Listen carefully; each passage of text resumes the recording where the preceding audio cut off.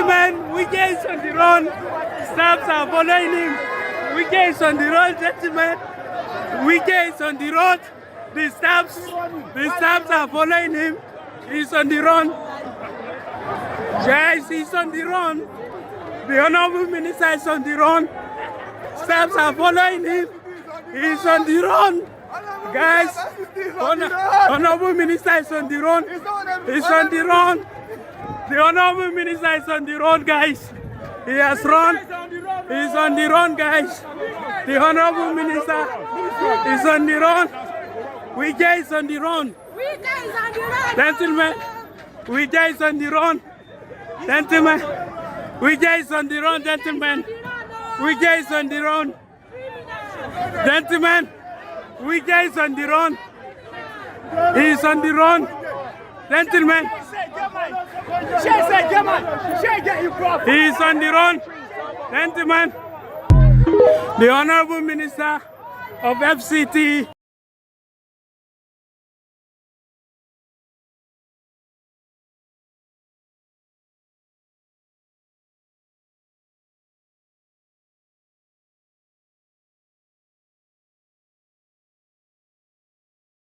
Nigerian oil minister spent $2 million in London's Harrods and quite literally ran out of space for her lavish purchases, a court has heard.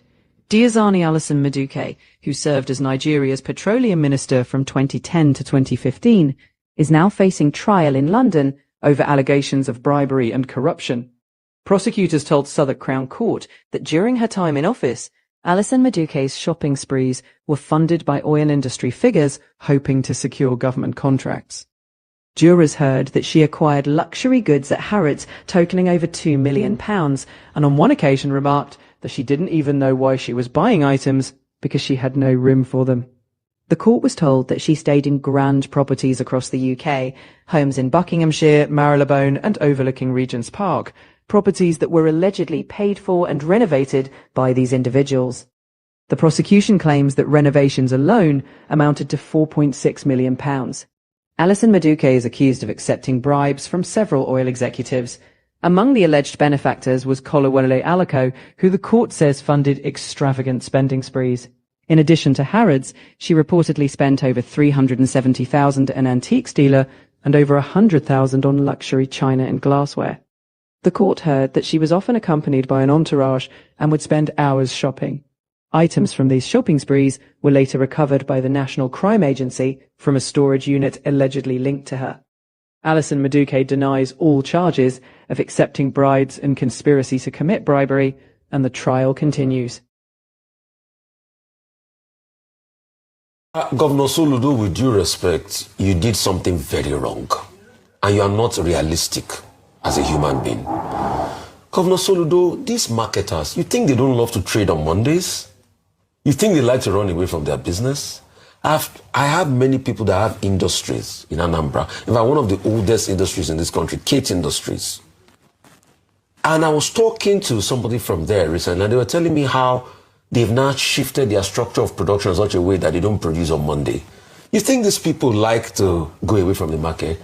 But they've been killed while they went to the market, and they try to ignore the sit at home.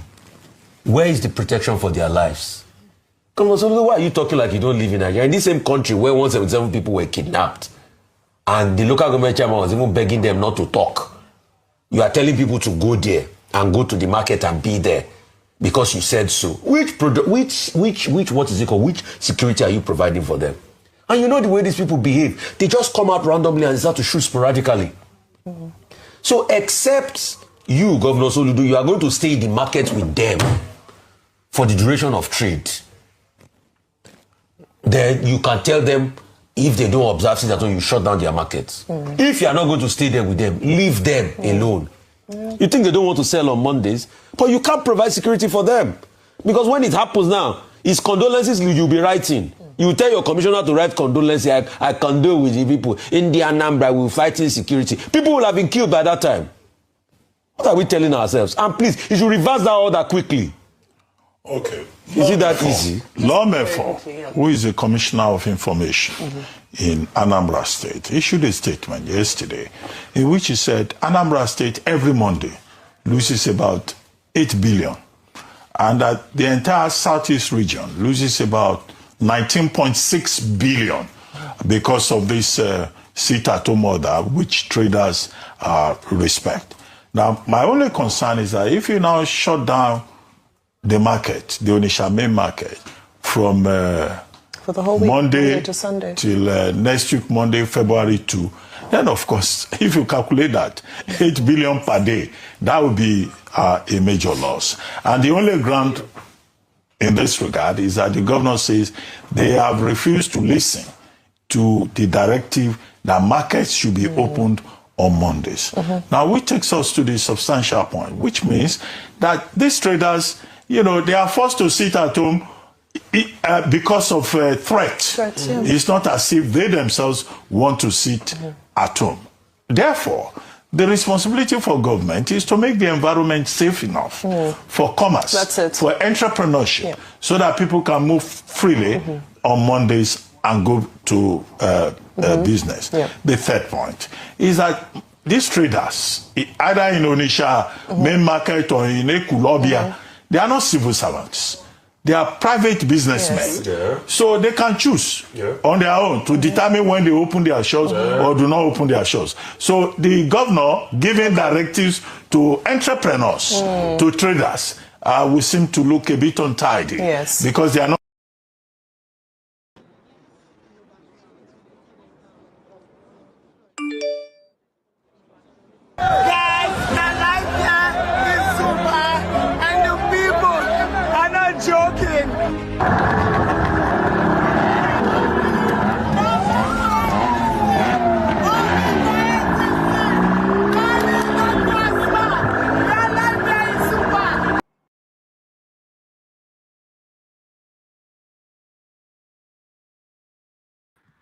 Welcome, everybody. I feel like a stranger here. This is a new house. I don't normally come here.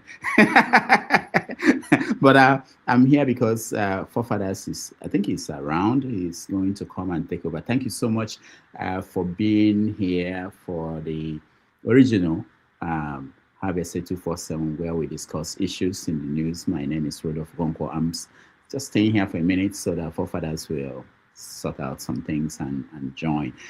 Thank you again for being here. We have a lot of things in the news. One of them, I'm trying to learn this arrangements they have here, which is different from mine.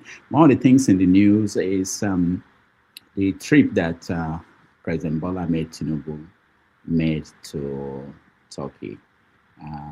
There was, of course, you guys must have seen a video of him stumbling there. It was something that could have happened to anybody, but in Nigeria, it has meaning. People are looking at it in a different way, interpreting it in so many ways. So we're going to talk about Tinubu's trips abroad. This is not a wider issue around that, because it's not just this particular trip. There are in several trips. Somebody just sent me a message saying that in the last 30 days, I don't know how many days it's been in Nigeria. It's in and out. There's also the issue of the coup.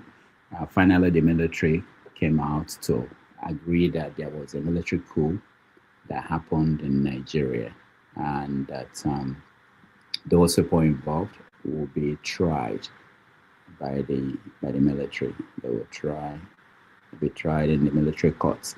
So there are questions there about why did it take them so long before they acknowledge that something happened. What other things? So many other things we talked about. We played a video about the Onitsha markets that is closed currently. The governor was mad that people are refusing to go back to trading on Monday. So he ordered the market closed, and he had a meeting with them on Thursday. The meeting, they didn't get the solution to that. They agreed, I think, on paper to come back on Monday and go on trade. But if they don't, the governor is threatening that he would close the markets for another 1 week. And if care is not taken, he will destroy the whole market. So it's quite interesting what's happening in the southeast. And somebody said there was a coup, that I planned a coup here. I didn't plan a coup, but it's quite interesting. So we are going to bring you guys in and have a conversation around this. As soon as Forefathers he's ready to host his show, we get out of here. But in the meantime, thank you for joining us. We appreciate you.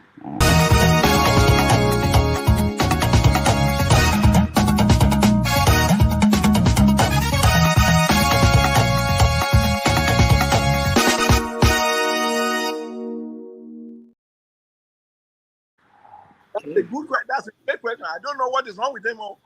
I don't know what is wrong with them. Somebody is asking for where you do your course and you are sure you did your course there. I agree with you. But a lot of what we hear, because you didn't hear this direct from Tinubu, because you know lawyers are very funny. Sometimes lawyers will say, you must not say this. I mean, you know what is happening to Donald Trump right now? Donald Trump that guy is walking himself to jail. And he is coming down to say that, oh, well, it was my lawyer who said it. It was your lawyer who said it. It was your lawyer who said that you should march people to the capital and stage a coup. People said coup in Nigeria. They never live to tell the story. That's what I tell them. They never live to tell the story. They are summarily tried within a short time and sent to jail or made to face the firing squad. That is the way it works. But it's only in America where somebody put a gun to your head and you say, all right, well, you are quoting the First Amendment right. What is First Amendment right? What is it? I don't understand. So I don't know why he's denying Atiku the chance to go there, because the news media, they tell a lot of lies, things that are not true.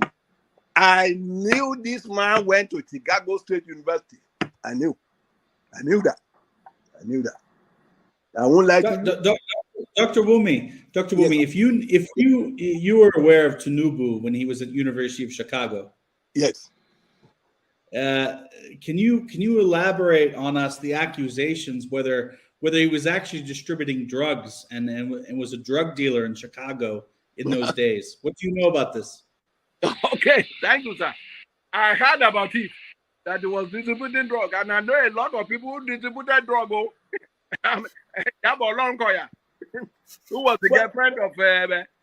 But let's be more specific. So look, we've all heard that Tinubu was a big drug tycoon. We have all heard that. What kind of specifics? I mean, when you say you heard that from people, were your friends the ones who were buying from him? Did he tell them that he was selling? Like what can you tell us as a distinguished man around that area at the time when Tinubu was there? What can you tell us that he was really up to? Well, what I tell you, I don't know whether, in fact, the first time I saw drug, I thought it was in Lubon. Please, I want Soli to tell us who are the fools on this panel. I consider you a fool. Yeah. On this panel, yeah. Who are the fools? I will explain the foolish statement that you made. When you were talking about Sowore. I made a foolish statement.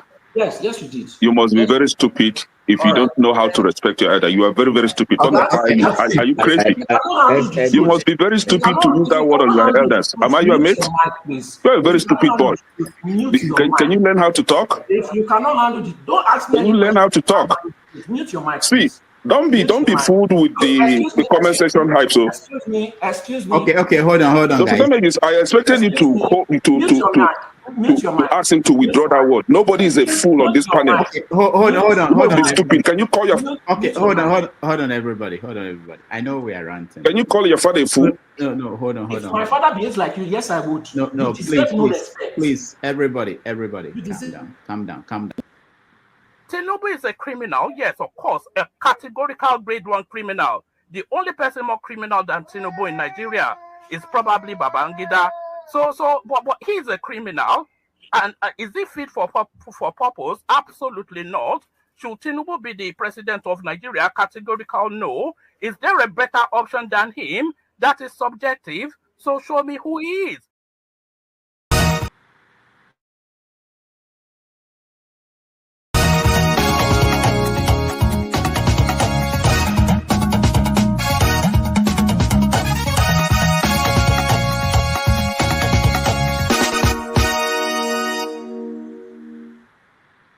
All right, welcome everybody. Thank you for being here. I'm staying here just for a few minutes while Forefathers is here. So Forefathers, welcome, and thank you all for staying in here. Forefathers, take over from me and do what you do. I don't understand this structure, but take over if you're on, because you said you had internet problems. I just want to make sure that it's resolved.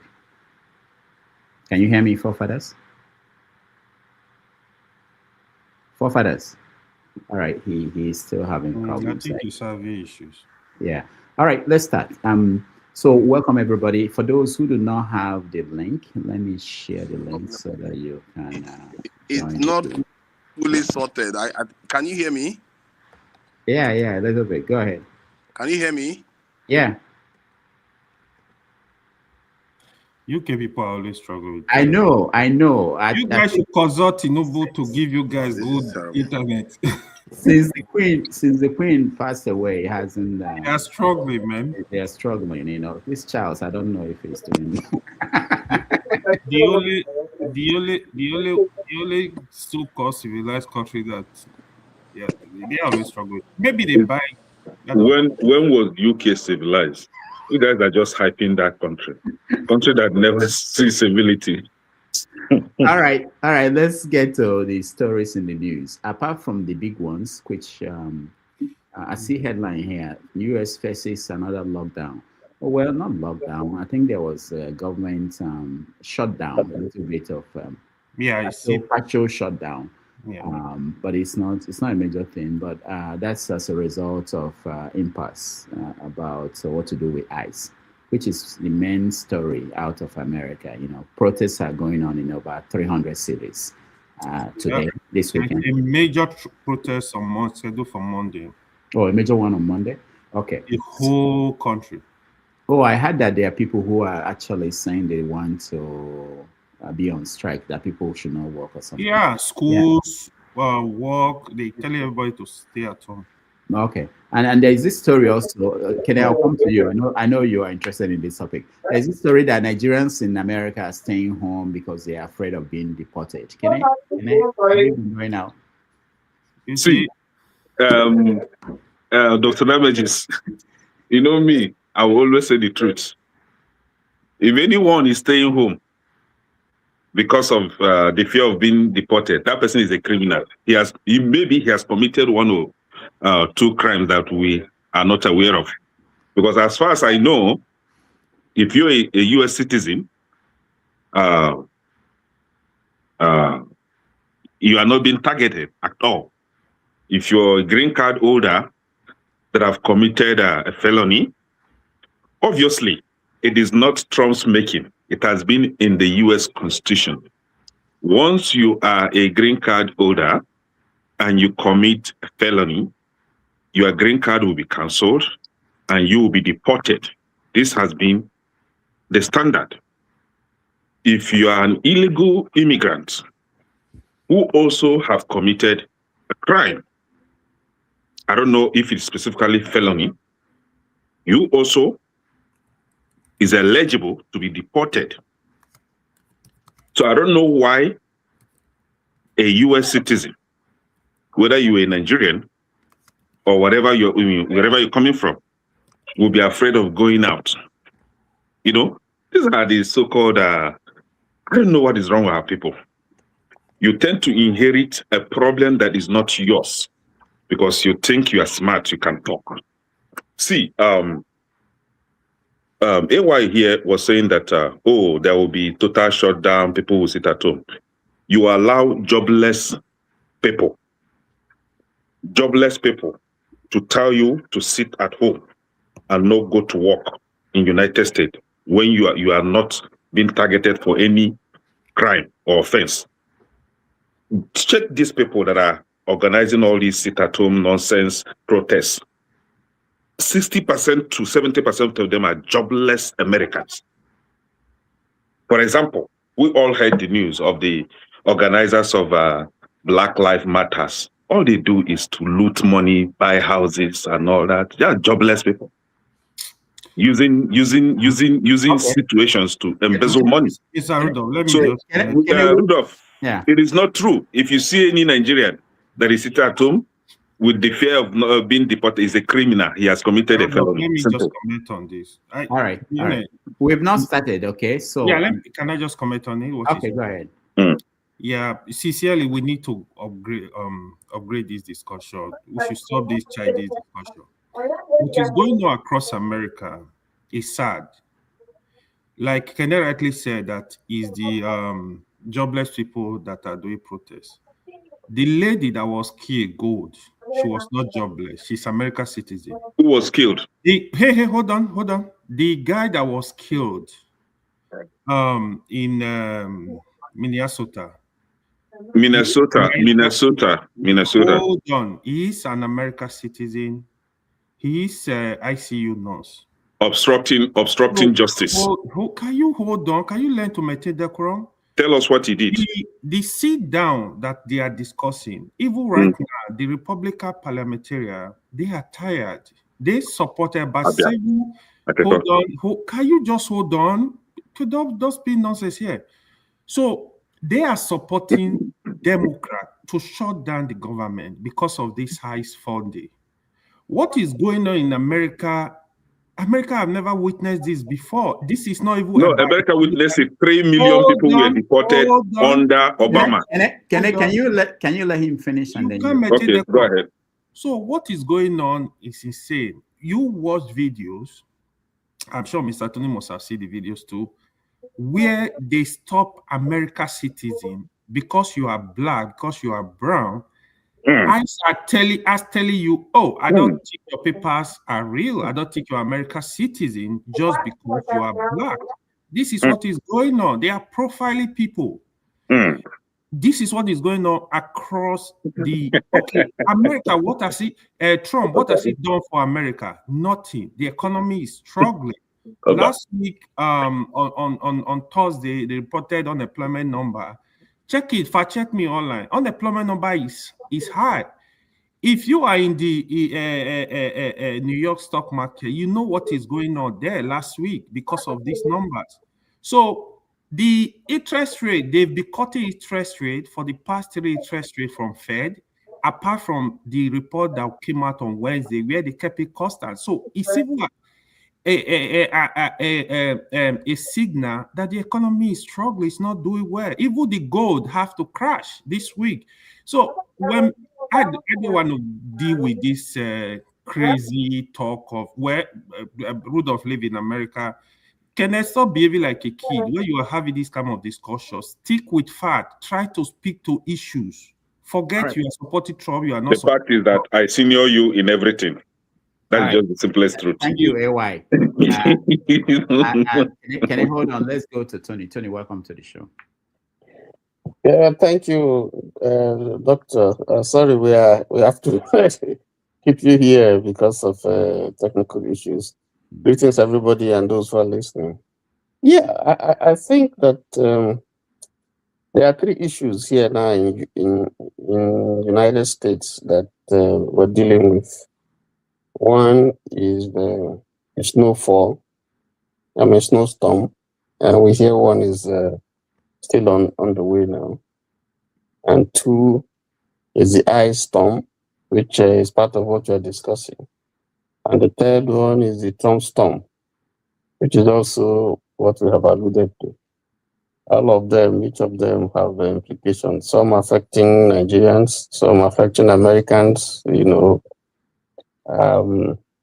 I think Trump has his hands full now because if you look at public opinion, he's in the negative territory. The promises that he made, some of them he has not kept, apart from immigration.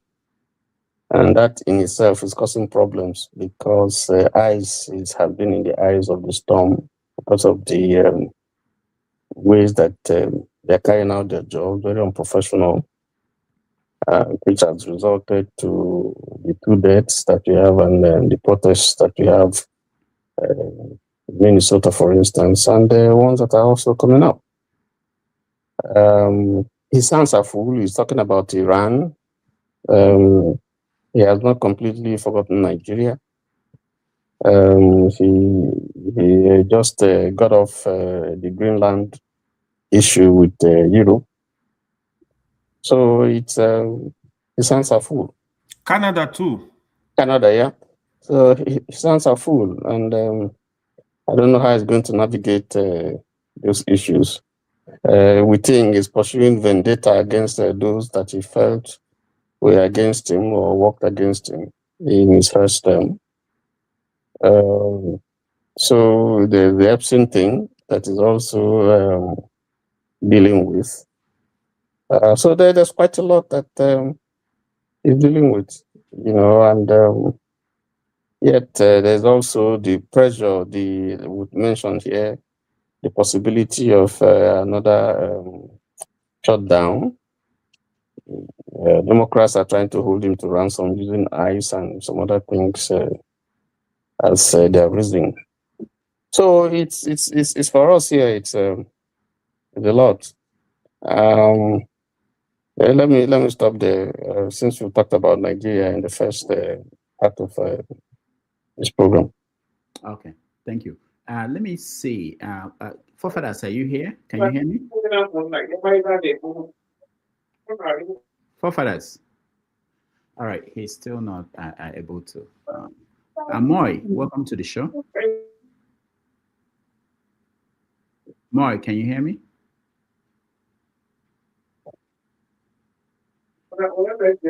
Chris Moy, can you hear me? Oh, Dr. Damages, I didn't realize you were talking to me. You said Moy. Après moi. That's the name. I don't know what. I don't speak French.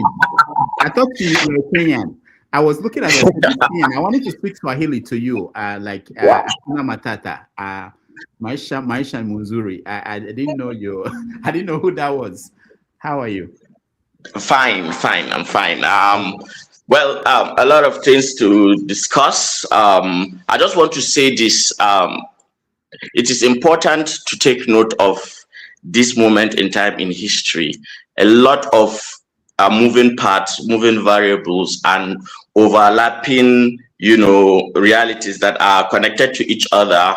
But a lot of people are just taking one simplistic view. But yeah, I don't mind that because everybody will react to things the way they concern him. I just believe that these things that are happening are not random. It's a kind of an organized chaos. You must make the connection between the Epstein files, planned attack of Iran, the obvious collapse of the US dollar, and how gold is just rising and rising and rising. And of course, we cannot divulge our realities with what is happening around the world, and especially Nigeria too is at crossroads. Now, this is important because now we know that the coup attempt was real, and yesterday Niger was attacked. So a lot of things are actually happening. So for us as Black people, and I say this knowing that a lot of Black people are self-hating, are suffering from generational traumas that keep them looking at a white savior of some sort, feeling like you are going to be more American than American or more white than white. You're not going to get anywhere. This is the time to reawaken your consciousness and go back to the motherland, to your roots, and look at the world through the eyes of the realities of a Black man, where he stands. And as far as racial justice is concerned, I am not concerned one bit about what is happening in the United States. That has been what has always been happening to the minorities, the Black people. Now the whites are getting the taste of their medicine. And that is what happens with tyranny. When they come for the one who has the less power, you overlook it. Obviously, it's something that will consume you. What they say, what goes around comes around. So let me just keep it here and then wait for the discussions to take shape. Thank you. All right, thank you so much. Kenneth, you wanted to say something? Yes, yes, actually, we always we are comfortable supporting what we feel comfortable in. They call it the comfort zone, right? Once it's something that will favor us, that is the agenda we push without actually looking at the reality, facts, regardless of your position, right? I don't care if you are Democrat or Republicans. The fact is that the first lockdown was caused by the Democrats. They locked this country down because they were agitating for their selfish gain. And again, they are trying to lock the country down again because of their selfish gain. I know the annoying part is some of these things that they're agitating for would not favor any of you on this platform. No, nobody will benefit from it. It's just for their selfish interest and nothing more than that. Now, we have a president that is, going above and beyond to make sure that he feeds the economy of this country, provides security in this country, and even extended the provision of security to other countries, generally making peace in the world, calling for peace everywhere. Yet, we are not okay with that. We just clamor for people that don't even have our interests at heart. And I beg to ask, somebody asks, oh, what has Trump done? My question is, let's start from Obama. What has Obama done to fix this country? Are we talking about Biden, the sleeping man? What did he do to fix this country, to make sure that lives are better for the people? But we have Trump. Just before Trump assumed office, I bought gas for $4. But now I can comfortably drive out here and get my gas for $2.45. You can call it whatever you want to call it. But all I know is that the price of gas is cheaper for me today than it was when Biden was there. Right? And it was cheaper for me when Trump was in his fourth term. You see the thing now. So whatever, you people know how to, twist things so that it will sound nice to the hearing of the gullibles, right? But for the people like us that have been liberated a long time ago, we will never fall victim of these Democrats. They are selfish, pathetic politicians that have our interests at heart. And somebody's talking about, he cares less about what happened in the US. I care a lot more of what happened in the US than even I care about what happened in Nigeria, because I have interests here, right? And I have maybe a little interest in Nigeria, right? And that is why I must care about both countries. But I think the US stand on my first list. But the truth is, Democrats don't want this country to work. They just want to frustrate Trump to make sure that Trump administration fail. This was their agenda. This was what they did in his first term, and they are doing it again. And people are applauding these selfish politicians. It's okay. We are all going to suffer it. The country lockdown is not going to affect only me. But let's forget about selfishness. Let's forget about our hate for our fellow human being, because I know it's all about Trump, the hate about Trump, everything Trump. You can't hate your fellow human being to this extent. It's too much. Before we move on. So, first of all, the first lockdown, the major issue were the health insurance. There are millions of America, over 20 million people that were on the affordable health care. I have friends that were on this insurance that were paid, for example, $200. By the time Trump refused to extend that insurance, this same person is paid over $1,000. So Americans are poor. Majority of America cannot afford it. I'm not benefiting from the health insurance. I have one of the best health insurance in America. I have health insurance, free health insurance in other country. I can travel to and get it. It's just that when you talk about gas, why are you talking about gas? Thankfully, a lot of us here, majority of us right now, we live in America. You go to the store, there is honey I used to buy from Costco for $30 plus. Now buying it for $90 plus. The cost of grocery is up. Me, I'm not even canvassing for myself. Sincerely, I'm canvassing for the poor people. People that are legal, living in America, students. I know students that were coming back to school. They did not allow them to enter America. I know one is in year 3 in underground. This is somebody that have paid school fee. Why are you denying them entrance into the country? I don't have issue. I can fly to any country I want to fly to. It doesn't matter. Like, this is not about me. This is about people that are suffering. I have people that are graduating in MBA class now. They can't even get OPT. They can't apply. People are suffering. You can't do that. Follow the law. At least stick to the law. When people defend this foolishness, I really call it foolishness. It seems that something is wrong. People that voted for Trump, they are now regretting, majority of them, even the Hispanic, all other race. When they were campaigning, during campaign, I was here, people like Comparable Fat was here, people like, what's that other friend in California? People like Kandu. Were you not here when this man was president? Trump is not presidential until he get to a point where they will walk him out from White House. He's going to know America is serious. This is not how to govern a country. America is suffering. The poor. There is the worst part is this outlook where people think America is heaven. When you people are suffering, people cannot afford house rent in America. Why are you not focusing on them? Oh, to say this, the last point. Since Trump became president, Trump has increased his wealth by $1.4 billion. Fact check me. But the poor America are suffering. So it's only governing himself. It's only enriching himself and his family. It's not working for American people. Period. Know it today that student visa is a privilege. Hold on.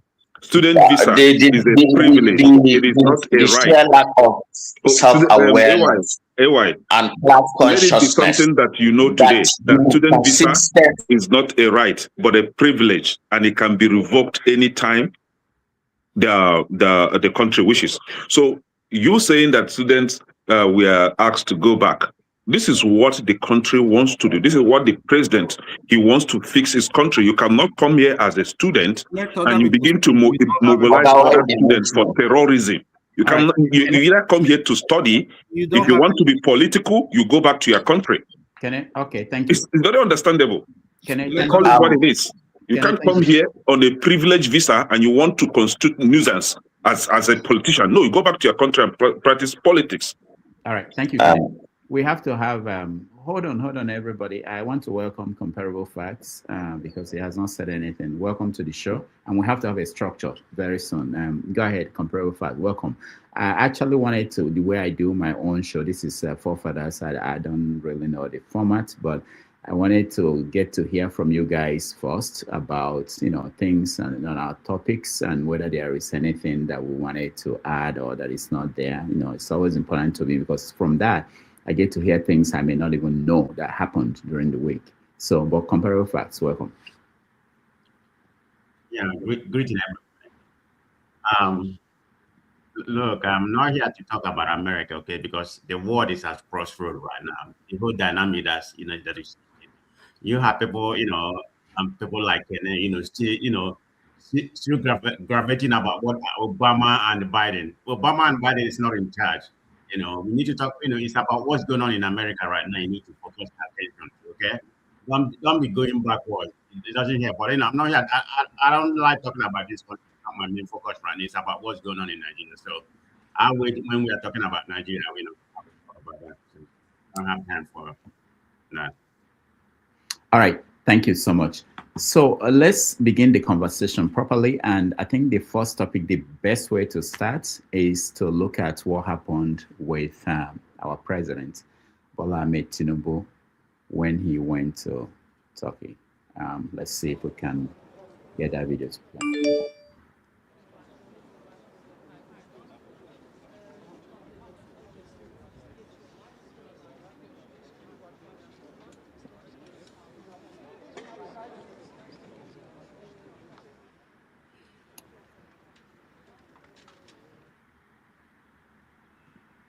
All right. Bola Ahmed Tinubu, in one of his travels to get foreign investors to come and invest in Nigeria, had that incident happen in Turkey, and Nigerians, the way we are, started making fun of that, and it became a big issue for many people. But beyond what happened to him, I want to get a view of people, a cross section of people here about what they think about the frequent travels abroad. What has he brought back home, accomplished? Is he running away from something in Nigeria? I see Janaba here, I see Jide here. I will come to you guys. But let me hear from the only person in Nigeria, I think, on this panel. Apres moi. I can't pronounce. I don't speak French. I don't know what that means. But you go ahead. You are first. Tell us how is it playing where you are? Well, first of all, I think what is at the forefront right now in Nigeria is the fact that we are now getting details about how the coup was planned, who were behind it, what initially they wanted to do, the timelines, the sequences. So that seems to me as something that is more poignant, more, something that has a direct impact to our lives. And the rest of you that are not in Nigeria, you obviously have family here. So it is important when these risks of things going haywire in this country, we take them seriously and we discuss them seriously and we try to deal with the situation as best as we can while navigating this uncharted waters of the political geopolitical realities of today. Now, two things are at the front burner: politics and this. Well, the narrative out there is that it's a northern coup, and majority of there's some form of poetic justice, in the sense that when the coup that happened during the first coup, termed the Igbo coup, this one is termed the northern coup, and it's said that it's the Fulani establishment that are trying to do it. Well, from examining it at a surface level, yeah, it may look like that, but when you go deeper, then you begin to see that, oh, these guys are more actually middle belt than they are actually the Fulani. Yeah, they are Muslims mostly, but their grievances, as the department, DHQ is saying, is that they had grievances of no promotion, and then they were not posted to places that they think that they deserve, and that the army is not actually rewarding merits, and that there is too much political interference in decisions that happen within our military. And that is what at least they are putting out as the motivation for the coup. I don't personally believe that, because knowing what I know of how regimes are changed, I can see the fingerprints of other powers, Western or Eastern or even space powers, wherever they are, behind what is happening. And that is why it is important for us to not only deal with this decisively, but also to begin to think in our minds to operate in a framework of anticipation of the real risks of destabilizing this country, and anticipating and beginning to anticipate mitigations. This will fall along different paths, but what essentially is we need to secure the country. We need to have an election that will be agreed by people, that yes, and bring back a sense of justice, fairness, and some form of accountability and transparency to really steady this ship. If not, there's just too many holes that the enemies of this country can take advantage of. And this is a very, very pivotal time in world history. I kid you not, if we are still alive in the next 2-3 years, all of us will say, yeah, this is what is happening now is significant. Now, Tinubu's travel to Turkiye is important because he didn't just come back empty-handed. He came back with Bayraktar drones, some radars, some technology transfer, and of course, the Turkish are trying to immerse themselves into this. We need the capacity. Let them come. Let our people learn from them. Let us build our own internal capacity, and then we can then begin to build from there. I think it's a good thing overall. But Tinubu has his hands full, and politics is just by the corner. He really has his hands full. But I'm praying for him, not for him as an individual, because I'm praying for him because of Nigeria. And I pray that God steadies his hands to push Nigeria forward to navigate these dangerous waters that we are. Because if you look at what is happening all over us, the United Arab Emirates, in connivance with the Zionist Israelis, are actually sponsoring 4 different wars right now in Africa. Some are closer to us, some are farther away from us, but it won't take long before postures change. I know that China and Russia are already sending their military maritime navies to go to South Africa and all that, and there's a lot of internal repositioning, because of how gold is just skyrocketing. A lot of people are getting leverage. People who are not supposed to get leverage are having leverage now because of these reserves. And what it means, we are seeing a lot of things happen now. Our military are really doing quite well, but we really need to do a much better job for the sake of our self-sovereignty. And another bad thing that has happened, that has gone under the carpet, is a lot of American investors have come in and they are investing in mass digital surveillance stuff. I think the Palantir subsidiary is here. They want to invest in some kind of, a lot of them I hear, and I think it's one of the concessions that Tinubu has made. So as far as I'm concerned, I just want a best deal for Nigeria. So I don't like the Chinese, I don't like the Russians, I don't like the Americans. I just like my people, and I want my people to thrive and survive. So let's hope God help you. All right, thank you so much. When next we come to you, I would like you to tell us the external hands you think were involved in the coup and how they played a role, because I really want to know, and the kind of punishment you think is appropriate for the plotters. Well, let's welcome Jide, welcome to the show. Yeah, thank you, Dr. Damage. It's good to see you. It's been a while. Greetings to everyone on the panel. Greetings to everyone listening. And I mean, everyone have spoken, everyone have expressed their opinion, and I respect everyone's opinion. First of all, I wanted to talk about the idea of regime change. With due respect, I don't think regime change sometimes comes abruptly, just through military coup. It can happen that way, but with the dynamic in the Nigerian political space, I do not think there could be any, at least because we know people that can do that. I mean, Uncle Sam can do that with his satellite states. They can do that, but there is no reason why I think they want to do that. Before they will even get to that point, there are other strategies they will have to implement. One of them is economic sanctions. The second is color revolution.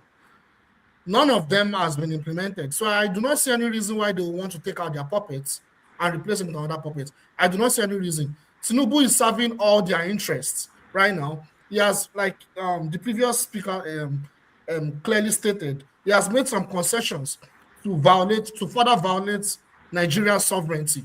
Right now, Palantir and all these other companies, surveillance companies, are now in Nigeria. So if any Nigerian leader, quote unquote, serves the interest of the Nigerian people and begin real development of Nigeria, they don't even need to do anything. Those surveillance systems are there to carry out immediate instability in Lagos, right there, and complete chaos that can lead to what you just mentioned about regime change. So now Nigeria is now further exposed. I've talked about it in the previous show, how Nigeria being a vulnerable state at this point, it's now, they are now further anchoring their complete dominance towards Nigeria. And Tinubu, we need to understand that we live in a globalized capitalist system that has not changed. Even though it's declining, like some of that Canadian hypocrites that went to go and talk on WEF stated, is acknowledging that their system is declining. But they are still, we should not underestimate the level of dominance the capitalist system has over our country. And that system, it yields incompetent, irresponsible, criminal-loaded leaders. I don't even call them leaders, rulers. So Tinubu is not, apart from the fact that Tinubu is a product of the consciousness of Nigerian people, Tinubu himself is a product of that system. So that's the thing. Him going to Turkey is not surprising to me. For them pleading to collaborate with the United States, a country that historically, foundationally, a lot of the globalized terrorist networks that we have was orchestrated by this same country. UAE, Turkey, those countries, they've played a role in supporting moderate rebels that are part of the networks of Al-Qaeda. That's where he's going to go and seek help to fight terrorism. Well, I don't know. I mean, even though you can call them lesser evil, but him going there and them supplying him with materials, kudos to him. Now we'll see where the results would yield. What I don't understand is he has not been able to form strong alliance with countries that are deliberately trying to fight terrorism. The countries in the Sahel states, he has not even thought about even forming alliance with those ones. Even countries that have been able to defeat terrorism, like Russia, that have had this history of fighting terrorism and defeat terrorism. He did not see that as an option. Instead, Nigeria as a state, our leaders, Tinubu, is going to countries that have been proven historically to support terrorism, like Turkey, like UAE, like Saudi Arabia. These countries historically, they've supported networks of Al-Qaeda. If you look at the history of this so-called Al-Qaeda, these countries, they play key role. Pakistan, UAE, Turkey, Saudi Arabia, Qatar, these countries, they collaborated with the United States to form all these powerful networks of Al-Qaeda. I think it was the same previous speaker, that was talking about UAE.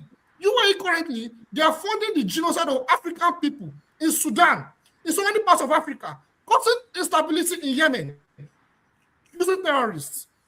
And now our irresponsible drug lord is going there to fight terrorism. You see, Nigeria is currently under bondage, and voting is not going to solve that problem because the system itself yields these leaders. No matter who we think is going to solve the problem, either it's Peter Obi, either it's Kwankwas, I don't even like naming names. All these guys, they are still the same products. They may look sane, saner and healthier than the current guy that is in power, but they are still the same people.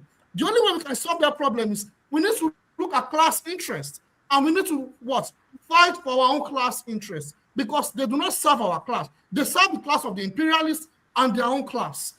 We need to think about our own class interests as working class people in that country, because that's the only way we can easily move forward. Because this system, it uses violence, it uses poverty, it uses terrorism. And the only way we can solve this problem is by defeating the system. I'll stop there. Thank you. All right. Thank you, Jide. Let me try again and see if Forefathers is able to hear us. Forefathers, can you hear us? Forefathers. All right, we'll continue until we are sure he can take over. Janaba, welcome to the show. People were looking for you in the first show that I had when we spoke to Frank. They were waiting for you to come, but welcome to the show.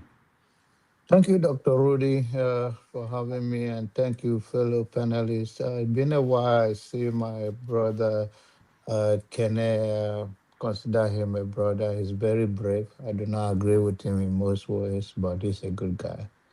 And all the other ones, of course, AY is my boy. He's always a good guy to me.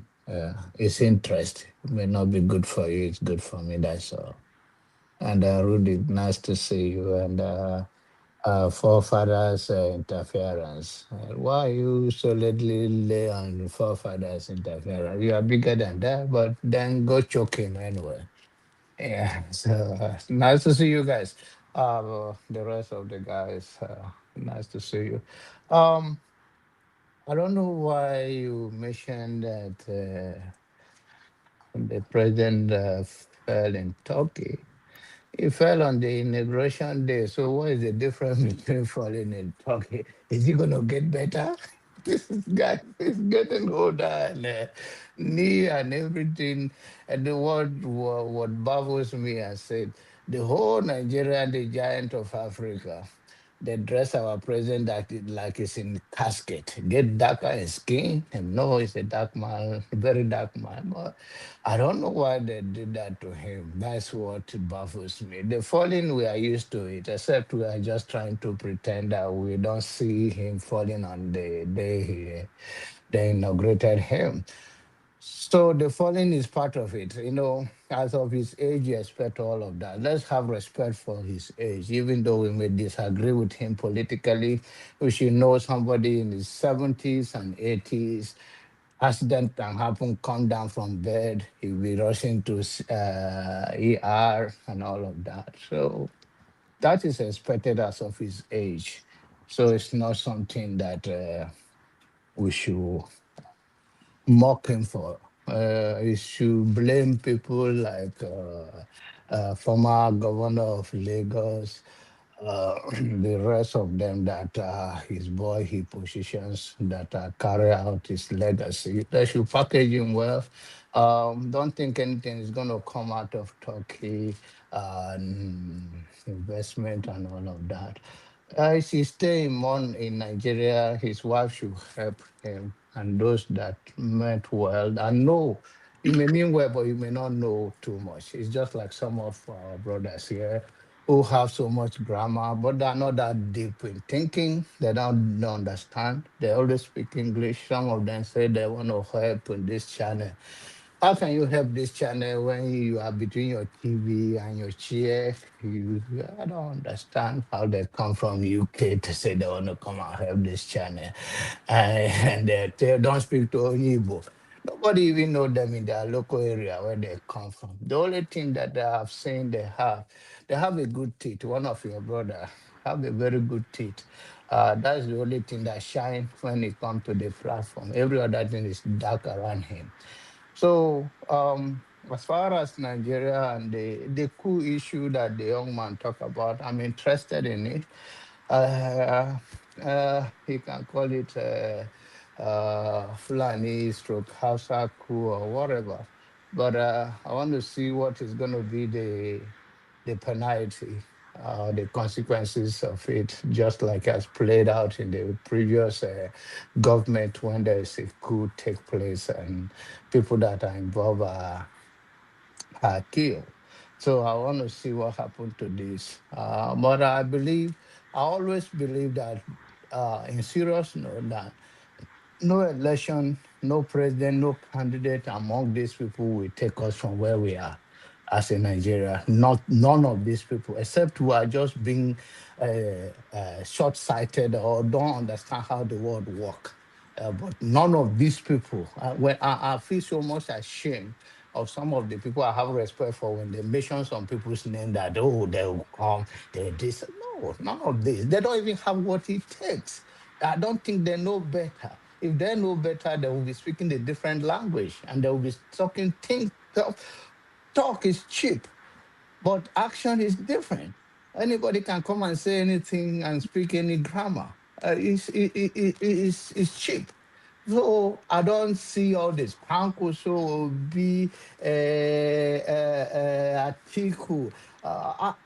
If that is the case, that is what we believe that these people will change, let Tinubu continue to be a president until he die. So because these people have nothing, we are not serious.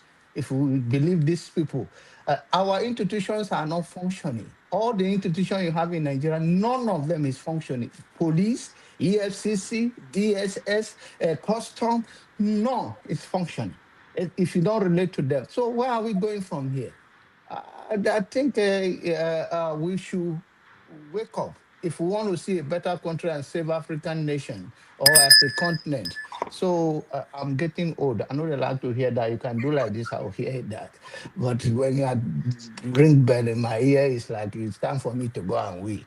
So thank you so very much for having me. Thank you. All right. Thank you so much, Janaba. I really want to get to people who have not said anything before we go back to the people that said things. Forefathers interference units.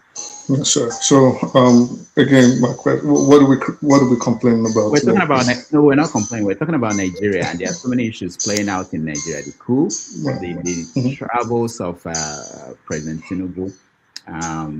They say an incident in Abuja where the workers were chasing Wike, and then of course we will touch on the Onitsha Anambra issue with Soludo separately. But go ahead. Oh, okay. All right. Well, I mean, we if it's those, then I think regarding Tinubu, everybody has already said everything. You know, I don't think there's anything else for me to add to it. What I heard that actually brought me to the show was when I heard President Trump's biggest supporter, that Kenny, praising him, and that was what brought me on here, because I was like, what is he saying, you know? And I know I'm diverting from what you just told me. We'll come back to that. We'll come back to that. I didn't want us to start. All right, so just pass me then, because there's nothing else I'll see on that. What about the coup? You don't have anything to say about the coup, or you think? Well, they haven't really told us anything yet, right? They really haven't said anything. What didn't you know? What do you want to know that you didn't know? Well, all I knew was that there were a bunch of Northerners, Muslims, like as Hassan said, that they were mainly from the Middle Belt, not even Fulani or Hausa. They were like Middle Belters. But what we do know that at this time, we are supposing that they are primarily Muslim. I don't know too much about it. I haven't really heard anything about it. So, to be honest, I haven't even been paying too much mind to it. Because a lot of the news that comes out of there, I'll tell you, it's like third worldish. You know, the rest of the world is going into space and planning all these advancements, and we've always talking about coups and religion and tribe. And to be honest, or the president falling down, they are of no interest to me. I want to talk about something more advanced, or those are things I pay attention to. So just skip me in. Yeah. All right. Thank you. Chim, welcome to the show. Good day, Rudolph, and good day to everyone. I just want to talk about the coup and partly about Turkey. First of all, to the coup. First of all, let's not forget that there is a new modus operandi that the Nigerian state and government is adopting now. And that is, first of all, deny something, deny it strongly, then later on come and admit. This whole coup thing started last year, if you can recall. It's not something that happened this January. It happened since almost September, thereabout. I've listened to several other analyses, and it's funny now we're calling it Middle Belt. This is very funny. You know, when it's convenient, we deflect. So when elections come, people use the word the North. The North. Now there is a horrible situation going on The North has squeezed itself out and is saying it's middle belt that was planning coup. What a shame. And I wish this middle belt people would even look themselves in the mirror and realize how they are being played like yo-yos. A Nupe man is no longer a core northerner anymore. A Nupe man from Niger State is no longer a core northerner, or the one from Nasarawa State. He's now middle belt. But there are elders later on, when you want to play that middle belt concept, will say, no, there's nothing like middle belt. That geographically, there's nothing like middle belt when you look at geography. Anyway, they've taken it a step further now. They've added 2 Southerners to the coup. In case you don't know, it's said that a Southerner sponsored the coup. That Southerner used to be the Minister of State for Petroleum under Buhari. You go figure out who that person is. I won't mention his name. And they've added somebody from Ikwere land, but with the name Amadi into it. He was the media organizer of that coup. He's an actor. They've taken him. You see the way they are trying to shift this whole thing now from north to middle belt. Now they're trying to throw in, just to neutralize that whole thing that there was further character in this coup, as a matter of fact. That's the point I'm trying to make. But that tells you why the president is uncomfortable to sleep in his home. You can see why this man has itchy bum. His bum is very itchy. He can't sit down in Nigeria because the guy is afraid. He's afraid. He has taken he's like a little boy who took a hot fire but doesn't know how to manage it. So that's why today he's in Turkey, tomorrow he's in France. He cannot sit at home and deal with issues. When it comes to his fall, he's an old man. Old people fall down, but where it becomes a national issue for us, for those who are saying his fall is in that hand, it's a big deal. We don't want a president that is falling all over the place. Please, we have young people who can stand and do the job. Let the old man go and rest. It's not a sin to be old. You should go and rest. And then lastly, when it comes to exactly what he went to Turkey to do, I don't necessarily agree with Jide most of the times, but I'm happy he mentioned certain things that are clear. Turkey is an actor in the world notorious for sponsoring terrorism and Islamic agenda. And our president, who runs a country supposedly that's supposed to be a secular country, is hobnobbing with that country. And people are here telling me, oh, he went to bring drone. Which drone? You didn't find drone in the US. You didn't find drone in the UK. He didn't find drone in his tax master's land, France. It's drone that he's going to find in Ankara. Come on, let's get serious. When did Turkey suddenly become a major superpower when it comes to technology? That is where Nigeria has to go to. Are you kidding me?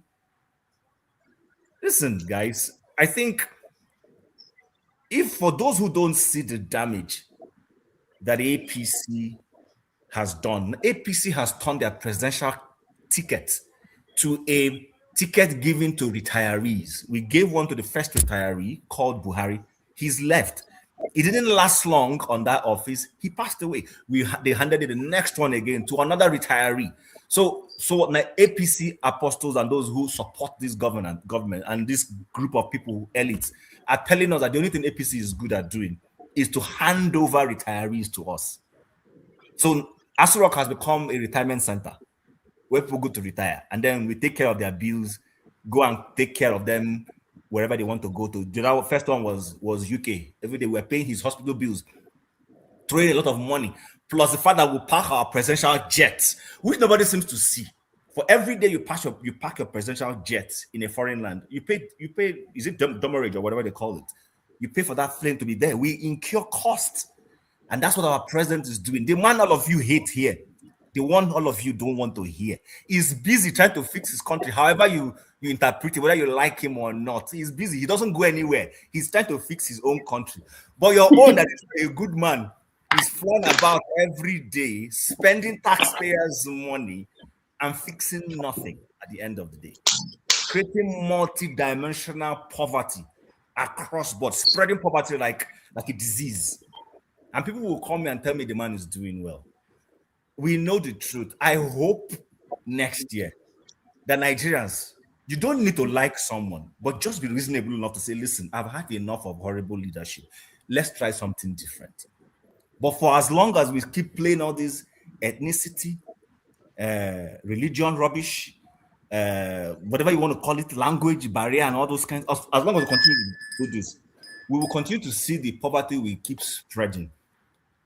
Congratulations for those of you who are abroad. At least you've run away from it. But I know that a couple of people who come here to come and defend this nonsense are on the pay slip of people in government. They collect money to come here and be typing away. We know these things. Their lifestyle in the Western world is being funded by people in Nigeria. We know these things. Let's not pretend. But you come here and you'll be pushing rubbish. So, Rodolphe, I just think my only little view is that there's nothing good coming out of Turkey. The man just listened to his friends in the north who told him to switch to Turkey. And it didn't take long after they told him to switch to Turkey. He actually switched to Turkey. So we're not finished. Lastly, please, if you permit me, on Soludo, why is it that our elites... No, we have not started that. I want that topic to be separate. All right, okay. I'll come back to that when you call it up. Thank you. Okay. I know you wanted to speak, but that will be after I will let Pansat speak, and then you'll go. Pansat, welcome to the show. Oh, before Pansat, before you say anything, forefathers, are you there? Okay, no. All right, go ahead, Pansat. Before Pansat, before you say anything, forefathers, are you there? All right, go ahead. Can you hear me? Yes. Can you guys hear me? Yeah, we can hear you. Can you hear me? That means you can hear us. All We right. can hear you. Now, let me greet you, Rudolph, and everybody who's on the panel, and those who are in the comment section. Nigeria, Ghanaians, and all Africans, and those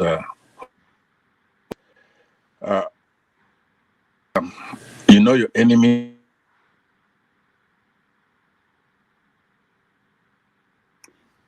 All right. So you can't afford good internet? Come off, Passat. Pansat is Go get fiber. Go get fiber, my friend. He lives on a mountain somewhere. Okay. Go ahead. Yeah, thank you, Dr. Damages. Thank you for giving me the time. See, somebody came up here and said that some people are taking advantage of the loopholes in Nigeria to cause mayhem. I want to know who those people are, because the only country that I know, countries that I know that are seriously taking advantage of the stupid old man that we have in Aso Rock who cannot think properly is France and Turkey. In November, 28th of November 2019, Arise News had one of the army chiefs who publicly stated that Turkey has been sponsoring terrorism in Nigeria. Matter of fact, Turkey supplied weapons to Boko Haram terrorists in Nigeria. And then there was a report from CBN, is a news channel in US, I think, also accusing Turkey and France of terrorism in Middle East and part of Africa, especially Nigeria. Now, but today, Shim just took that from my mouth directly. We had Gumi advising the dummy in Aso Rock to seek support from Turkey, and that is exactly what he's doing. And the brown envelope media is lying to you guys that you went to seek investors. Which investor? What is Turkey going to invest in Nigeria? Turkey that imports almost everything from China. What do they have to invest in Nigeria? Nothing. The only thing that they can invest in Nigeria, take it from me, is terrorism and nothing less. Now, I don't know much about the involvement of UAE when it comes to terrorism in Sudan, but I'm very, very sure that UAE released the names of Boko Haram sponsors in Nigeria. As a matter of fact, the list was handed over to the then terrorist that we had as a president, Buhari, and nothing was done about it, because on that list you have the Fulani guys there. So, the name just vanished. Now we have what do you call it? They're talking about his fall. Like Jonaba stated, we are used to him falling. Somebody that has no bones again. I'm not trying to mock him. That is old age. I wish I would be as old as he is with my mental state intact. But he's suffering from combination of being mentally disturbed, and also now we have the generation of bone, which is something you get from old age. Is a good thing that you have to age, But when you have somebody like that as a president, I wonder what you seek to gain from his administration other than what you are having right now. I don't want to say that somebody is in control of Aso Rock, but I just know that in Aso Rock we have emptiness there. When it comes to presidency in Nigeria, the only thing that we have there are gangsters, which who are just hell bent on making sure that they impoverish Nigerians, steal from Nigerians mindlessly. Just within, I don't know if I've said this here, but within 4 days, I had 2 debits in my account, about 3,500 and 500 plus, and they target federal government stamp duty. So every 3 days, you charge me 3,500 plus for stamp duty. I don't know what is going on in Nigeria, but all I know is that Nigeria is dead, and like I always say here, that the only way out, we can always converge here. We can always talk about the problems of Nigeria, how to fix it and all that. But one fundamental solution that we just have to key in, all of us, is to call for total disintegration of Nigeria. I think that is the only way forward, so that I will know that this territory is owned by my people. If I see any Malu coming down there, you have to explain who issued you visa, because we know the what they call it, immigration. There was a news last time that immigration were actually giving citizenship to these people coming from the Sahel, and today they are Nigerians, and these are the people causing mayhem. So, like I said earlier, total disintegration of Nigeria is the only solution. Bye-bye. All right, Kenneth, thank you so much. Tony, welcome to the show. Thank you, Doctor, and greetings once again, everybody. I think these are not good times for Nigeria. I want to speak about 2 things. One, the coup, and the president's trip to Turkey. I think the first thing that is evident is that this government, the current government, has a truth deficit. You can't believe anything that comes out from the mouth of the government. Nothing. And I say this based on experience from the things that we have seen. Take the coup, for instance. The army spokesperson told us when it was rumored that there was a coup, that there wasn't a coup. And they tried to explain it in terms of people who failed exams and all that and all. But it was clear, because in the statement, if you go back to the statement itself that was issued contradicted itself. But we came to know later on now that there was a coup, 36 persons held, 33 of them from the north, 3 from the south. That's one from Yoruba land, from the southwest, and 2, one from Bayelsa, and then 1 from the southeast. So, and then all the details about where they come from, Northerners and predominantly Muslims. That the plan, again from the grapevine, that the plan was to execute this in October. First of all, I think it was during the Independence Day anniversary, so the president didn't come. That was the reason, because the news leaked, and the The chief of defense intelligence is credited to be one who actually leaked it. And so whilst all the others were retired, he was left and in fact promoted. And then later on, we also heard that another account says it was supposed to be on the 25th of October last year, and I was supposed to be bloody. All the heads, number 1, number 2, number 3, number 4 were to be eliminated. So it would have been bloody. If it did happen, I wonder what would have happened to Nigeria. If it succeeded, that perhaps would have led to another civil war. Now, the sponsors, civilian sponsor, according to them, Asurok was infiltrated and they got basic information as to the operation in Asurok. And almost everyone from the military was involved. You have people from the army, from the navy, from the air force, even the police, and then civilian collaborators. But all said and done,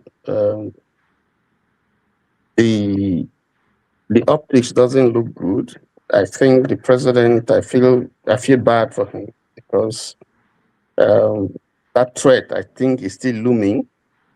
We have facing, Nigeria today is facing both domestic and external threats. So, and the government, it doesn't seem to me that the government is handling it well, even in terms of its communication and the policies that we see coming out from Asurok. Well, quickly, let me just talk about the trip to to Turkey. First of all, everything was shrouded in secrecy. And the president went to UAE, from there went to Turkey. Apparently, for me, I don't think that he was going to shop for arms or for business. He had made some contacts with Paul Kagame, from what we hear, when he went to France or wherever he met him. And Kagame has some connection with Trump. Because the president had made all the efforts to meet with Trump, is failed through direct and indirect contacts. It hasn't worked. And then this move to Erdogan, for me, Erdogan is not in search of anything or to aid insurgency or to get arms. I think that it's seeking for a way for Erdogan's intervention to help him get access to Trump. Because the threat from America is real. We can't dismiss it. It's real. And somehow is like someone who is being held in the groin and is trying to extricate himself from that chokehold. So Nigeria has a problem. If you look at the problems now, Nigeria has exposed itself to all sorts, apart from insurgents who come and take territory, ungoverned places, extorting tax, just acting with impunity as if there's no government in Nigeria. We also have France there, we have US there, we have UAE, we have China, we have Turkey, all there, all of them for various different types of interests. And the government is incapable of having to deal with the threat that is coming from all these people.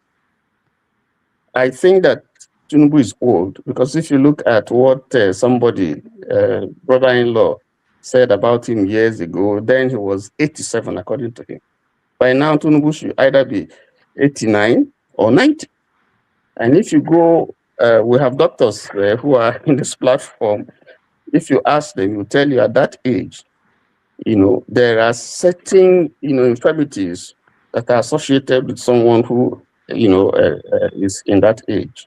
And one of them is your stability. In terms of walking, you're not stable. Your ear, the membrane that balances this thing is getting weak. The bones are getting weak. So he would actually have a problem with the way he walks. And if you look at that, if you look at him, we know of the public falls in Nigeria. We don't know what would have been happening in private if he had falls. But we also know that in most of the international engagements that he has, he will send the vice president, because I feel that there's a feeling that right there, there will be no person to help him or to aid him like we used to see. Someone stands behind him or holds him or is trying to direct him. That's the problem we see with Turkey. For a while, Erdogan was holding him and propping him. It gives me the impression that something would have happened, or Erdogan had some information about his stability, and so was aiding and helping him. The moment the guy left him, that was when we saw the acrobatic display that we saw, which is unfortunate. I think like I agree with Jim that it has come to a stage where the president has to just take a bow and leave, because he has not done anything. He has not moved the needle. The country has gone down and is going down. And so all this noise about 2027 and those who are campaigning for him are just not being serious. They're not being truthful, because the country has not moved forward. Okay, let me stop there. Thank you. All right. Thank you, Tony. We appreciate you. Stay humble. You're next. Okay. Thank you very much. Yeah, before I came up, I overheard someone saying that Donald Trump this, that, and then the Tinubu we love. Yeah, I can't remember who it was, sorry, that said that. I think it was Chim. Yeah, that said that Donald Trump, who we all hate, is doing so and so for the United States. Then Tinubu, who we love. Yeah, so I was startled a bit by that. Yeah. Because he was giving me John Abba vibes a bit. I don't know who here hates Donald Trump and who here loves Tinubu. Even Jide and John Abba and Ewa, who usually give me this impression that they have a soft spot for Tinubu. And probably do not love him, just that they might not like Peter Obi. But coming to the main issues about Tinubu's visit to Turkey and the fallout from that, it's not a surprise really, because every action that Tinubu has taken gives me that deja vu experience feeling, because it's a script, really. It's a playbook. Everything is done. It's not different from what Obasanjo did. If you followed Nigeria's politics as religiously as I did during Obasanjo's era, you wouldn't be surprised a bit. This is the same thing. The same trying to buy the governors over, bringing the governors over to his party, the same Travelogue 101, the same poverty, what do they call it again in politics? Using poverty as a political tool or whatever. The same Islamic posturing, giving them whatever they want so that he gets a second term. The same thing that happened during Obasanjo's time. Yeah, so I just think it's a playbook. Yeah, I don't know whether there's a playbook in Asura that whenever they come in, they just give them the book. Take, open chapter 1, and then on and on and on. Because there's no difference, really. It's the same thing over and over again. That, reinforces my disbelief in the Nigerian system, in the Nigerian project, which the British founded and are oiling. The guest, when he came in, I wanted to make a very, very bold statement, but you didn't give me time to do that, which you always do. You don't usually give me time to talk. Why?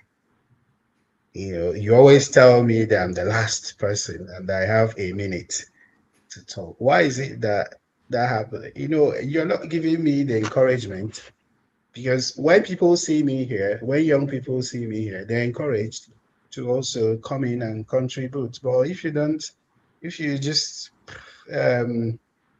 chase me out like a piece of shit, then people will not be encouraged to come in here.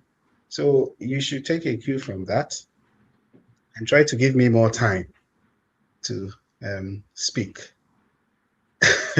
No, you have a point. You have a point about being able to speak more as a representative of the generation behind most of the people here.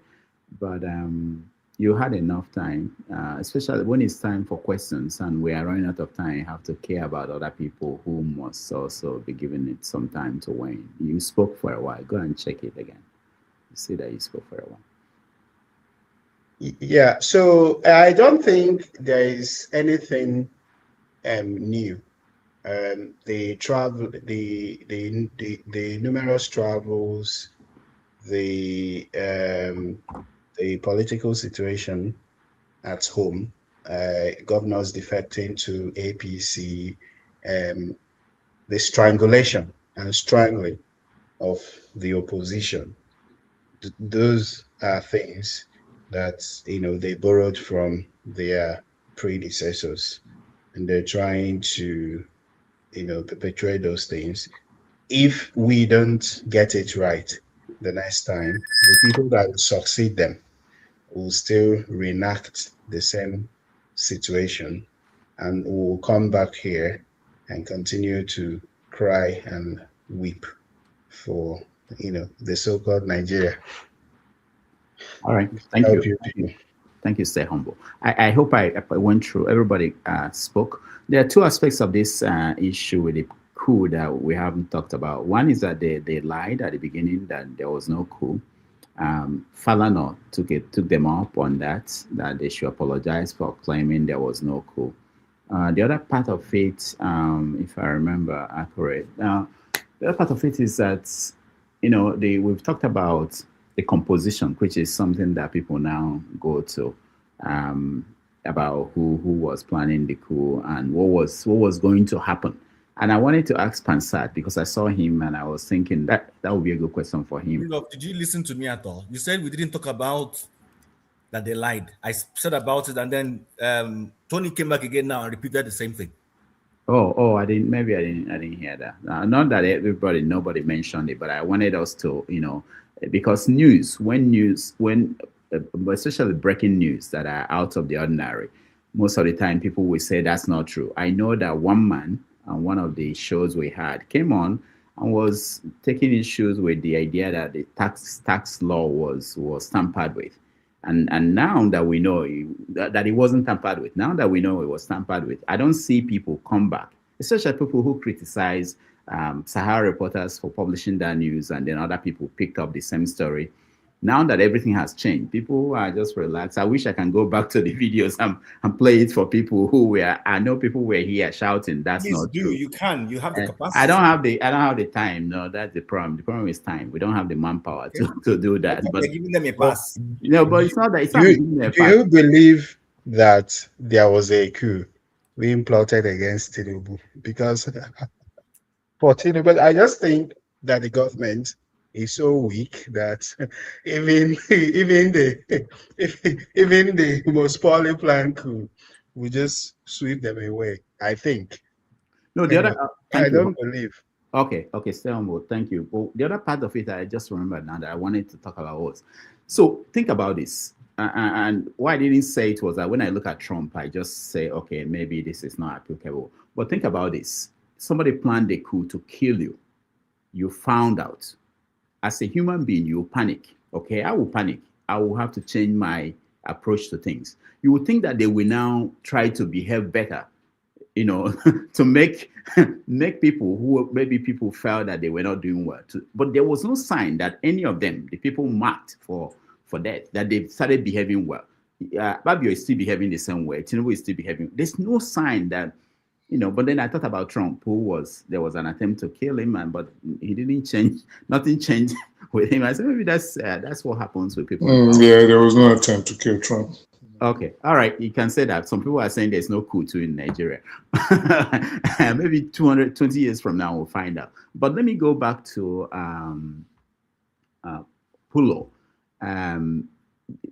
what were you expecting? Because when you spoke the last time, you talked about international connection. What story? What made you think there is this international connection to what happened? And you were saying that you don't have enough information to make decisions to decide on how to assess what happened. What information are you looking for? Additional information you are looking for? Well, let me first say that a lot of the way in which we approach issues, especially on platforms like this, maybe I'm expecting too much, but we all look at things through ethnic and religious lenses. And the way Chim spoke, the way everybody is tagging Turkey, and this anti-Islamism, if you don't understand your fundamental realities, how can you even prescribe your problem for you to even suggest a solution? There is a saying, a common saying, that the average man doesn't know a lot. The average man does not know about most of the things that he chooses to speak of. So people just speak because they have been trained to. Well, I think we are all tainted. I can always say that that there is some level of bias, but at least be humble and mature enough to understand that. Is it Turkey that you guys are saying that they don't have any technology that they can sell to Nigeria? Like, really? So now you're an Islamic country, therefore you are just a persona non grata to interact. Do you really guys really know how the world even works? You guys are staying abroad and you are interacting with the global community. Yet the fundamentals of international politics and how it is like a jungle out there. It's the weak. Only the strong survives. Like, that is how it is. Yes, there will be pleasantries when cameras are on and all that, but it's about leverage. What do you have to put on the table for you to negotiate and push your own country's interests further? Well, what I will say is that the world is at a crossroads, and unfortunately for us, and we are sitting on a lot of mineral, the things that are considered. So there is this recent discovery of bauxite. We have bauxite, and the quantity that we have is similar to which is available in DRC, and so the way the government is looking at this, not to, yes, like for example, that the saying that why did the government not tell the people as at that time? When you are carrying out investigations like that, and at that level, you want to do your due diligence, not to compromise sources. I don't know how to explain this, but these things require a lot of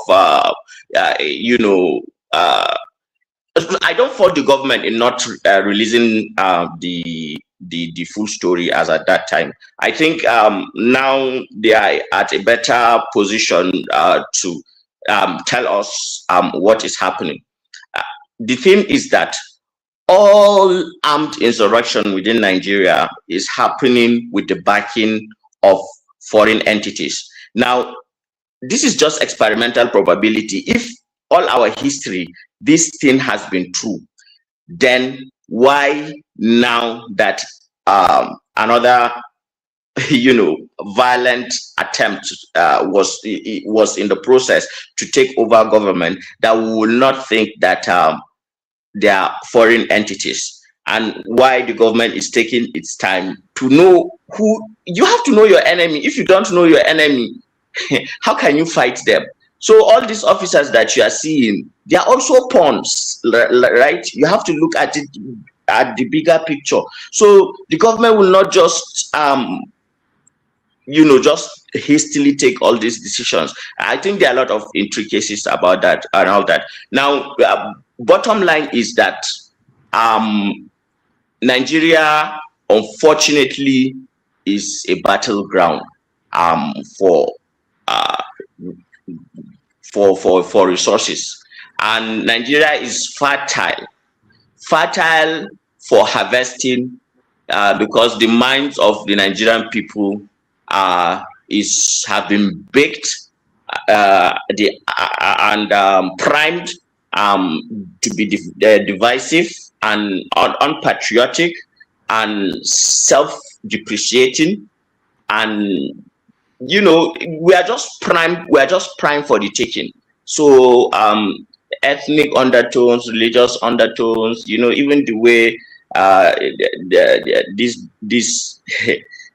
the Trump, that a lot of sometimes I don't, the dissonance of a black person liking Trump, it's just I can't understand it, but maybe it's just me, maybe I'm the one that is not being not looking at the reality that I'm looking at, and hearing what I'm hearing, and seeing what I'm seeing. I take people not by what they say, but by their actions. And because of the pattern before, and then we can see what may be possible.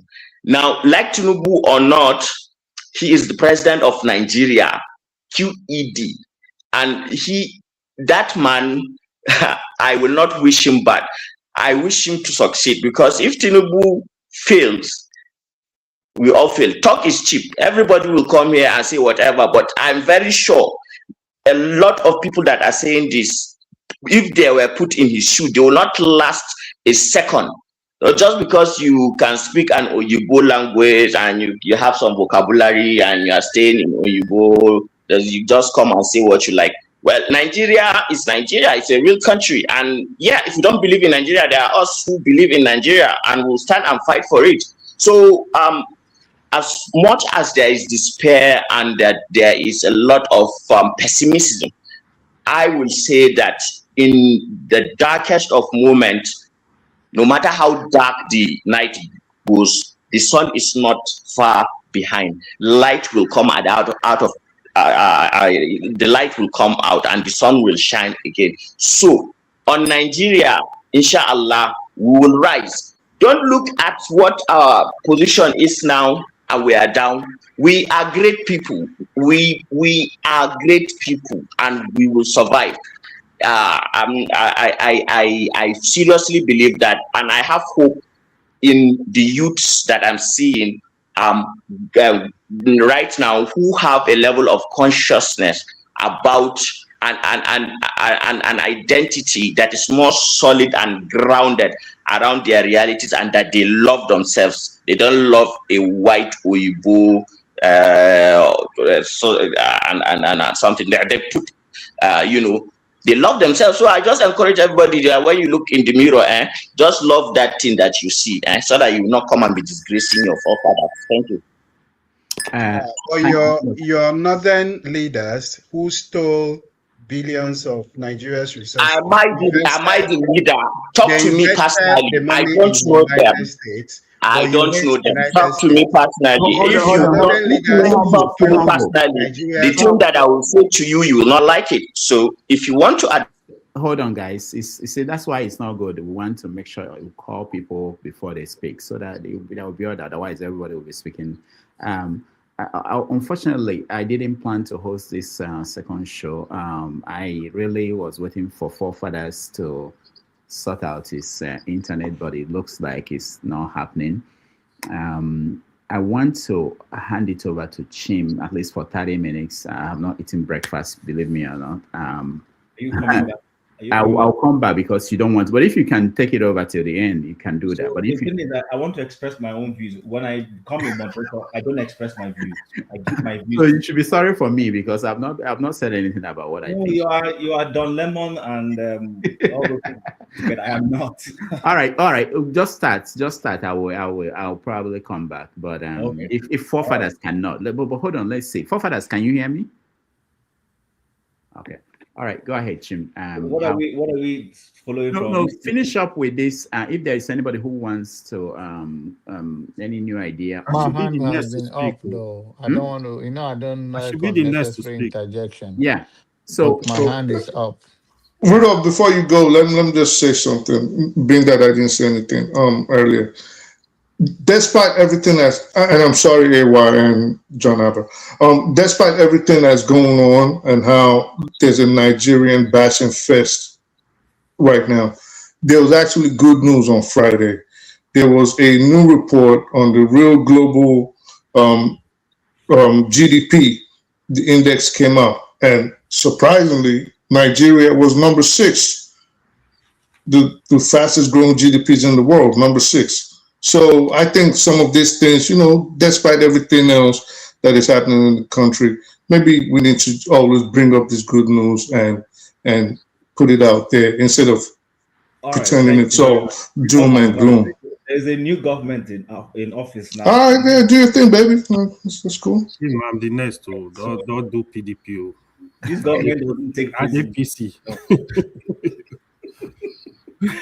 Okay, all right. So so where did we stop off? AY, I think you were the one supposed to lead ahead. Yeah. Nice discussion so far, actually. What I'm gonna say, so the COPE team, right? So it is unfortunate that the government were unable to tell us the truth when this incident happened.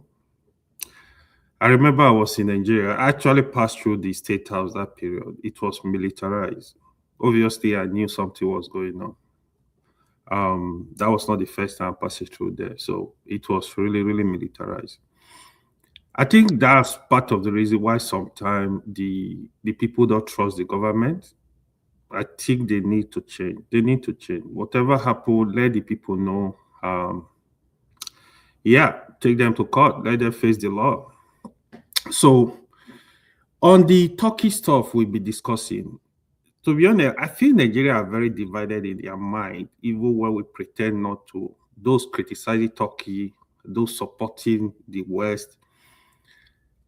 The president of Syria today, America put 10 million bounty on his head. But today, he's sitting and dining with the president of the United States in White House. It was 50 million. Thank you. He was there last month. He will play basketball with the president. They had a lot of fun.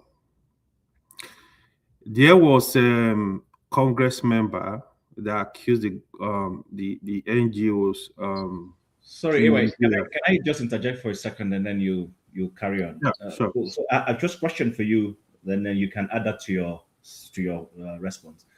Are you suggesting that if the nation or a personality is fingered to be a terrorist sympathizer, that people should not call that out? Is that what you're saying? Okay, let me finish. Yeah, I get it. So first of all, Turkey is actually a secular state.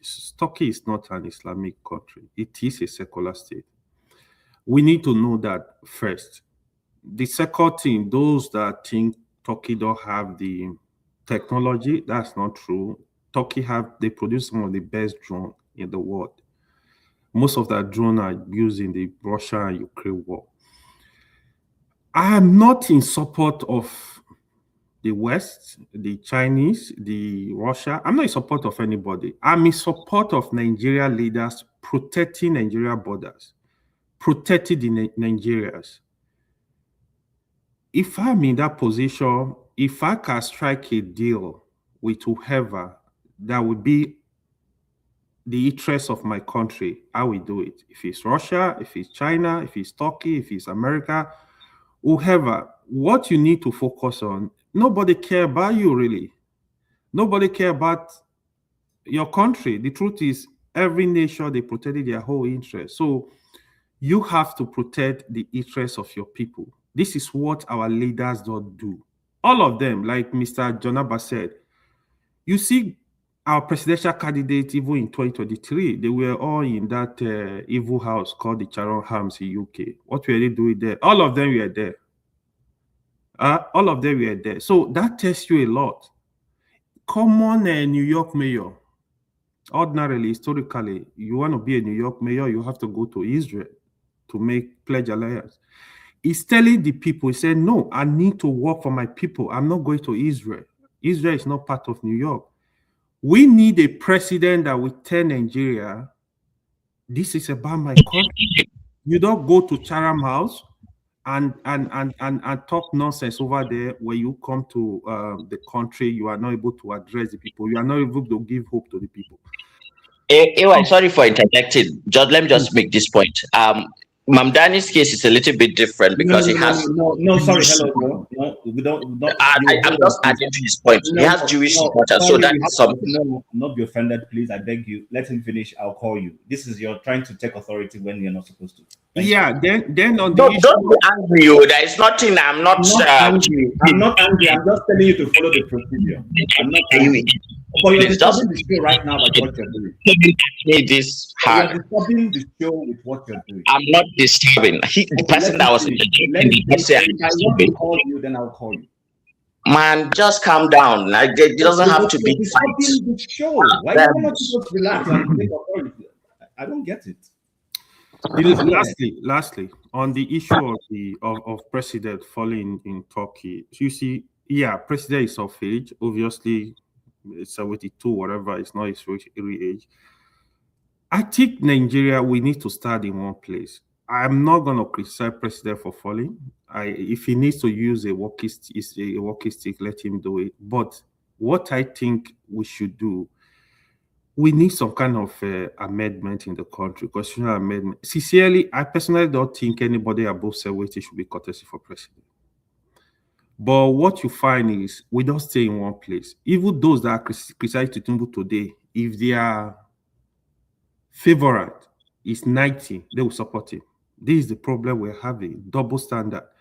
I personally don't believe anybody above 70. I mean, let the young ones deal with themselves. Go and play with your grandkids. Buhari was there. He was sick for most part of his tenure, and now we have Tinubu. The best thing Tinubu can do for us now is, after 4 years, I'm not contesting. Let's get younger people to contest that. We feel, if I amend the electoral system, nothing was done. People don't have the confidence to come out and contest. We have some brilliant Nigeria, I strongly believe, can move that country forward. But when you have a good electoral system, I think people will come out to give it a shot. Even if they have to solicit for funds from the people for campaign, they will do it. But what you have is the money bag that can ruling us. Thank you.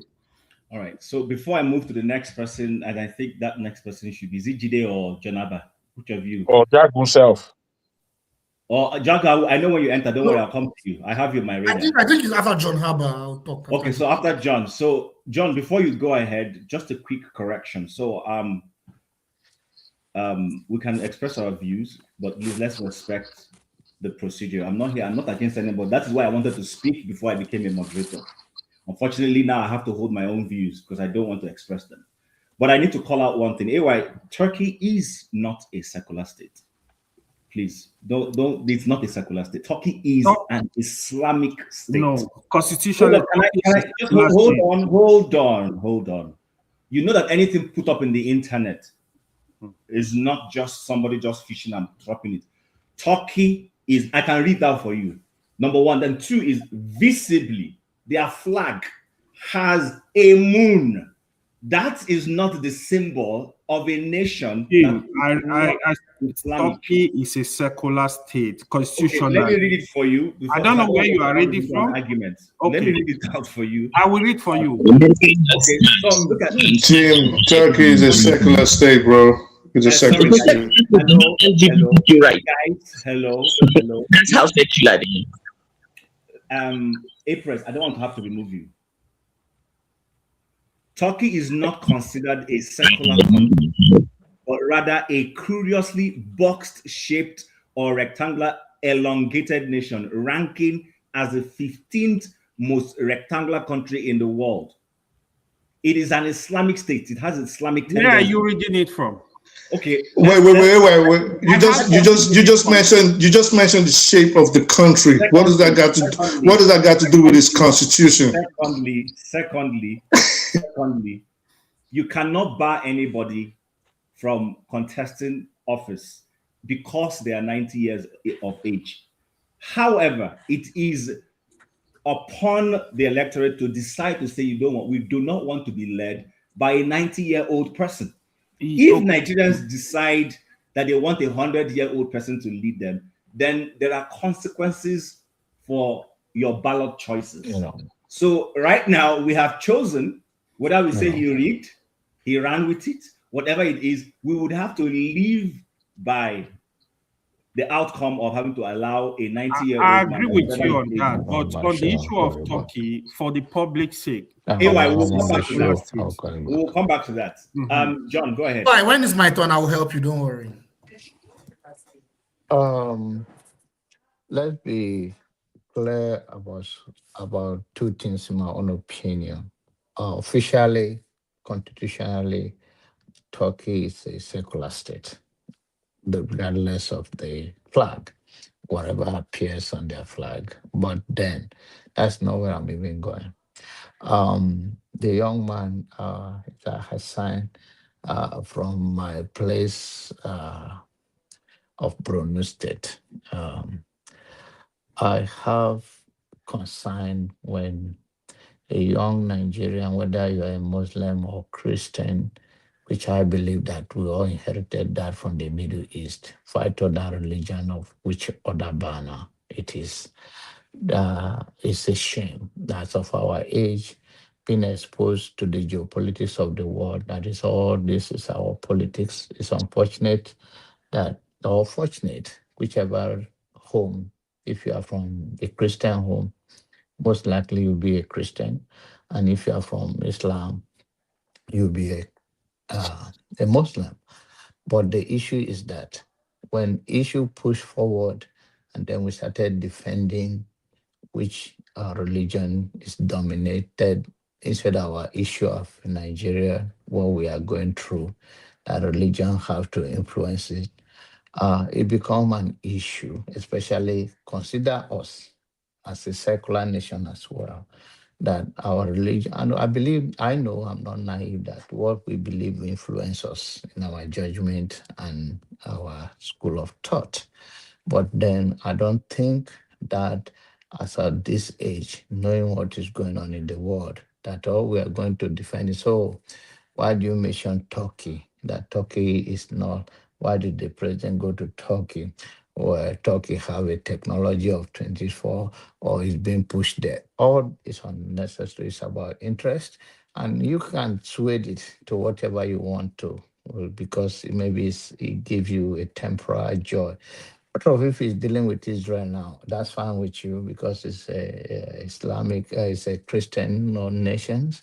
The sufferings of Nigerians, it's Nigerians that are suffering.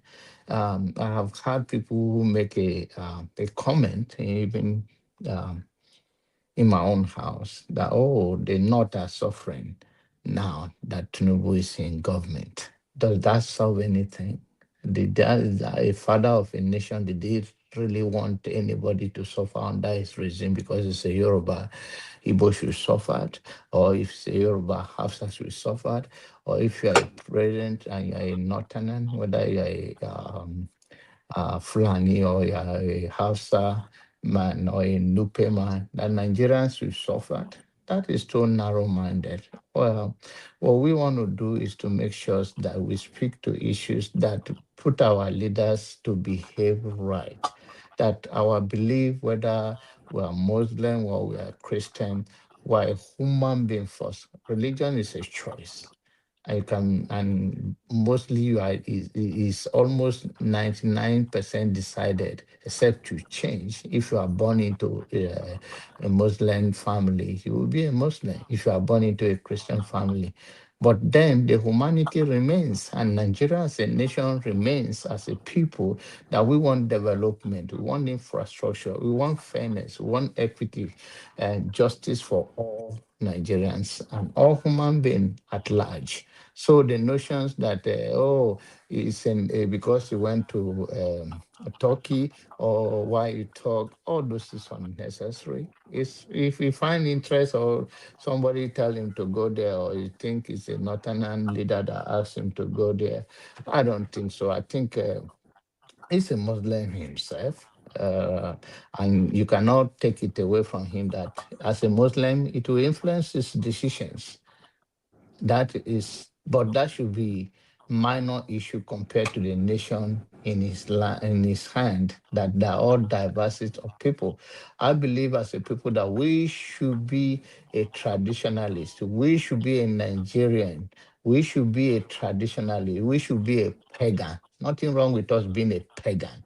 It is all brainwashed that we believe that, oh, anything we are demonized and we simply accept it. Somebody come and it's going to take us to heaven. Or somebody come and when we die, we're going to have how many virgin waiting for us? Which virgin waiting for you somewhere? When you have life, you cannot experience it. When you die, everything already dead. I think influence should be more than power. When the man of influence dies, he lives forever. Man of power die. It depends on how you use your power. Your power dies with you. So we should put all that and send a strong message. We're united Nigerians. We want a better leader for ourselves. A system that's 7 years old can lead, and 10 years and 90 years old man can lead.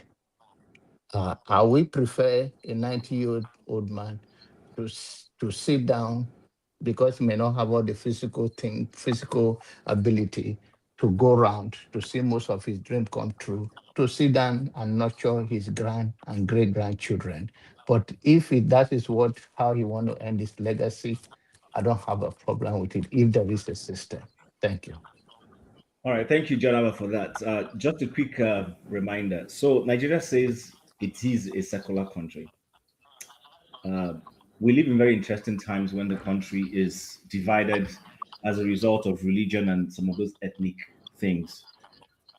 You would think that a sensitive leadership would say, because of what we're dealing with, certain places for now should be a no-go for me.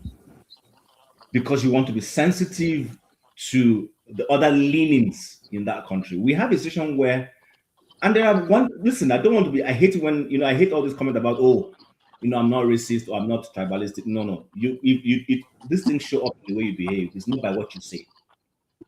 But I will expect that if we had a president who knows that right now we're dealing with a Islamic issue, there is fear in the country that some people believe there's an agenda to Islamize Nigeria. That person would design certain places. Nobody says Nigeria shouldn't go to Turkey, but there's certain places you will not go so that you don't fuel certain things happening. But I constantly say it here that the Nigerian government, not Tinubu, the way the Nigerian government is designed, even if Obi was the one sitting there, the DNA of the Nigerian governance structure is such that it fuels conspiracy. It causes anxiety in the minds of the citizens to always have this tendency to say something is happening somewhere. With all the killings going on, and they're saying is Islamic Jihad is doing it, there are some places you shouldn't be going too much this era. Sheikh Gumi says, go to Pakistan, go to Turkey. I mean, I'm not saying that's why he went there. Then suddenly you're going to that. What do you think the other people who feel that there's something going on, they'll say, aha, we said it.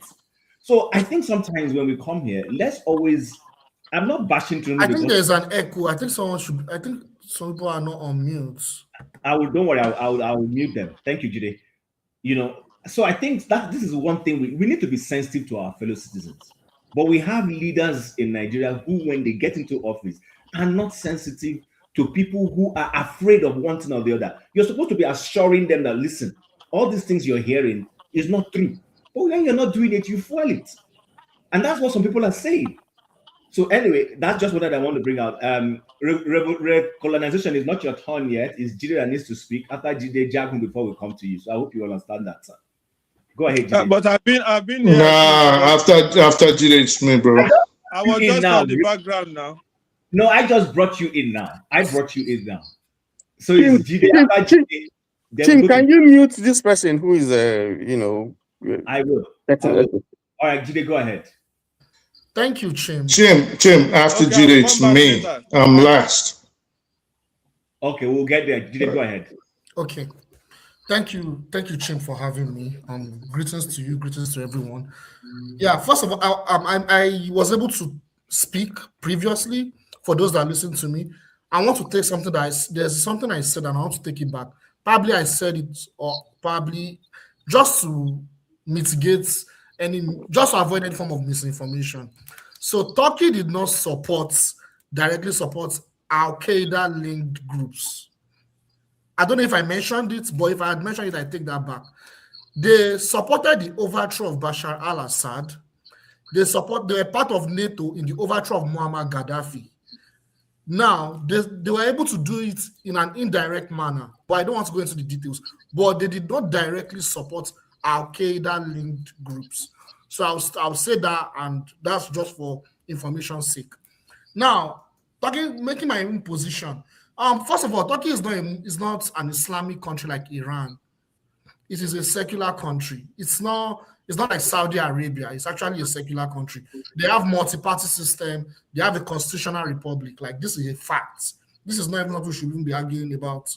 So I haven't said that. Like, yeah, I mean, I know I was talking about the same thing.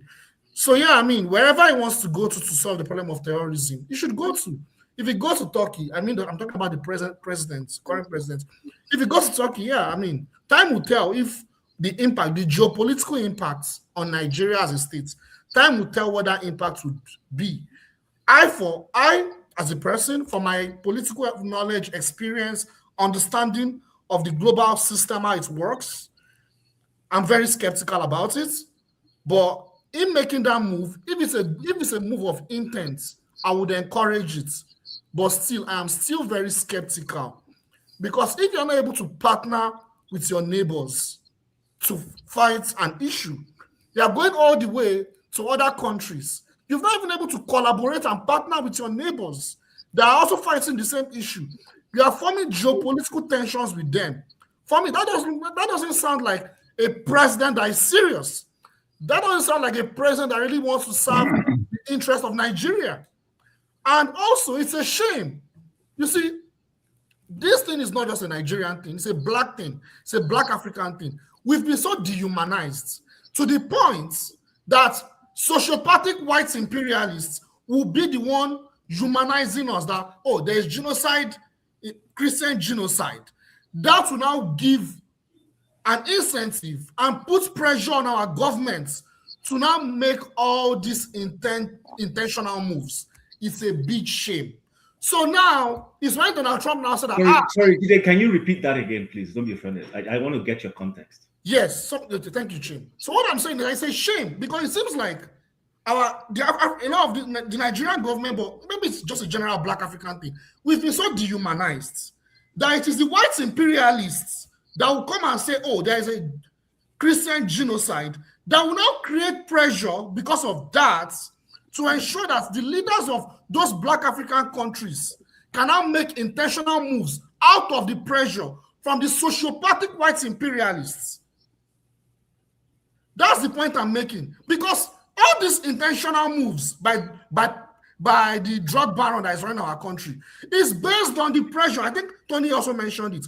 It is based on the pressure from the white imperialist sociopath that now wants to put the world on the brink of World War III with Iran. It's a big shame. You see, black Africans, we've been so dehumanized. We come to this, somebody talk about religion, ethnicity, how it has fragmented us. Indeed, it has fragmented us. And I think those things, particularly religion, those Abrahamic religions, it do not make us to see ourselves, any humanity in ourselves, because they've told us that our ancestors were demonic. So what we do is we seek to compete with each other all the time.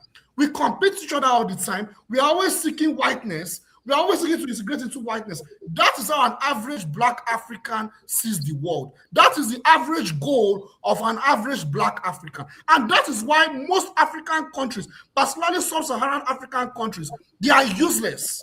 They are very useless, except countries like the Sahel states, except countries like Namibia. How many, apart from those countries, how many of those so-called sub-Saharan African countries have responsible leaders? Look at Ghana, look at Ivory Coast. These are useless leaders. You see, it's quite unfortunate.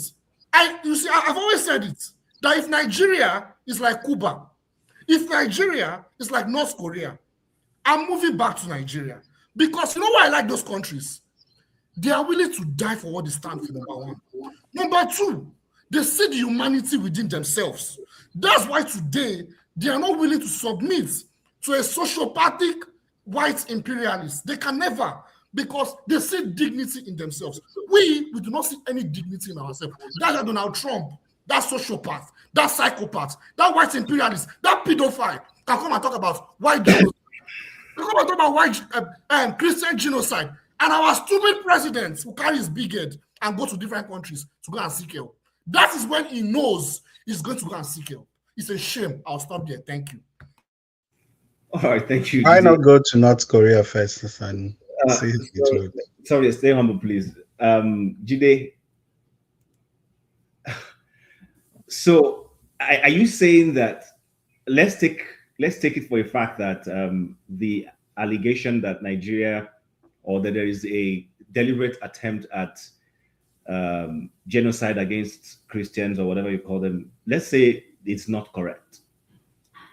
Would you say that a responsible government that has a grip of what it's doing will be juncating?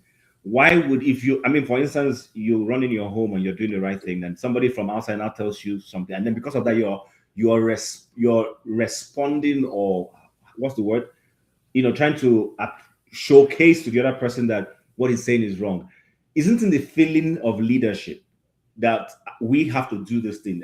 Are you going to blame those who are putting pressure on you or yourself because you know you don't have a grip of the issues? So the way I am seeing it, it's probably different from the way you're seeing it. The way I am seeing it is that we have an irresponsible government, and we all agree that we have a clearly irresponsible. We don't all agree. No. Some people don't share. Okay, that. But that's a fact. I don't want to go into talking about that. That's a fact. Whoever does not agree, that's the person's business. But the point I'm making is, the government of Nigeria, they do not serve our interests. They do not see us as human beings. They do not see the people of Nigeria as human beings. So these people of Nigerians are dying every day. Apart from the Nigerian government, the people of Nigeria will go to work, live their normal life. People are dying every day in Nigeria. We talk about this on the show. How come it is when an imperialist country, a leader of an imperialist country can come and talk about white genocide, Christian genocide, even though it's false, it's clearly false. Because there's Christian, even if you don't talk about genocide, there's Christian genocide, there is Muslim genocide. That thing about Christian genocide and trying to create division, I'm not going to fall for that. That's a boogeyman narrative. But the point I'm making is that the pressure is driven from a superior country that they see as a superior power. Why is that? That's my question. Why can't they do the right thing ahead? All right. Because I want to say one more thing. Regardless of what Donald Trump says, Donald Trump creates narratives not just in Nigeria. He creates narratives for countries they do not like. But how do those countries respond? That's the question I will ask you. They still keep doing the right thing.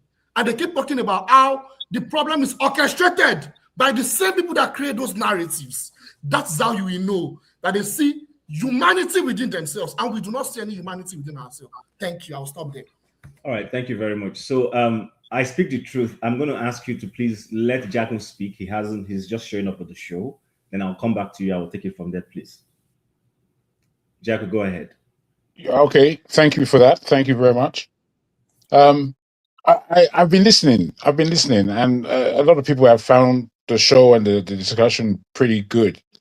I listened to the first show with Dr. Damages and found the guest quite interesting, actually. But I'm not quite sure how to comment on some of these matters. I think some of the things that we're saying here are making things more intellectual than they need to be frank. I think we should all know about Turkey and what kind of country Turkey is. If we don't, again, it speaks of our reading or our lack of travel. If Nigeria was a country on the same level as Turkey, we would have a great country. We would have a great beginning. We have something to stand upon. I tell you that. Turkey is quite a robust country, given its geographical position between Asia and Europe. And how they leverage to both and empower themselves, and they've got a very strong history, as we all know. So they're on the table. They're on the global table. I won't say Nigeria is. I will say Nigeria would like to be, should be. I think other nations would like Nigeria to be representative, but we're not. I think we always overplay where Nigeria is. And when we look at people like Tinubu and what he's doing in the world for Nigeria, it's it's not enough. It's not enough for the kind of country we're supposed to be. You know, I sometimes wonder after all these years, what are we expecting? I mean, some of these conversations that we have, I listen to them, and it's not that they're going round and round. I think that we're speaking for speak's sake. We're not going anywhere with some of these conversations that we have, and I'm looking for somewhere to go. You know, I still think or believe that I'm in my mind where Nigeria is and where I am with Nigeria. You know, we don't have long to 2027 elections. We don't have long at all.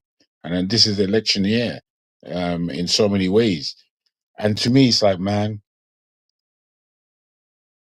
you know, I'm going to have to repeat myself, and I'm going to like repeating myself, because even though I think we're kind of out of time for what I'm thinking to actually take place, we shouldn't have 2027 elections. I have to say it.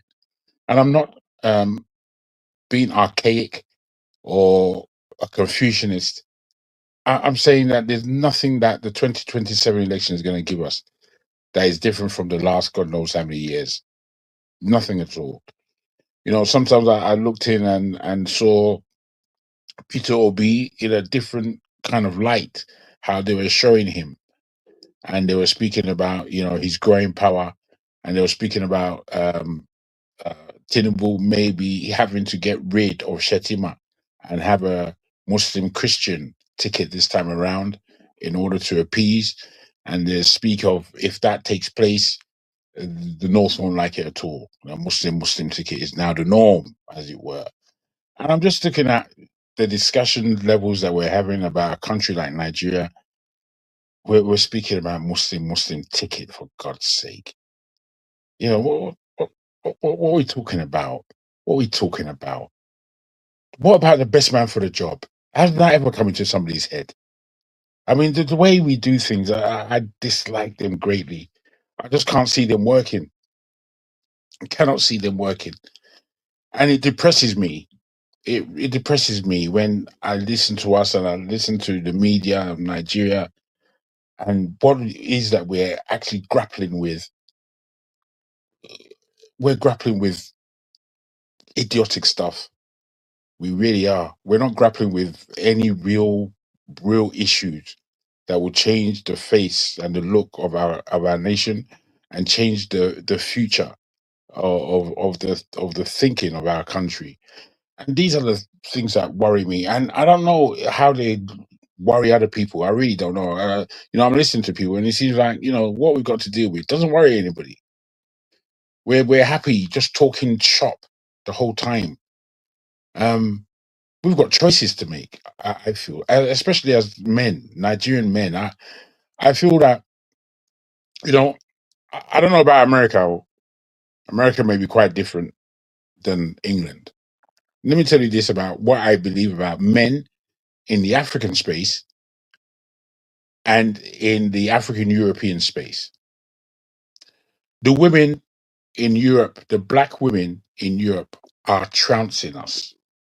They are trouncing the men in terms of, no matter how you may be confused by women,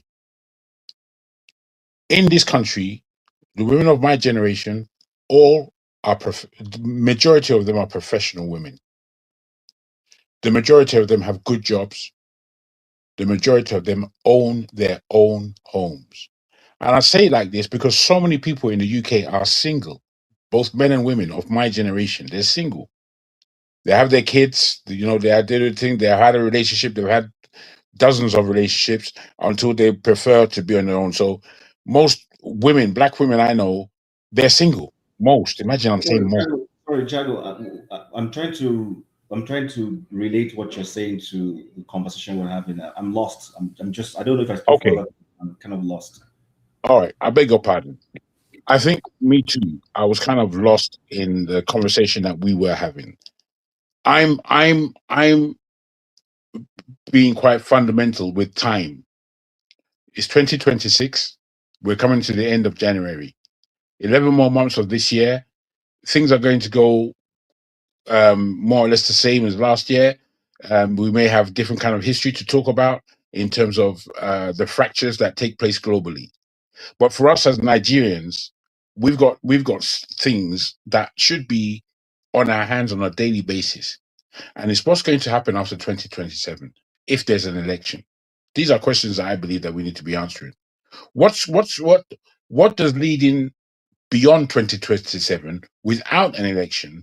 What does that space of time mean for us? If we were to take 2 years, let's say, or for average sake, to repair what Nigeria needs before entering into any kind of election. These are questions that I have. They relate, I believe, to what we're speaking about. But what we're speaking about is just news.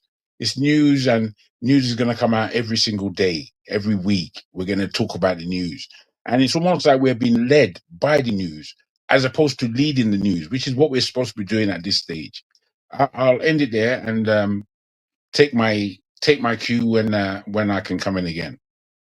All right, thank you very much. So for this topic, I think the only two people who haven't said anything on this topic, or three, is I speak the truth. I speak the truth. You confuse me a lot. You change your identity, your name. So I'm not even sure what to call you sometimes. So I'm going to go to I speak the truth, then stay humble, and then we'll come to Tony, and then we'll change it and go to the final topic. I don't intend to stay here all day. I only chose to. And what will the final topic be? The final topic is on Soludo. But on this particular one, do you want to say something or you want to pass on? No, I just want to, because I passed on twice already, and I think I just think there's more important things happening in the world that we need to be cognizant about. Everybody has spoken on this topic.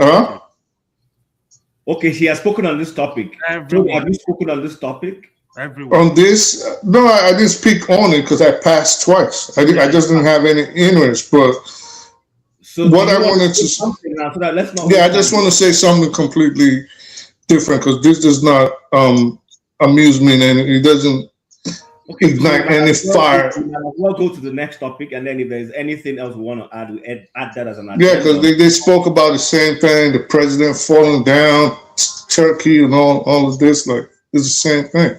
And okay. Well, so there's more happening in the world.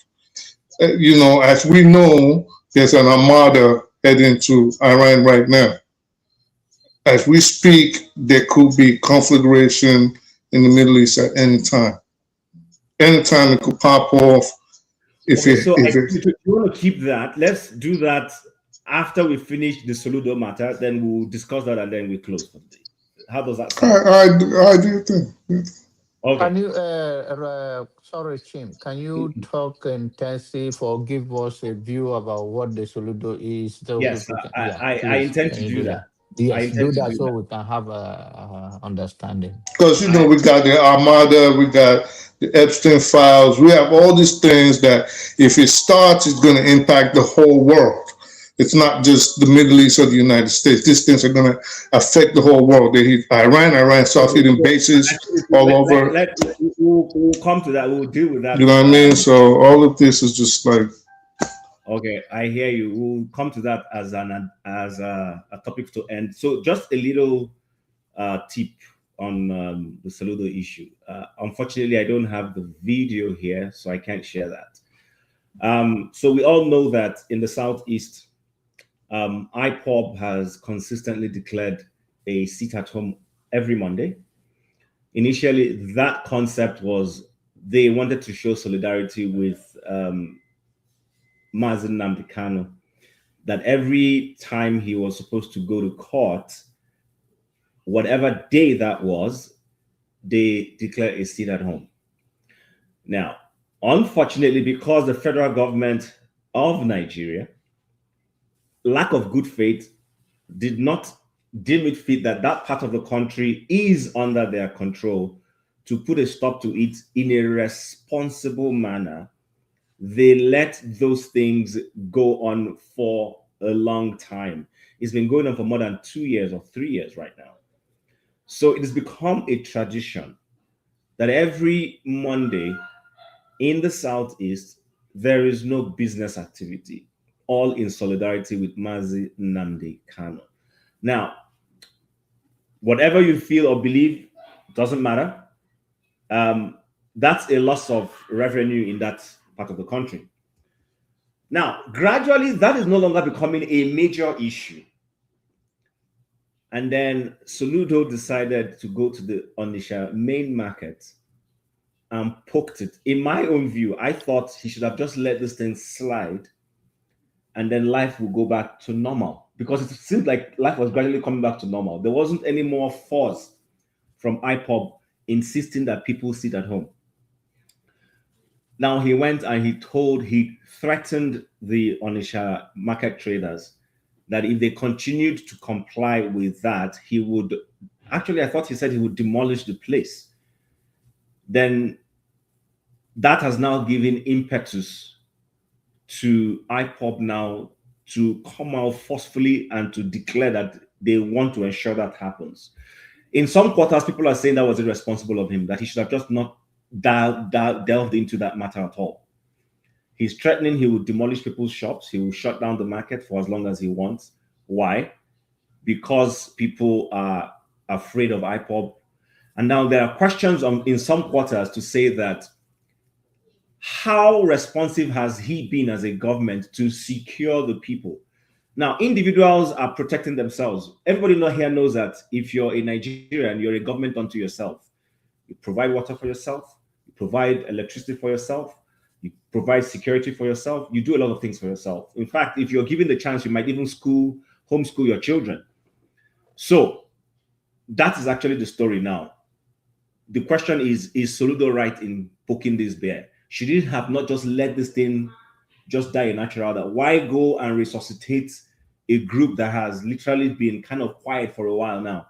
Now he's given them a media opportunity to come back and to start making noise and to now start demanding that these things be kept. So that's actually what the conversation is supposed to be all about. So I guess, Tony, you want to lead the floor and start us in that conversation. Go ahead. Okay, thank you. First of all, let me say that the stay at home is not being observed by everyone in the Southeast. There are states where it doesn't, in Umuahia itself, I can tell you because I experienced that. There is no Mondays, people go about their business, and that's where Nandi Kano comes from. Two, the other thing that I want to say is that. Sorry, Tony, quick one before you continue, please. Please, for those who are saying bring Malam Hassan back, I didn't chase anybody away. I didn't even remove him. He exited by himself. So I just want to make that clear. I'm here not to stop anybody.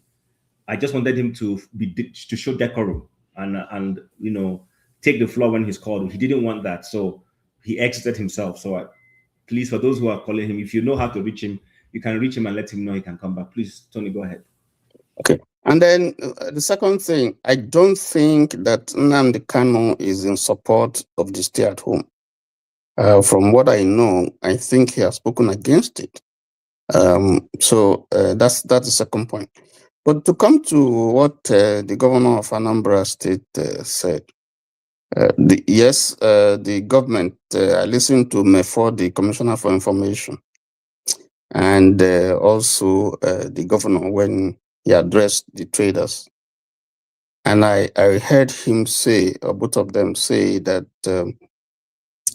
Anambra State is losing 8 billion naira every week that the market is closed down. And so what he was looking at was the economic loss. That's what he focused on. Now, and I would think, I don't know the wisdom in his decision to close the market for 1 week. If you know that if the market is closed for 1 day in a week, you lose 8 billion naira. Now, if you close it for 1 week, you can times it and do the multiplication. I think it gets to about $57 billion. So who is he helping? So if that was a strategy to compel the people to open the market, I think that was wrong. And as a professor of economics, I don't understand. I think that logic stands on his head, not on his leg. Two, I think that for me, what I think that she should have done was to appeal to the people. Use the same strategy that OT used.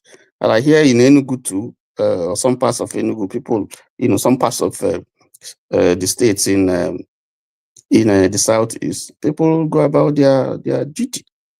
Now, what Soludo didn't take into consideration is the fact that even if you compel, some people want to open, but they are afraid of the consequences, the security implication. Now, if someone who is traveling, for instance, if you say, okay, you are compelling everybody, which is wrong because this is a democracy, doesn't have that kind of right. And they can sue him for that. Because I can choose, it's my property, I can choose to, for any reason, not to open my shop. That's not an offense. There's nowhere you can find it in the Constitution that if I don't open a shop that I run, I have infringed. That's an infringement, no? I think that was overreaching of him to say that. That was dictatorial. I think that is wrong. Now, I'm wondering, why didn't he say this before the governorship election? If he knows what he's doing is right, he should have said it before the governorship election to see and so that he can feel the people's reaction. Because the impression people give who are in authority feel that I decide for you people what you should do. The people put you there. So the people hold the power, not you. You are just representing them.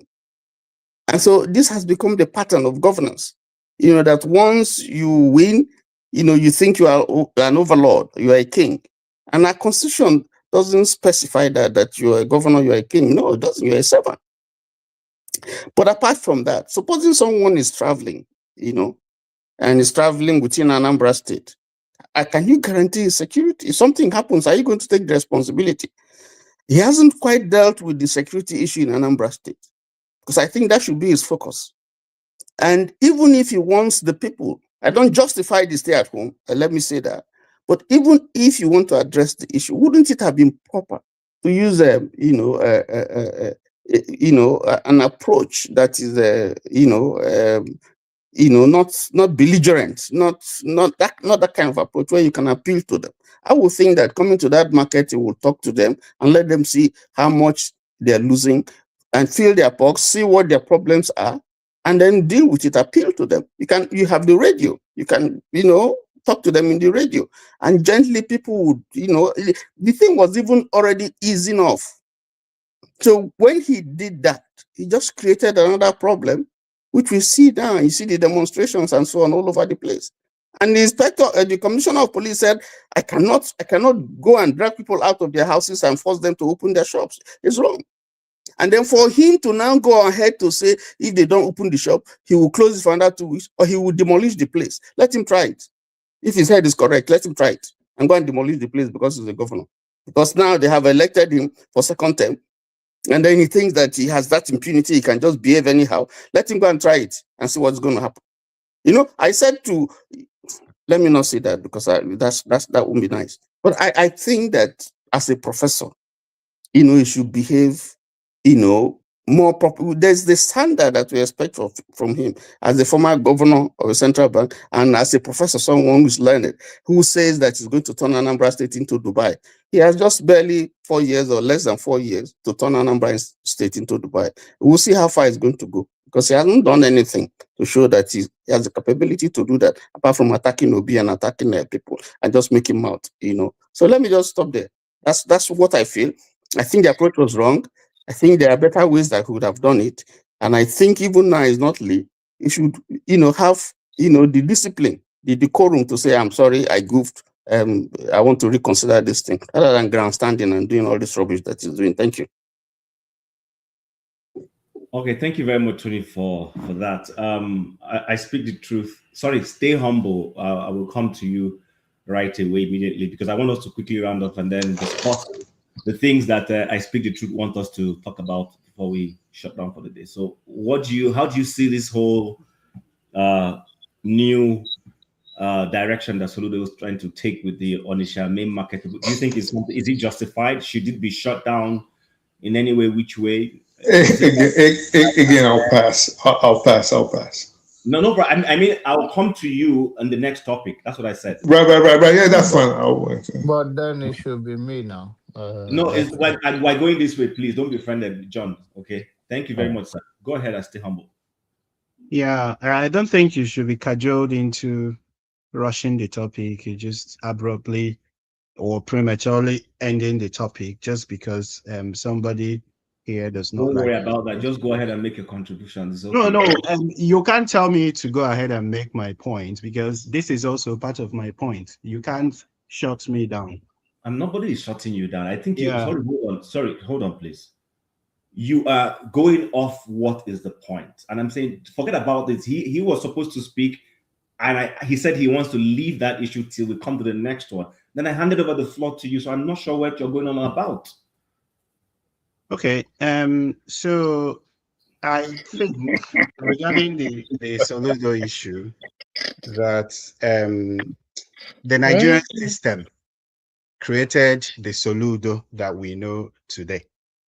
Because when I look at or consider the Soludo of today and the Soludo that I knew when I was in secondary school or when he was in charge of the CBN, there is a stark difference, but the Nigerian system made Soludo. And before I talk about what's going on in Anambra, so I just want to give a little bit of context to, the man. Soludo was, a very brilliant guy. He was recommended to Obasanjo when Obasanjo was president, and Obasanjo made him his special advisor on economic matters. And within 1 year, when Obasanjo saw his brilliance, he immediately made him the CBN governor. And he was really, really professional. He transformed the banking sector. And if Nigeria was a real country that wanted to make progress, Soludo wouldn't even find himself near the corridors of power in Oka, because that's not even where he was going to. His trajectory was completely outside that place. So what happened to Soludo? They came together, conspired, and said, oh, this man is from the wrong nationality, is from the wrong ethnicity. He will not be given a second term, despite the fact that it was clear to Nigerians that this guy took our banking sector to places. So he did not get a second term. And then they say, oh, we can compensate you with Anambra State, just like they've always done. And that was how Soludo found himself trying to become the governor of Anambra State. He eventually succeeded. And here we are, talking about things that we should not even talk about. Now, you came to office. The first month he came to office, he declared that there was nothing like sit at home, which is fine, that people should go about their normal activities on Monday. That was his first month in office. And he did not provide the safety net. There was no security, nothing. And we all saw how that ended. It did not end well. And now we are talking about the same thing. We are repeating the same thing. You have no right to close people's shops based on the fact that they did not open their shop. It's against you breaching their fundamental human rights. It's against the labor laws. If you have a shop, you have the right to decide whether you open your shop or not. If you think that you're not able to open your shop due to security concerns, what I think the government should do is to address the security problems rather than forcing people to open their shops or just shutting down the market, in such a military autocratic way. And now, when you look at what is happening, what has made Soludo to take this action? Do we have a political undertone to it? We might not know at the moment. whether there's something happening in the background, but we'll still know with time. But what I know is that with the pressure that so many people are putting on him and stuff, I don't think the shutting down of the market will last. But the earlier they open the market for people to go about their normal businesses, the better for them. But we wish him the best. We wish the state the best. Yeah, I think that's all what I can say about him. Sorry, a quick question for you before I go to, I think it's John and then to AY. Yeah. You said in your opening remark that he had a trajectory, and that some people conspired somewhere to truncate that trajectory. I'm trying to understand what trajectory exactly did he have, and who, and then you said he did so well. The concept about doing so well or not doing so well is actually left for the Nigerians who bank and those who own bank accounts and people who own bank licenses. So what was it about his trajectory that was cut short, and who cut this trajectory short? Okay, so in 2003, he was appointed the special advisor to Obasanjo on economic matters. On seeds. That's what it used to be called. On seed. I'm trying to help you on seed. So a year later, in 2004, he was appointed the CBN governor. And before he became the CBN governor, if you were banking in Nigeria before 2004, it was analog. It was analog. It was backwater. It was so primitive. This man digitalized the banking sector, whether you believe it or not. Whether you want to believe it or not, but it's a fact. Capitalize the banks. Before Soludo became CBN governor, people would just come together. Two people will come together and open a bank. And before 2 months, they will shut the bank and carry people's money and run away. So this man made it that you will put your money in the bank, in quotes. The banks we have in Nigeria are not real banks in the real sense of banking. But that you put your money and at least know that you have put your money in a warehouse that is secure, because that's what our banking sector is, a warehouse. We are not doing real banking the way banking should be. But he made our banking far better than he made it. So, and that that there is a clause for somebody to have a go at another tenure as CBN governor, which many Nigerians thought he would be given based on his performance. Stay humble. It's not a political. It is not an elective office. You serve at the what? Prerogative of the president. Pleasure of the president. So whoever is the president so deemingly feels the pleasure not to give it to you, then they don't give it to you, they give it to someone else. Chim,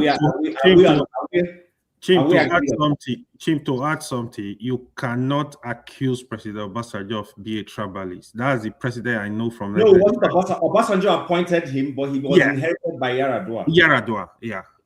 So the point I'm trying to make is, when you say he has the right to go for another, no, it is not the governor of. No.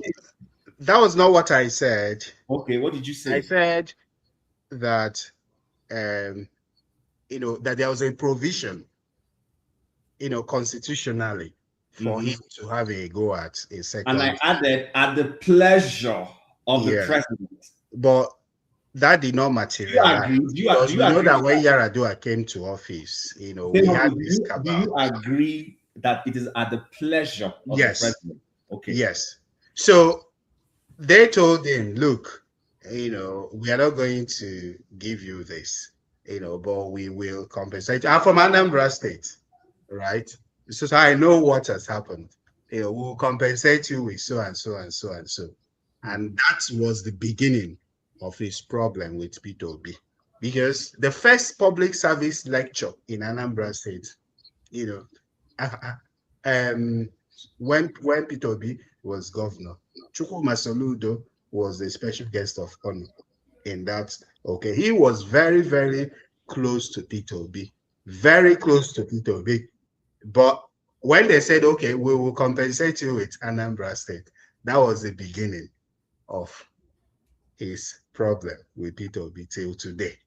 So if Nigeria was a proper country, Chukwuma Soludo would probably be somewhere at the World Bank, probably their so-called International Monetary Fund, etc. He should have been among the people shaping global economics. But now he's in Anambra State. Okay. Fighting this person. Tim, I need to correct something, please. Before you say that, anyway, I'm going to come to you. Before you say that, just give me a second. I do not have anything against Charles Chukwuma Soludo. I don't have anything against. I actually believe in him. But you see, there's something about us as human beings. A lot of things would show your true character: money, wealth, political opportunity. If you go talk to people who have been close to him, you will find out that it's one thing to have been an intelligent economist, which he brought to bear in office as the central bank governor, and actually as being the first non-banking central bank governor of Nigeria. He was the first person not to have been anywhere near the banking institution or in banking sector, to have become the governor of the central bank. But nevertheless, if you discuss with people who know him, the guy has a very big ambition that, if you ask me, also has no bearing. Because when you said his trajectory, I want to compare him to someone like Akinwumi Adesina. Akinwumi Adesina was a minister, but you see where his trajectory has taken him to. He kept his focus and he's moved somewhere else.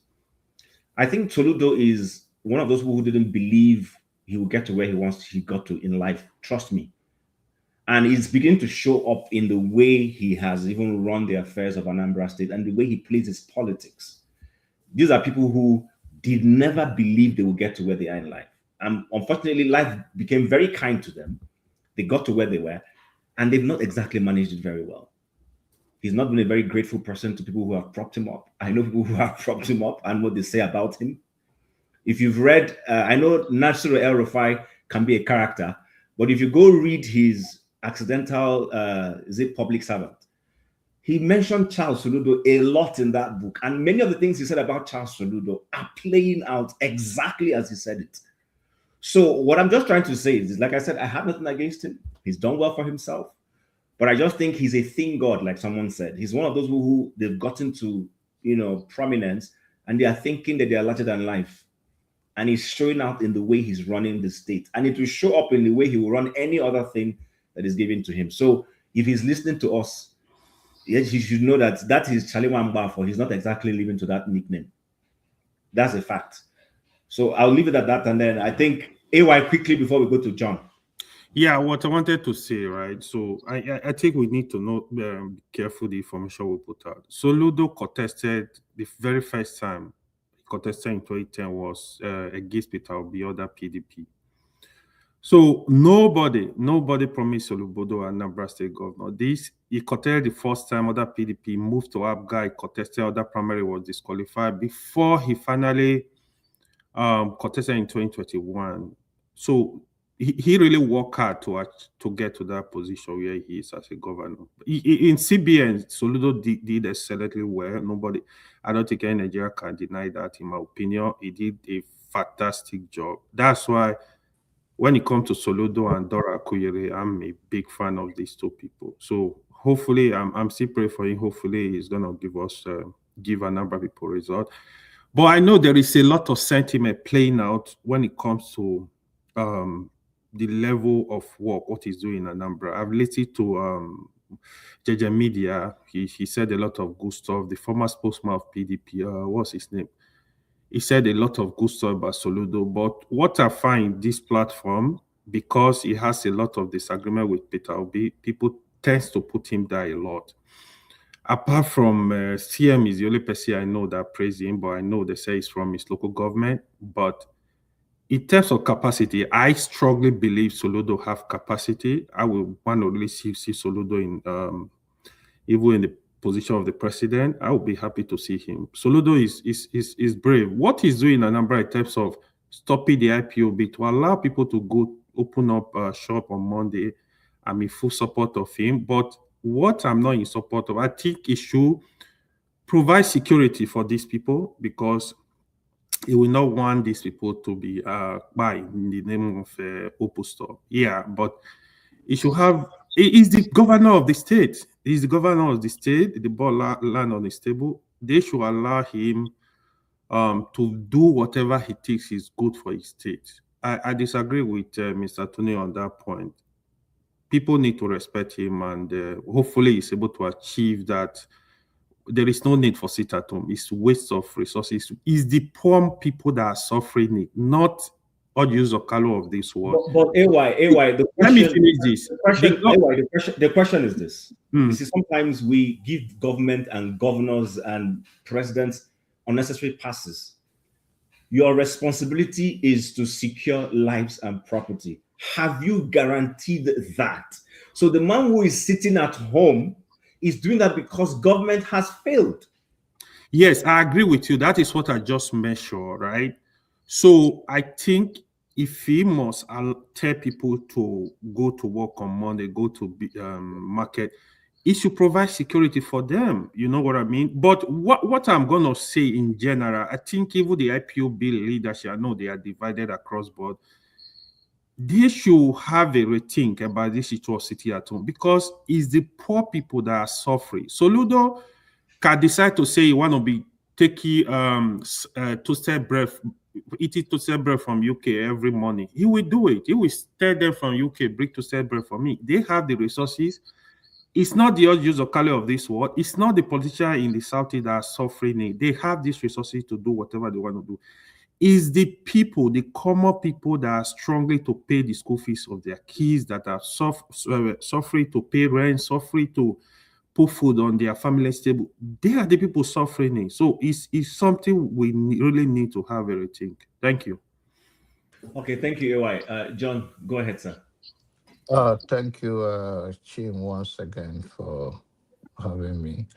Tell your brother Passat that in his retire home, wherever he is, he used to have a better Wi-Fi or whatever he uses.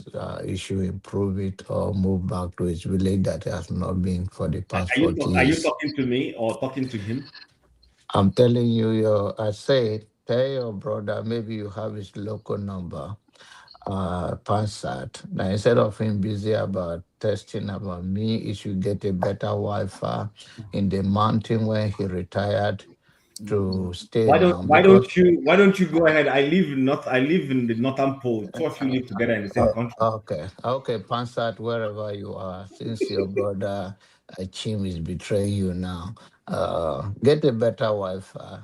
Your retirement, you should have enough money to get that, and then you come online instead of going off and on like people in the UK. All right. Having said that, let's come to Soludo.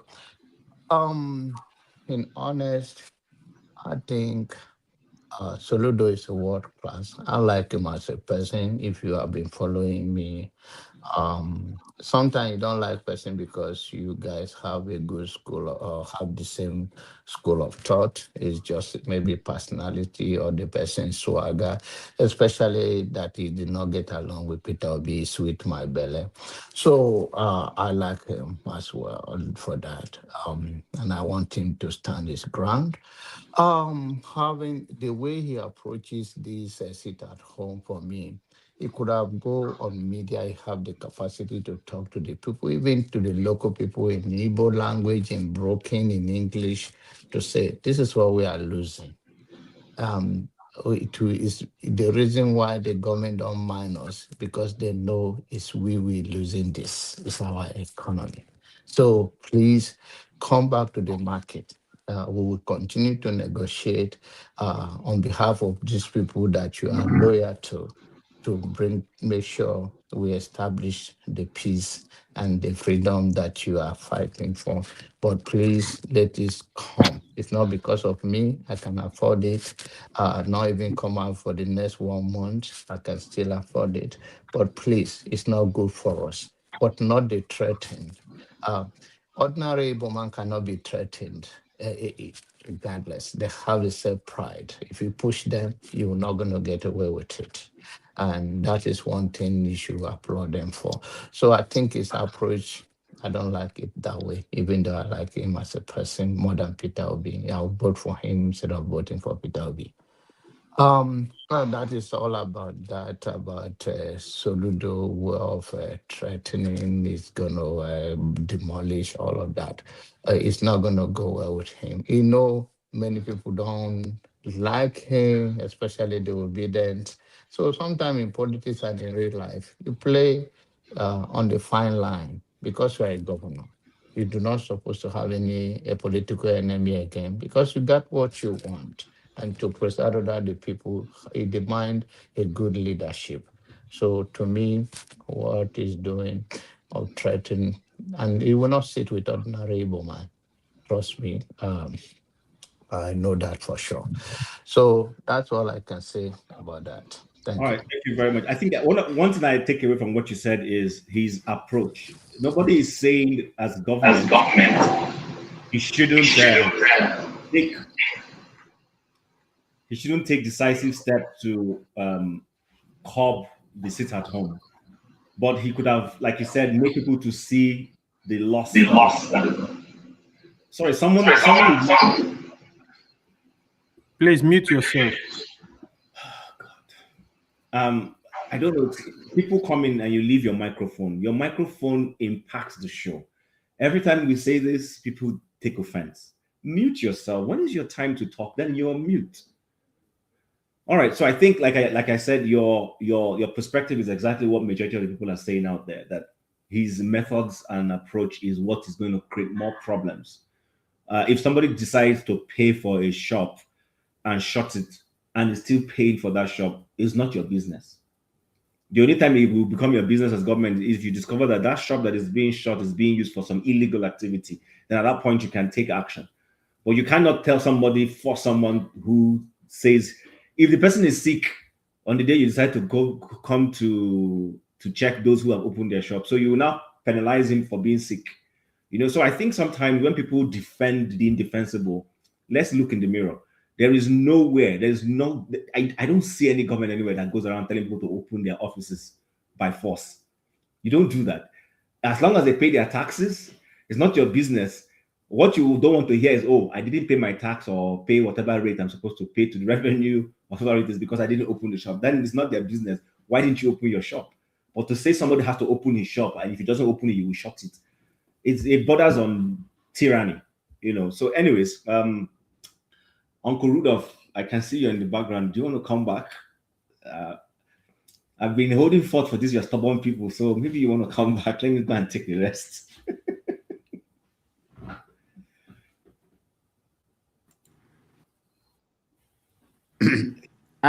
Sorry, guys. I just want to say thank you. You are doing a wonderful job. I will take my leave now, finish up the day. And tomorrow on 90 Minutes Africa, we're going to discuss some of these topics with Professor Chede Odenkalo. I just had a talk with him, so all is set, and he will give us his perspective on some of these topics. But you are doing well, Tim. Finish up the day. Let me rest a little bit. Thank you. I appreciate all of you. All right. Take care, Rudolph. Okay. Thanks. Okay. So I think, Jago, do you want to chime into this or? What are you saying? You're talking to yourself. Hello. You are muted. Okay. Yes, you guys. Hi, guys. Yeah, I don't think I've got much to say to add to this excruciatingly boring subject. But it would be nice if we can possibly move on. But yeah. Okay. We'll move on after the last two speakers here. If they tell. All I would say, if I can, you see, because of my thinking as to no 2027, part of the economic blight that we have power to do through civil disobedience is not to work, to stay at home, as it were. And I feel that this present situation with a stay at home in the East or wherever, it's like a waste of strategy, because it's a very potent and powerful strategy.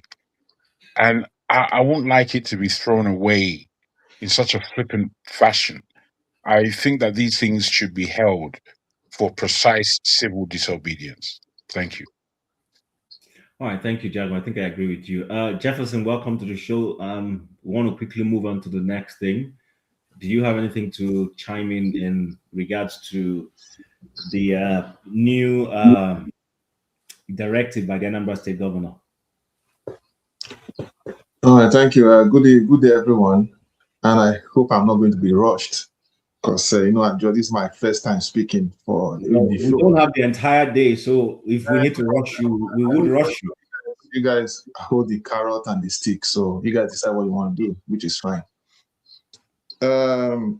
Soludo is supposed to be an esteemed professor, but of recent he has been his very credibility is being questioned because of the way he carries himself. I feel a renowned professor, a renowned intellectual that knows what he's doing should have some level of dignity in the way they carry themselves, the way they handle approach issues. I mean, if for one, he should learn from his colleague now, Alex, the way he handles issues in the state.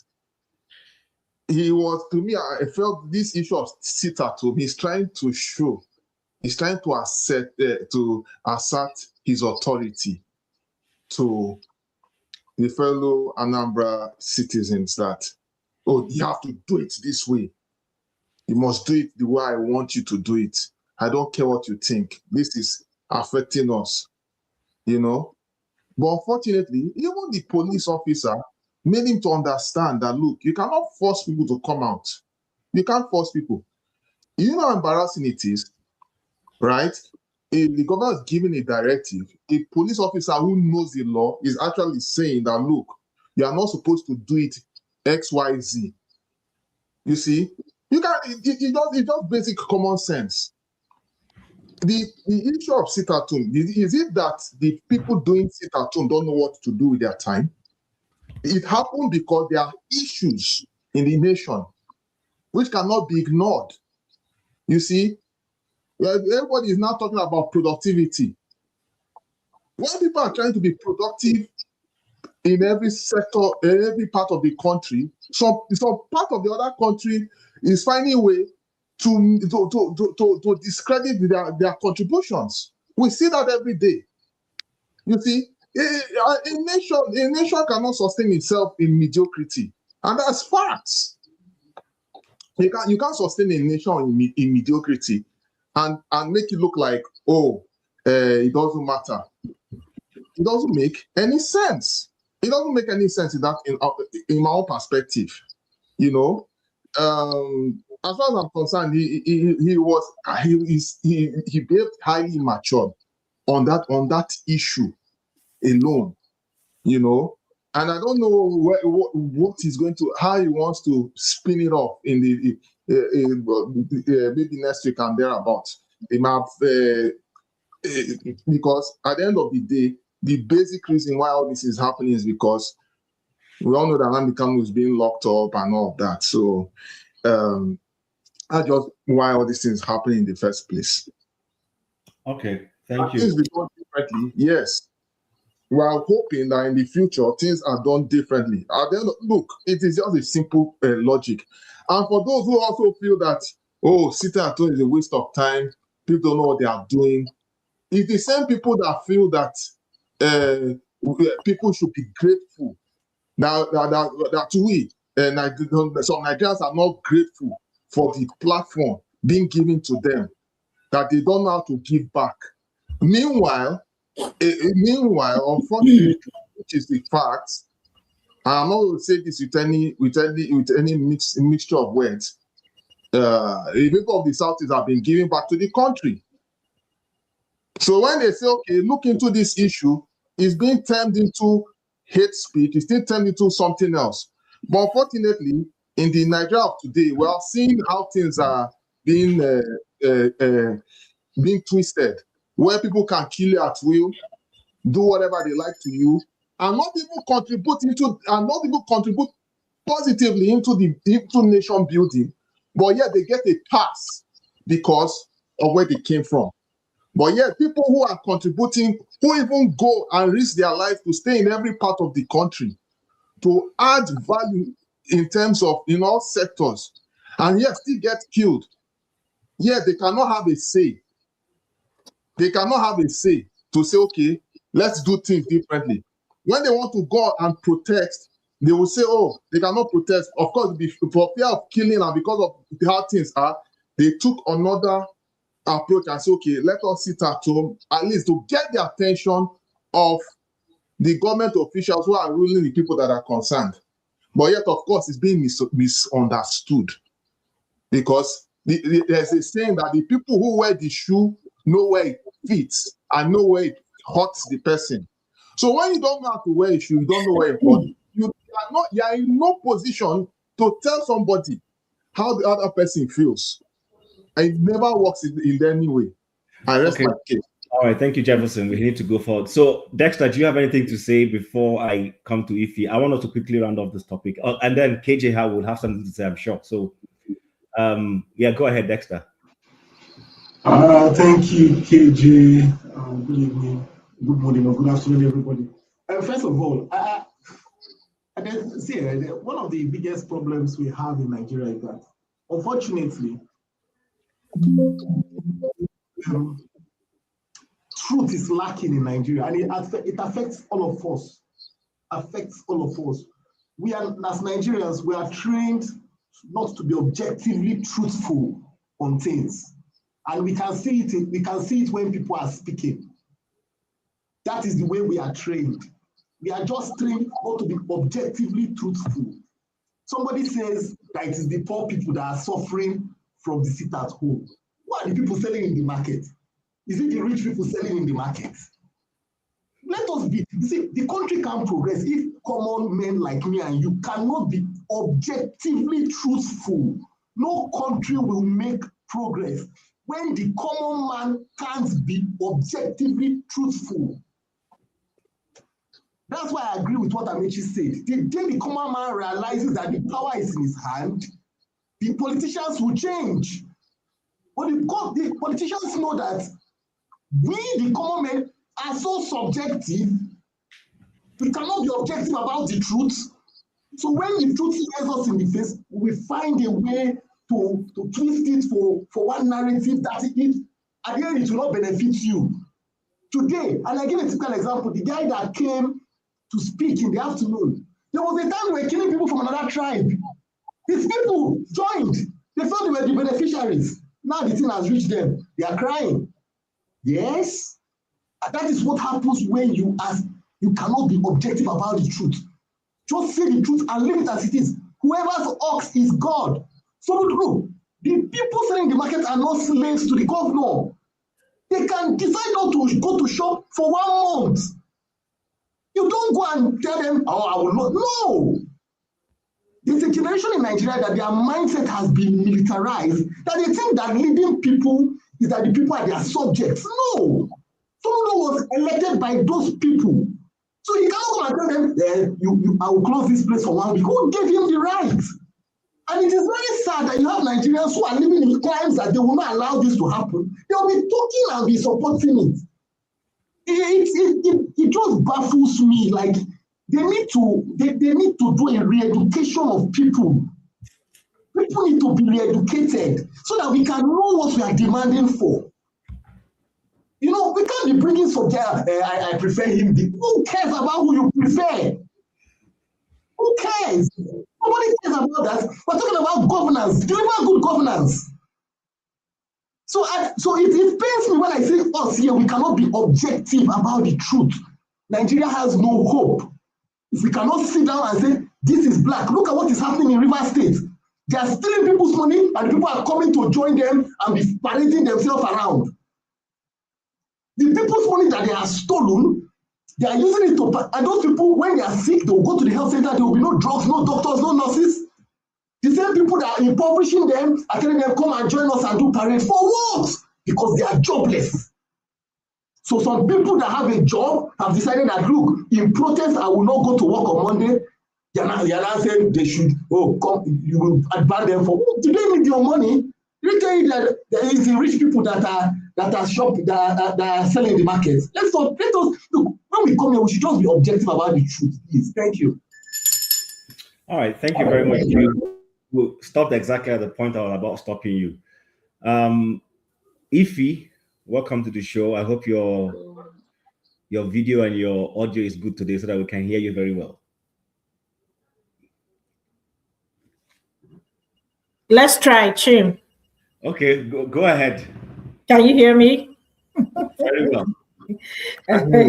Chim, stop insulting me now. Why are you gonna tell everybody about my business? Anyway, good evening, everybody. My brothers, good evening, Uncle KJ.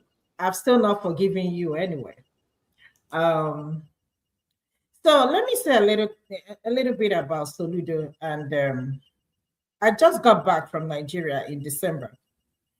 And when you listen to some of the things people say, I just shake my head. The truth of the matter is that if you want to know a governor who is doing well, go and ask an ordinary masses, ordinary human being on the street, and they will tell you the truth. You can't just say because of what somebody said on social media that the person is doing well. Go and ask an ordinary person, hawking pepper, pushing barrel. Ask them, and they will be honest with you. Let me say this. I think we tend to forget. Africa or Nigeria is the only country where if a governor builds roads, a road that will last for 2 years, at most 2 years, another governor will come in power and do the same road.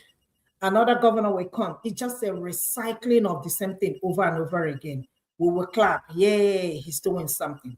So the question you're gonna ask yourself, is that road up to par compared to the road we have in abroad, in diaspora? Of course, no. Go and look at it. Oh, he built bridges and he built flyover. Are you kidding me? What does that solve in the state? I don't get it. Go and look at, there is no job, unemployment. My friend is a teacher. She teaches at GMJS Onitsha. She's not making up to 70,000 naira. And she's been teaching for how long? What are you people talking about? And then you expect the person to tell you, what is the cost of a bag of rice? The only savior she has, she always tells me, thank God the house we are living in is our own house built by her father-in-law. So she's not paying rent. And then she has her side business. I mean, what are you guys talking about? Soludo is doing this. Go to, what is it called? MCC. It's an eyesore. When I say MCC, it is an eyesore. It is an eyesore. We're not even talking about electricity. Electricity, they said, if you pay, depending on your area. I don't know if any of you saw what the power minister said today. And these are the people you have in power. Did anybody hear what he said? Tell us, what did he say? Tell us what they said. His investors are coming. He said because the reason why we don't have constant power is because we pay a cheap tariff. We are not paying enough. Yes, and then we are consuming. He's bothered about our. We will turn our refrigerator on and go to work, and then come back in the evening. You leave this on. I didn't listen to it starting from the beginning. I just like, oh my God, oh my God. And this is somebody who is running to become a governor. And this is somebody who built a mansion in his own town, but doesn't have a job. Tell me how a civil servant was able to build that kind of house. And my friend, who is a civil servant, cannot build house. I mean, come on, make it make sense for me. So when you people come here and say that, no, this governor is working. I didn't go to bed yesterday until I think 2:05 a.m. I'm just waking up. I spoke to another friend of mine they have a school, the same MCC. And she said to me, if everybody's afraid to open up, we won't ask the parents to bring their kids to school. We teachers will go to school so that if anything start happening, we will all run. That Soludo threatened them that if you don't open your school, they're going to revoke your license. What kind of Arab nonsense is that? And somebody tell me that Soludo is what? Is that not a threat? What is the difference between Soludo and ordinary MCO room? There is no difference. The only difference is that he went to school. But I don't even see the effect of that school. If you're going to threaten ordinary citizens just because you have power, the people going to main market, though they are asking, are you going to provide security? But he doesn't want to promise them that because of the money he's going to pay to the cost of providing security. But you want these people to go risk their lives. And if anything happens to them, you will just condole with the family and move on as if nothing happened. You think they don't want to go to work? Do you think they don't want to go and trade? They want to do all that. But they are asking you, are you going to provide security? Even up to telling them that even if you are pregnant, even if you go to Omogo, your shop needs to be open. Even if somebody died and you people go to funeral, your shops must be open. But that's not the rule they have in the main market. If somebody dies on your line and you people have to go for funeral, the whole shops will be closed. Are you kidding me? How did we get here? And you guys want me to clap for Soludo that he's building the roads? I rode on that. I saw the roads and I kept asking my brother, is it the road? My brother said, my sister, we're going to manage. This one is better than nothing. This one is better than nothing. I mean, what do you want him to say? Of course, it's better than nothing. But when he leaves, another person will come on and do the same road. And let me tell you, people, stop praising these people. Stop praising them. You know why you should stop praising them? Because the money they have stolen or the money that they will steal will be more than the money that they used to even fix the road for you people. So why you people come here and praise them? Tell them to give us accounts how much they have stolen. Do you think these people go into politics to do something for you? They go there to steal. Look at the coward that you call a power minister. Look at him, but he's trying to be a governor. He cannot even provide electricity. You have seen what he's going to do when he becomes a governor. And you're still telling me that somebody will wake up to say that he wants to run as a governor and people will vote for him. My people, shine your eyes. But anyway, what am I even talking about? Ibori, that just got back from London, is contesting to be a senator in Delta State. And guess what? Don't be surprised he's going to win. My people, come on. I think you're just jealous. You're a very jealous person. It's okay. It's okay. I am jealous. Yes, I will admit that I am jealous. But I am comfortable in my house. I mean, nobody's threatening me. The governor of Georgia is not telling me that he's going to take away my license or do anything if I don't go to work. No. They don't even make noise. Even when they're campaigning, they don't use infrastructure as the point of campaign. They're talking about bringing investors, foreign affairs, healthcare. That is the most important thing. You can't even talk about healthcare in Nigeria. Look at what happened in Ekiti State. Did you see how much they budgeted for healthcare in Ekiti State? I think it was 64 or 68 million. Okay, did you see how much they budgeted for refreshment? For fixing the furniture and other stuff, 100 and 200 and something million. This is my country, and people will clap for him. Oh, sorry, are you allergic to enjoyment? I'm enjoying where I am. I want the people back. You don't want them to enjoy. That's the point I'm making. You must be allergic to enjoyment. Yes, Jim, you are in Canada. Pack your stuff and move back to Nigeria. My thing, honestly speaking, I hate when people come here and say, let's commend him for the work he's doing. Which work is the person doing? And so people will say, Ojo, excuse me, Chin, what's his name? Somebody, Ojo, what's his name? The guy in charge of passport and all that stuff. The Minister for Internal Affairs. Thank you. Oh, that he's doing such a fantastic job. I said, he's not. He's not. If I still have to pay bribe to have my passport, then he's not. I said, here, I got my passport under 3 weeks.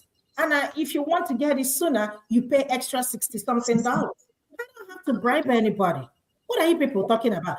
How much has he stolen? Let him come and tell us, all of them, including Wike. Look at Wike threatening Fubara. If you don't open the stadium, we will do this. And people are clapping. And people are clapping for him. And the masses, we have given these politicians wings, and there is nothing, you can do as an ordinary citizen. Peter Aka has been pushing for electoral reform, even though I don't believe in that electoral reform, because that's not the problem. Like Oje Chido Dinkalo, yay, I love him. I'll be so glad to see him tomorrow. Said, Tinubu doesn't need electoral reform, doesn't need Nigerian the votes to win election. All he needs is INEC and judiciary, and case closed.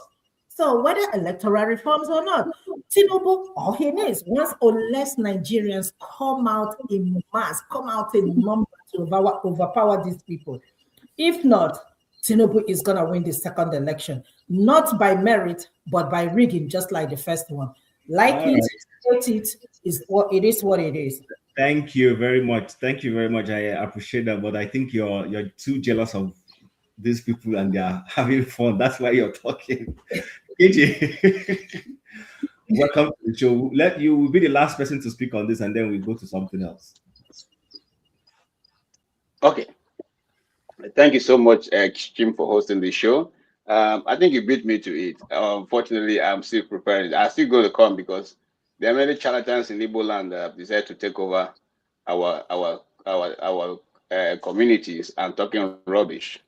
And you see, anytime that you see an Igbo man who is being celebrated by the northern, elements, please go read between the lines.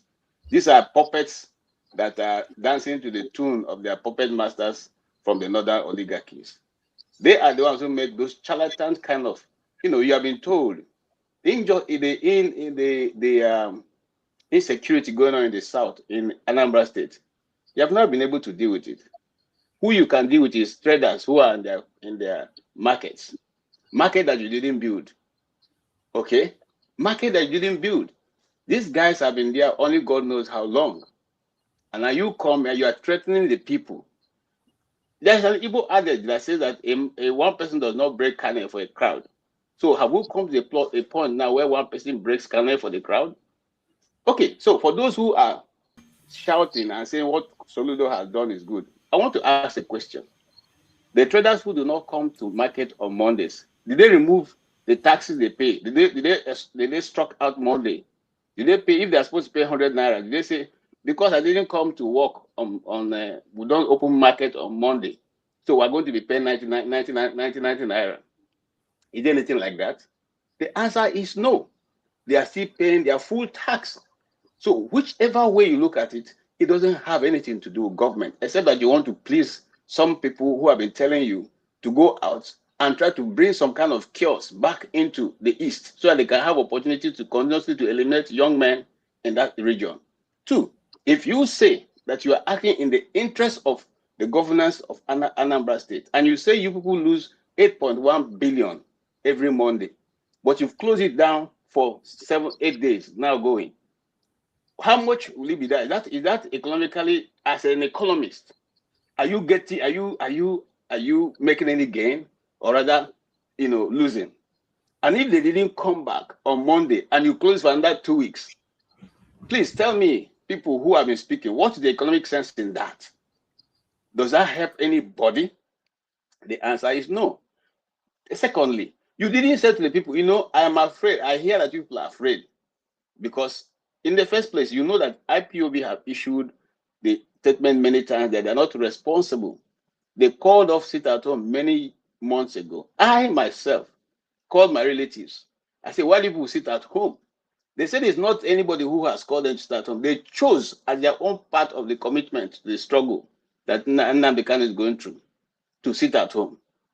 Why is it that it is Anambra State where traders are not going to market on Monday? When you were, there's a video trending when he was campaigning, and there was some disturbances. It was on Monday. He stopped talking and was looking to see whether he would run. But you are asking the ordinary person who does not have any form of security, who you also know that the people who are perpetuating this evil, They are not people of the ethnic stock in Anambra State. You want them to come and sacrifice themselves at the shop. Question: have you ever bothered to find out the people who are still carrying out this order? Since you are government, you have all the apparatus of security on your table. Have you ever found out who are the people still trying to perpetuate this evil? And if you thought that, okay, people are deliberately doing it, what are the incentives they are giving? Are you going to send armor tanks to be guarding the markets and making sure that people are safe? That's the only way to, first of all, bring about stability. You have now said the schools are the next, so you're going to also close the schools. And if the schools, if you close them, then the next time you stop taxi drivers because the taxis are not also on the road. What are we doing? You see, I used to love UNN until I realized that Soludo is a graduate of UNN. What is wrong? Did he not go to school?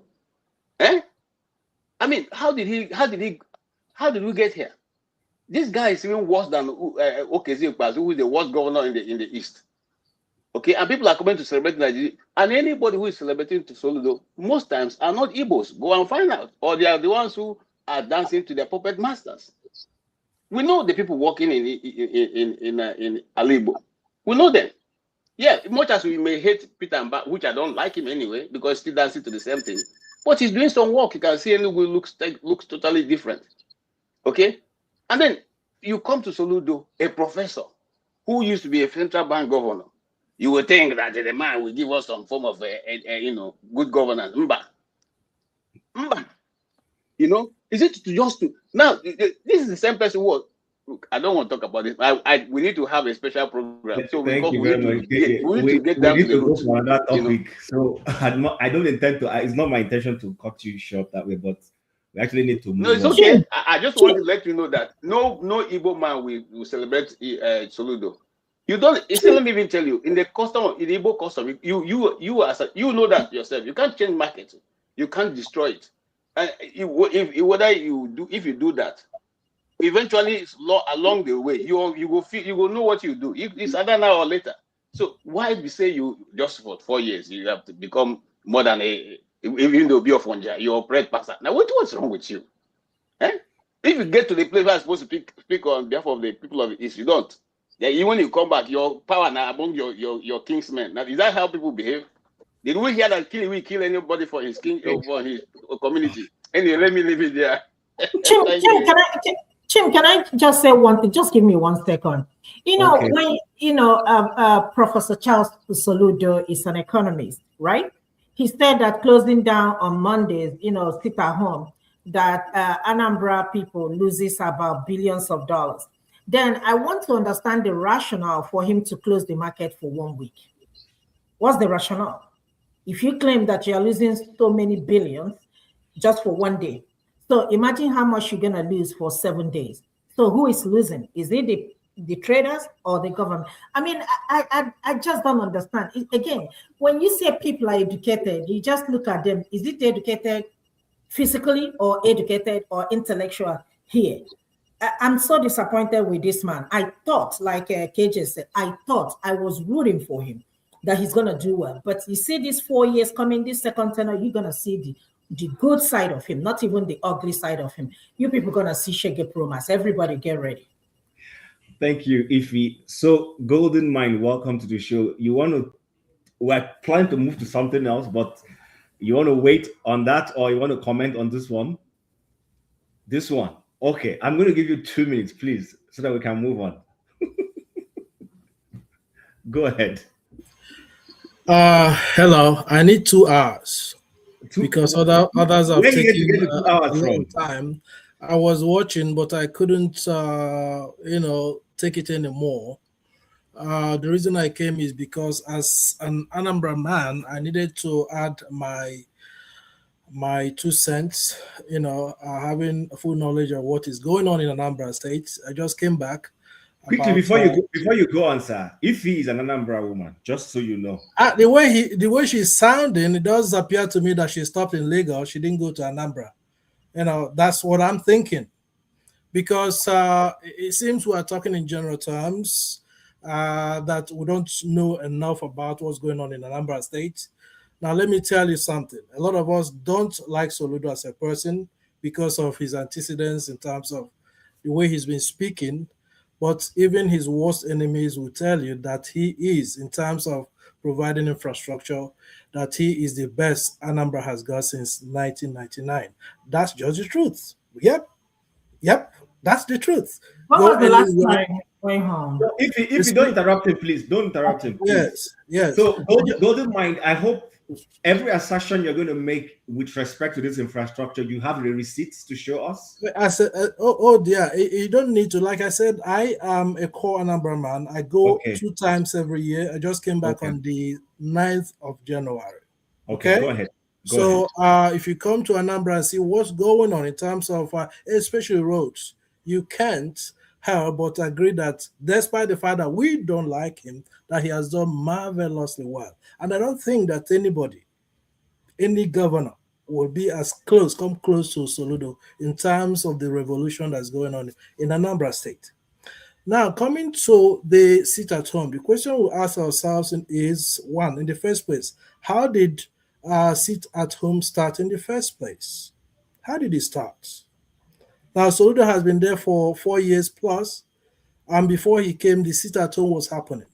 Every governor tried everything, the peaceful way, persuasion, everything, it failed. Now, it's a tussle for power, nothing more. Tussle between the government of Anambra State and non-state actors.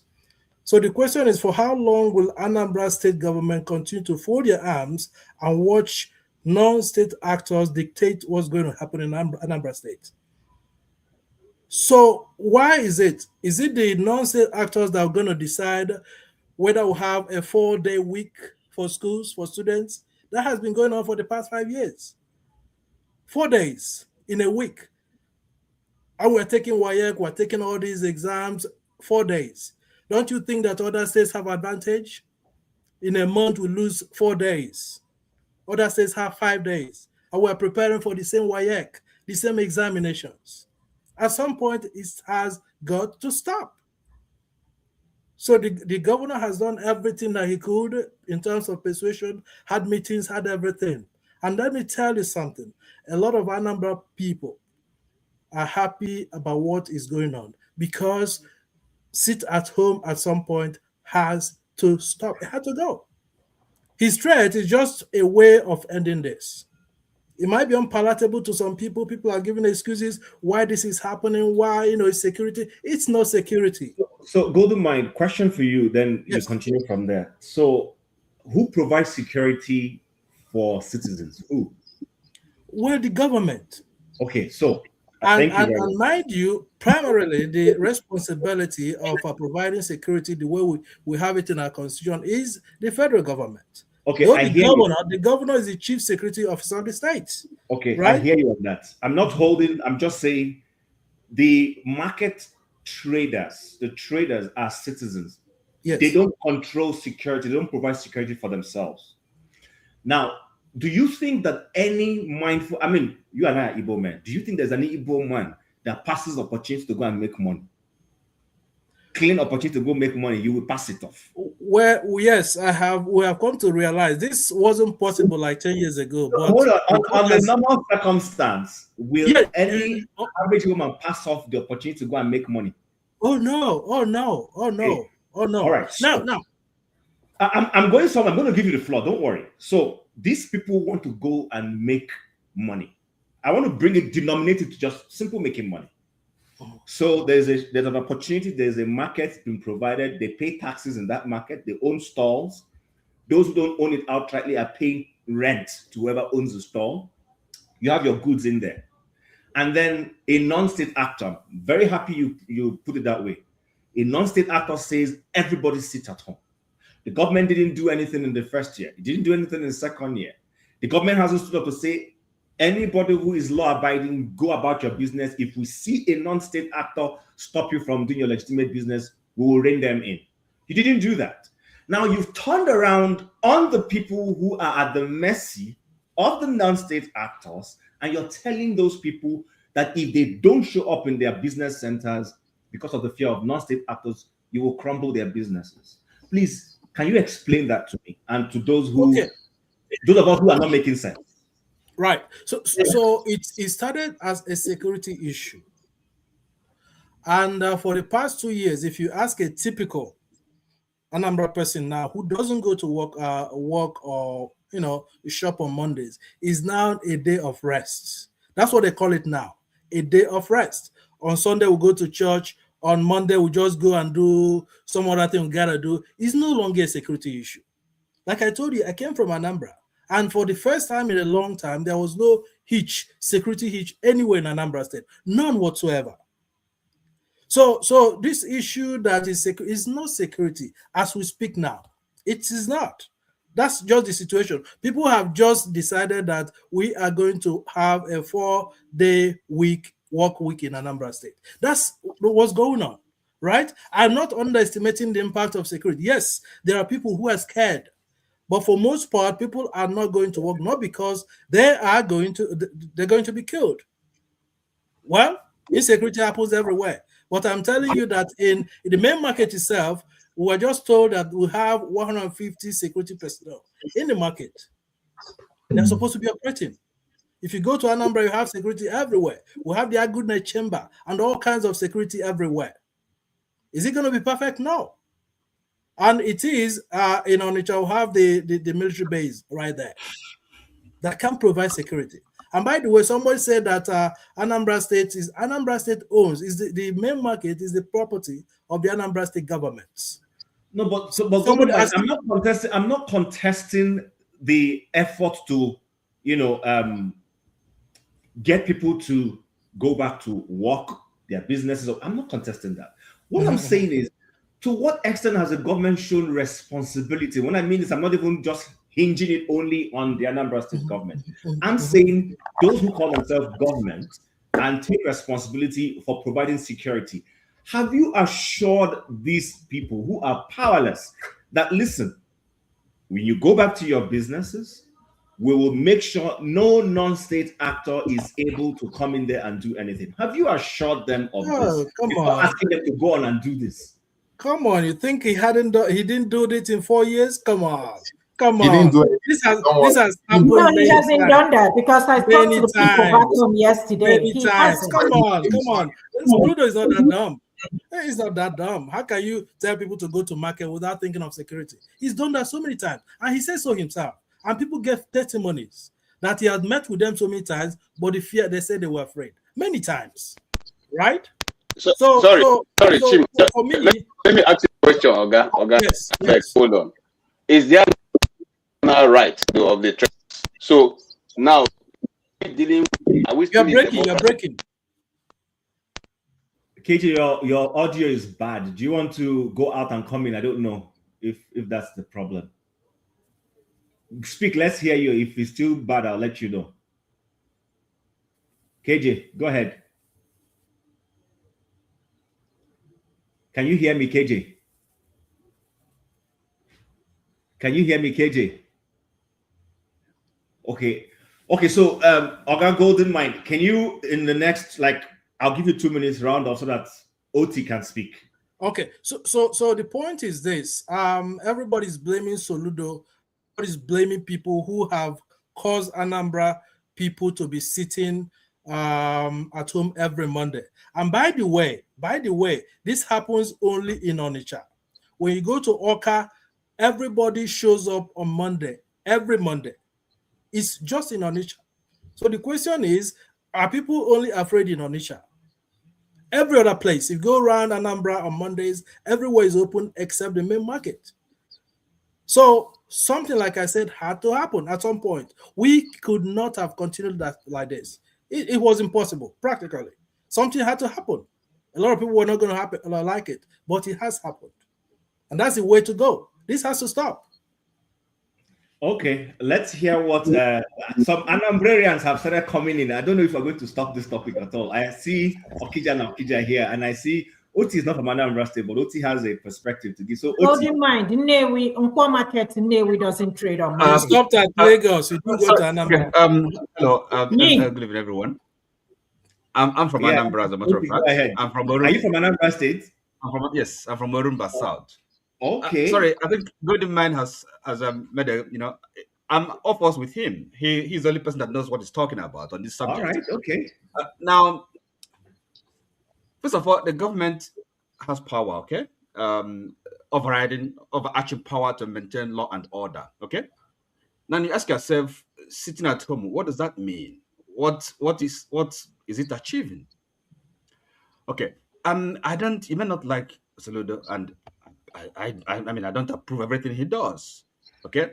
But at least when it comes to this, well, he may have gone about it the wrong way. And that's if we assume that perhaps he didn't make proper consultation, with the leaders of the market. But as a government, he has a duty, okay? And I don't know why anybody can, assume that the government is not taking, the security of the people seriously. The government has not done what is necessary. Perhaps not. I mean, security can never have a perfect security, but that duty to maintain law and order is the government's primary responsibility. And in terms of closing the market, I mean, it's a threat. The government has the power to do that, okay, as part of its responsibility. I don't know, people really condemn and say, who is he to do this? Come on, he's the governor, right? So he has a duty to the state and to the inhabitants of the state. So I don't know why people can really understand. I mean, this agitation about this. Why should Soludo do this? You may not like him, but let's kind of be objective and think about things really in the put things in the proper context. So Sorry, you ask these people that way around. Unfortunately, our government is democratic. Sorry, excuse me. Let me finish. I have to interrupt you because. Okay. Yeah. What's your question? What don't you agree with? No, Jefferson, let's not do that. Let's not do that. Let him finish. If you have any point, I'll give you the time. Jefferson, let's not do this. Let him finish. Let him make his point. Let's have decorum. When he's done speaking, you would have time to do your rejoinder.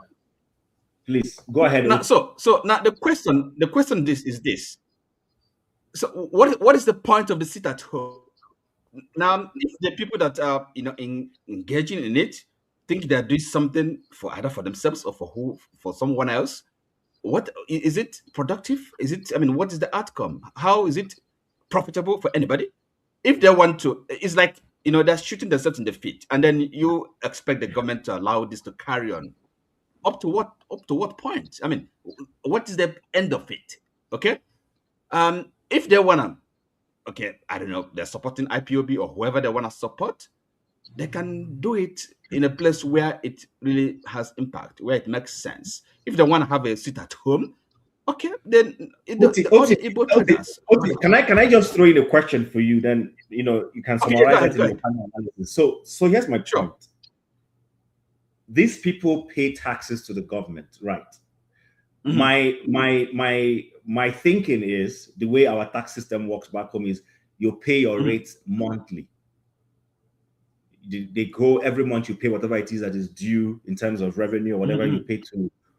So have these people, by shutting their shops, stopped making those payments to the government? Okay. Have they stopped doing that? Okay. Now that's one. The other one, please. Okay. Assuming there is an actual terror act in that marketplace, is Soludo guaranteeing he will address it? Because nobody, you guys just say, let me answer the question. Okay. You're not addressing the questions, the concerns of the people. Let me see. Okay, first of all, the first question is this. Okay, it's nothing to do with payment of tax. Okay. No, but he says revenue. He's mentioning revenue. No, it's okay. He may mention that, but I'm just telling you the way I understand the role of government. Okay, governance, law and order. Okay, and smooth running of the affairs of the state. Right. So, and the market today is just one aspect. Okay, so the government, as I said, has a duty. Whether they're paying tax, that's a different consideration altogether. That shouldn't be for me the primary consideration in this when it comes to this. Look, the issue is this: for a state, proper administration of law and order and governance, and then people for some reason in kind of an invisible force, because that's the way I look at it. Look, we're having a sit at home. And ask yourself, what's the point of it? And who is instituting this? Who is having this kind of alternative government? Why should we allow that to continue, right? What is the point of it? Who is it helping? These are the critical questions. If they want to have the traders, if they want to have a sit at home, I mean, they can organize it nationwide, so it will have an impact. It will be meaningful. But as it is happening, it's kind of haphazard. It is not helping anybody. It should be stopped, by effective government action. You may not like it, but that is what government is there for, right? Now, the other question about I think the other question is okay. Look, so something can happen on a Tuesday or on a Wednesday. Are you with me? As I said, there's no government guarantees perfect, absolute security. Let's be sensible and objective. Okay, let's be grown up about these things. You may not like Soludo, but on this one, perhaps the way he's gone about it, if he has not properly consulted, you may fault him on that. But in terms of the action, government action, effective, it may be unpleasant. But that is what government is there for. You need to sometimes you may take actions against people, in other words, that may not like, but it is in their own interest. Okay? So in this case, the traders that are sitting at home are actually harming themselves. They're not helping themselves. They're harming the economy of the state. And the government has a role, has a duty to step in and take an action. That's what has happened here. That's the way I look at it. Okay, thank you. As I said, maybe the manner, okay, you may not like it. We may criticize him for that, but the action itself is quite defensible. It's quite justifiable. Okay. Thank you very much. We need to move on to some other person. Just Okija, I'm coming to you. But just before I hand the mic over to you, I think a lot of us are getting besides ourselves. Nobody is saying government should not. Actually, people are questioning the fact that government has abnegated its responsibility for a long time. They are not living up to the obligation. Jefferson, I'm going to remove you. I'm going to remove you, Jefferson. Don't worry, it's okay. It's okay. So government has negated its responsibility for a long time. And then you say you want to come and solve the problem. And then you're pitching the solution against the same people you want to solve the problem. First of all, solve the problem. Show people a clear-cut direction that you are ensuring security. That is the concern of the average man. You haven't done that. No, faulty logic. The logic is faulty. No, your logic is what? It doesn't make sense. No, your logic is what? Because listen, you cannot tell somebody who is under threat. Who are they afraid of? Let's have a civil let's have a civil conversation. I'm not here to argue with anybody. You can't tell somebody who says, I feel threatened. And you're telling the person, go to the place where the terror person says he will come and meet you. When you haven't shown him a clear evidence, you will protect him. That is what I'm hearing the average person on the street saying. So don't worry, Golden Man, I'll still come back to you. We've decided to turn it to another Ambra show today. I'm okay with that. Okija, welcome to the show. Dalono, well done, everybody. Can you hear me? Perfectly well. Okay, yeah. Anyway, good day, everyone, wherever you are. First of all, I have to start so that you know my feeling about Soludo and what happened. I mean, I think Soludo is one of the worst governor of Anambra State in terms of political civility. He took the position, he put it to the mud. That's Soludo, based on where he's coming from and the person he is. So, but I will not say, I will not make a comment without saying what he has done to Anambra, because, to be honest with you, Soludo infrastructure, he has built, roads, he built, so a lot of things, took some old project, completed them, that's good, but what he has done in Anambra State, he just focus on the infrastructure. Anambra State has, in terms of security, in terms of, wealth, poverty, increase in Anambra State. Education has gone down, so unlike Peter Obi's integrated development, Soludo just focus on infrastructure, building things. And our people, they're happy because I tried to campaign against Soludo, from, different Anambra group, and they shut me down. and say he's doing well. And I kept telling them about, the way, he's reaching the politics in Anambra, the way, abusing people, people like, they're just politics, that's politics. But so they like him, even though in some project, he will stay. Like Ochanja roundabout, he stayed there for like about 2 years, building one roundabout, and they opened roundabout. I mean, roundabout, they have to open roundabout. Some people were clapping. So that's and his political gamemanship. There was someone that was elected on another platform. I think it was in Labour Party. He said he would not work with him because he was not his party. So the thing, even though his constituency, the guy's constituency voted for Soludo for governor, he said he would not give them anything due to them because their representative, came from another party. He said that. So that's the kind of person he is. So I don't know, another process they have to make I told them they have to make a determination. Where do you draw the line? Well, you have a governor who's building infrastructure, but making you people, have an enmity in Anambra State, like civility gone in the politics. So you have to make that determination. But anyway, I keep telling them that he promised so many things that Anambra will become like Dubai. Since Soludo came in, the closest thing between Anambra and Dubai that Anambra has 3A when you spell it. Dubai has 1A. Taiwan, it just 2A. Anambra has 3A. So nothing has changed infrastructure to show that Anambra has transformed to something better. It has so much, people. You said he's doing well infrastructure. How many skyscrapers do you now have? Yeah, I mean, compared to what's happening in Nigeria, we don't have. First of all, you have to have a society that have money. In economic activity moving on before you talk about skyscrapers. So the economy has to be moving. Yeah. So you have to bring people back. People are not coming back to Anambra. People are leaving Anambra. So that's those when people enjoy differently. They think that when you build infrastructure, but you need people to sustain that infrastructure. Compared to what the Enugu governor is doing now, Soludo is nothing. Even when people kidnap in Anambra, they have to go to Enugu to use the command center to look for the terrorists. Enugu, they have cameras where you can see people. They can see some of the streets. See what's going on. Real time. Anambra, they don't have it. We've talked to him about so many things of security, he can do, but he doesn't want to do them. Main market on the Onitsha main market, it's in a good proximity, it's by the river Niger. It has only 9 streets leading into the market. 9 streets only leading to the market.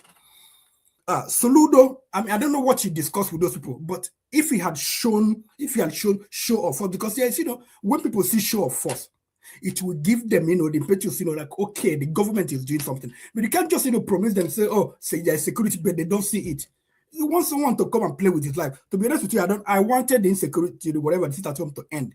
But I was thinking, how could we end it? But Soludo, I don't know, somehow, I don't fault him, but also I don't support him. But I think, what matters is the people's right.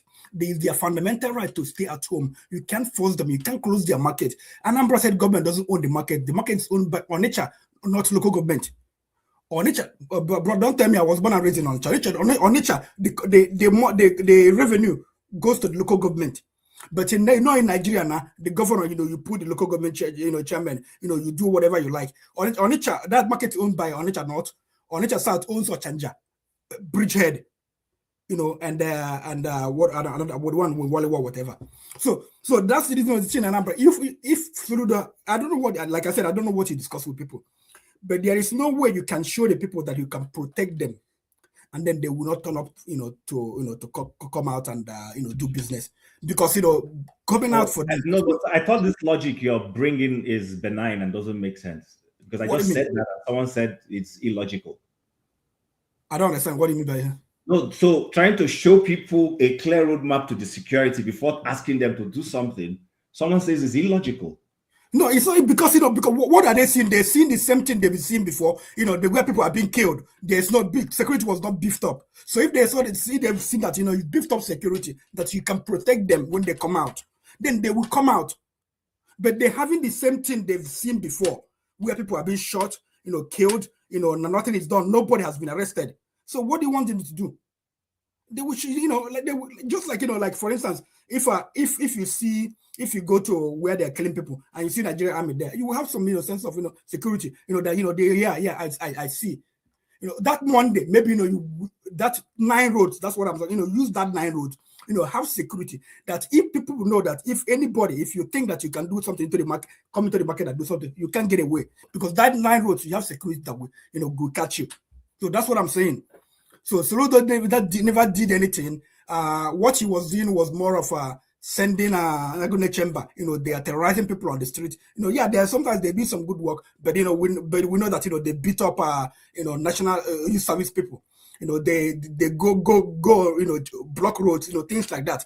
So that's basically, Soludo has no right to stop people from staying at home. That's economic boycott. If you want to do an economic boycott, it's within your right as a Nigerian. It's protected by this. It's by the free speech. So, but I understand that like sometimes when outside forces trying to force other people from going about their normal business, the government somehow has to intervene.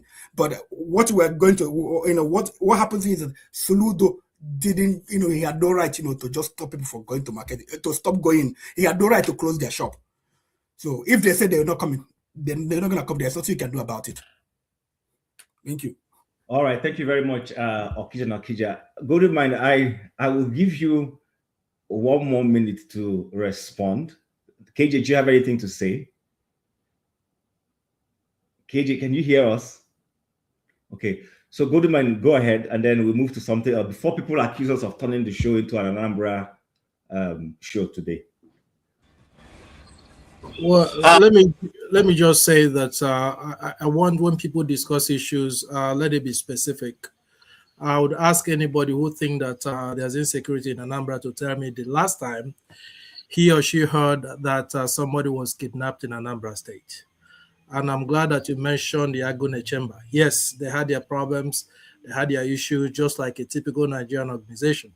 But all the errors, mistakes were being corrected. Like I told you, the last 2-3 months, Anambra was relatively peaceful. Nothing happened. This December, Christmas, everybody that went can attest that it was, good. Nobody heard of anything. Now, this idea that, yes, individuals have a right. You have a right to not go to your shop. But when the entire market is closed, that is no longer right. There's nothing like group rights. That's economic sabotage. That's what it is. You can't just say the entire market and you say, yeah, as an individual, if you're sick, you have a right not to go to work. But when the entire market, which generates one of the biggest in West Africa, closed shop for how many years now? 5 years every Monday? That's not good. Like I said, government at some point had to act. And the time to act is now. It was now. Some people are saying, why didn't he do it before? He could do it anytime. This is the best time he thinks he can do it. The Monday sit at home has to stop. He got to stop, right? So, I don't know what else. He has provided the security. He has made all kinds of appeals, persuasions, meetings to make them see reasons. Well, after doing that, carrot and stick or whatever, he has done the non-kinetic, and now it's time to do something else. The goal is to make sure that Monday through Friday, the workers go to work. Businessmen go to their businesses, markets open. That is the goal. He's not intending to punish anybody. People are blaming him for 5 years. Come on. After 5 years, you still want us to continue to plead. If you don't do anything, this is going to continue for another 10 years. And that is not going to be good for anybody in Anambra State. So time to stop the no sit at home on Mondays in Onitsha in particular. Not the entire Anambra State. Everywhere else is open in Anambra State except Onitsha and the environs. And businesses are going to Delta, to Asaba. Businesses are going to Asaba. And you're telling me it's okay. No, sorry. Hold in mind, nobody is supporting what the. That's what you are doing. That's what you are doing here. Sorry. Can I? Guys, hold on. Ify, I will come to you. KJ, yes, your audio wasn't good before. Go ahead. Then we'll come to you, Ify. Mr. Golden Mind, I like to address people like you, and I wish you come to this channel often. You see, you are the kind of people who give the opportunity for people to mistreat the Igbo people. Because what is going on will never have gone on any other place in Nigeria. That the people take a stand and then you alone come out and say with your own power, because you are in government office that will last for 4 years, you decide to talk down on the people and decide to impose the power that the people gather together to give you, and then make them feel that they are subservient to you. Let me tell you something, bros. Let me tell you something. You can shake your head as long as you want. No, But let me tell you KJ, something. no, It cannot sorry. be done You just any said other place. It cannot be done any other place in Nigeria. That's one. Two, the power of violence lies with you. If you feel you are so strong and able to make people do what they don't want to do because you are strong, why don't you use that authority to correct what is going on in Anambra State?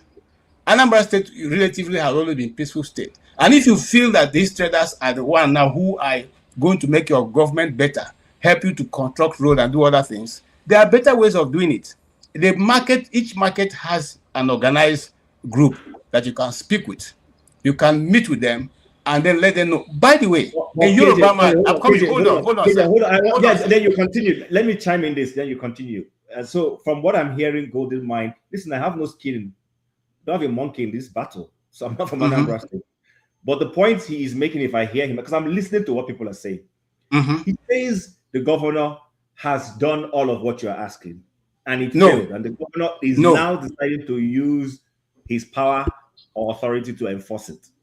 Okay, let me address that. You see, what Chukwuma Soludo is trying to do is to give a dog a bad name. See, the Buhari administration that hitherto was sponsoring all the mayhem in the southeast, those groups no longer have money to do that. And so those groups have naturally died off. Now, what he's doing now is to kickstart another name calling against the indigenous people of Biafra, IPOB. Because now he's heaping it on the fact that IPOB issued a sit-at-home. Come on. Can I talk, Oti? Please, let me talk. Now, so now when in anything that they want to escalate in Nigeria, they bring Igbo, they find a way to bring it to the Igbo man or IPOB.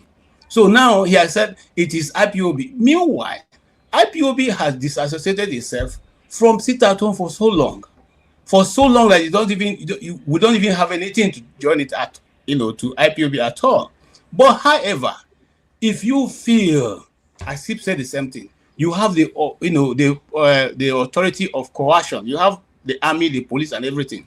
If you feel that you have come to a place where this has become something you can no longer tolerate, there are many ways to deal with it. Take the armored tanks that are guiding you, put one in the south, put in the south of the market, north of the market, east of the market, and tell the people that you have security now. Don't be afraid to go to the market. If that fails, you can say to people, okay, those people who are going to open their market in so and so day, this will be an incentive to you. That is how people who go to school behave. You don't coerce them. And then when we live in the Western world where we can even sue the government for what even the government is right, and we get away with it, or the court award us penalties against the government, then we sit here and tell our people. That's what they call it. Are you surprised they say we are a disgraced country? You are talking to the people who elected you, and you are telling them that nothing is going to happen, and that you are going to close the market, which you have done, and that by next Monday, if schools don't open, you close all the schools. Come on, man. You see, one time there was a king who decided to say he was above God, and he died, looking at himself. So let's not go too far. Okay, this is Igbo land you're dealing with. And hold on, this is my last point. This is my last point, and I will stop. You know that you and I know that nobody coerces the Igbo people. You know that. You don't get anything done trying to coerce and force an Igbo man to do it. He will do right the opposite. And he will tell you that death you want to kill him tomorrow, let it come now. If you know that as an Igbo man, then what do? You must have a more strategic, because you call yourself a professor. A professor, for that matter, don't know how to handle simple, common issue like this, that you come to the public and then make us a jest around Nigeria. The people are laughing and say, look at the way he's even talking to the people. So tomorrow, if they are killing your people, where do you go to? Because the same governor who is governing you people, supposed to be keeping life and property, is threatening to deal with you people it's not the same Soludo that carried bulldozer and go and bulldoze down Inomoto's shop. What are you saying, telling us that we don't know? Okay, I think we should. Look, I'm not the level of Soludo. I have no problem with Soludo. Okay, KJ, thank you very much. What I'm simply saying is this. I'll round up. This is not the way to do things. No matter how you look at it, it's not the way to do things. Thank you. All right. So before you speak, let me just repeat again. I don't understand why people make it look like having a conversation has to be a fight. It's a conversation, for goodness sake. I'm not here to fight. I'm just laughing at people who think I have no skin nor dog in this battle. I'm not from Anambra State in the first instance. We're here to talk about. We're talking about a elected official of state and the way he's trying to address an issue. I don't have anything against Soludo being the governor, but I'm saying the method of what he was trying to do is what I find funny and strange. If you please go ahead. If you're okay. Can you hear me now? Okay. Yes. Golden Mind, I think you misunderstood what I said. Nobody hates Soludo, but the way he addressed the main market, the traders last week, I can't even, if I don't know him, I would think that he didn't even finish primary school. He spoke to them like a tout. In a civil war, will Soludo address people like this? No, it's just because citizens, we have allowed these people to talk to us anyhow. Let's say that Nigeria is a civilized country. Do you think Soludo, everything that is happening in Nigeria will be happening? It will not be happening. But just like KJ said, there are other ways. These people want to go back to work.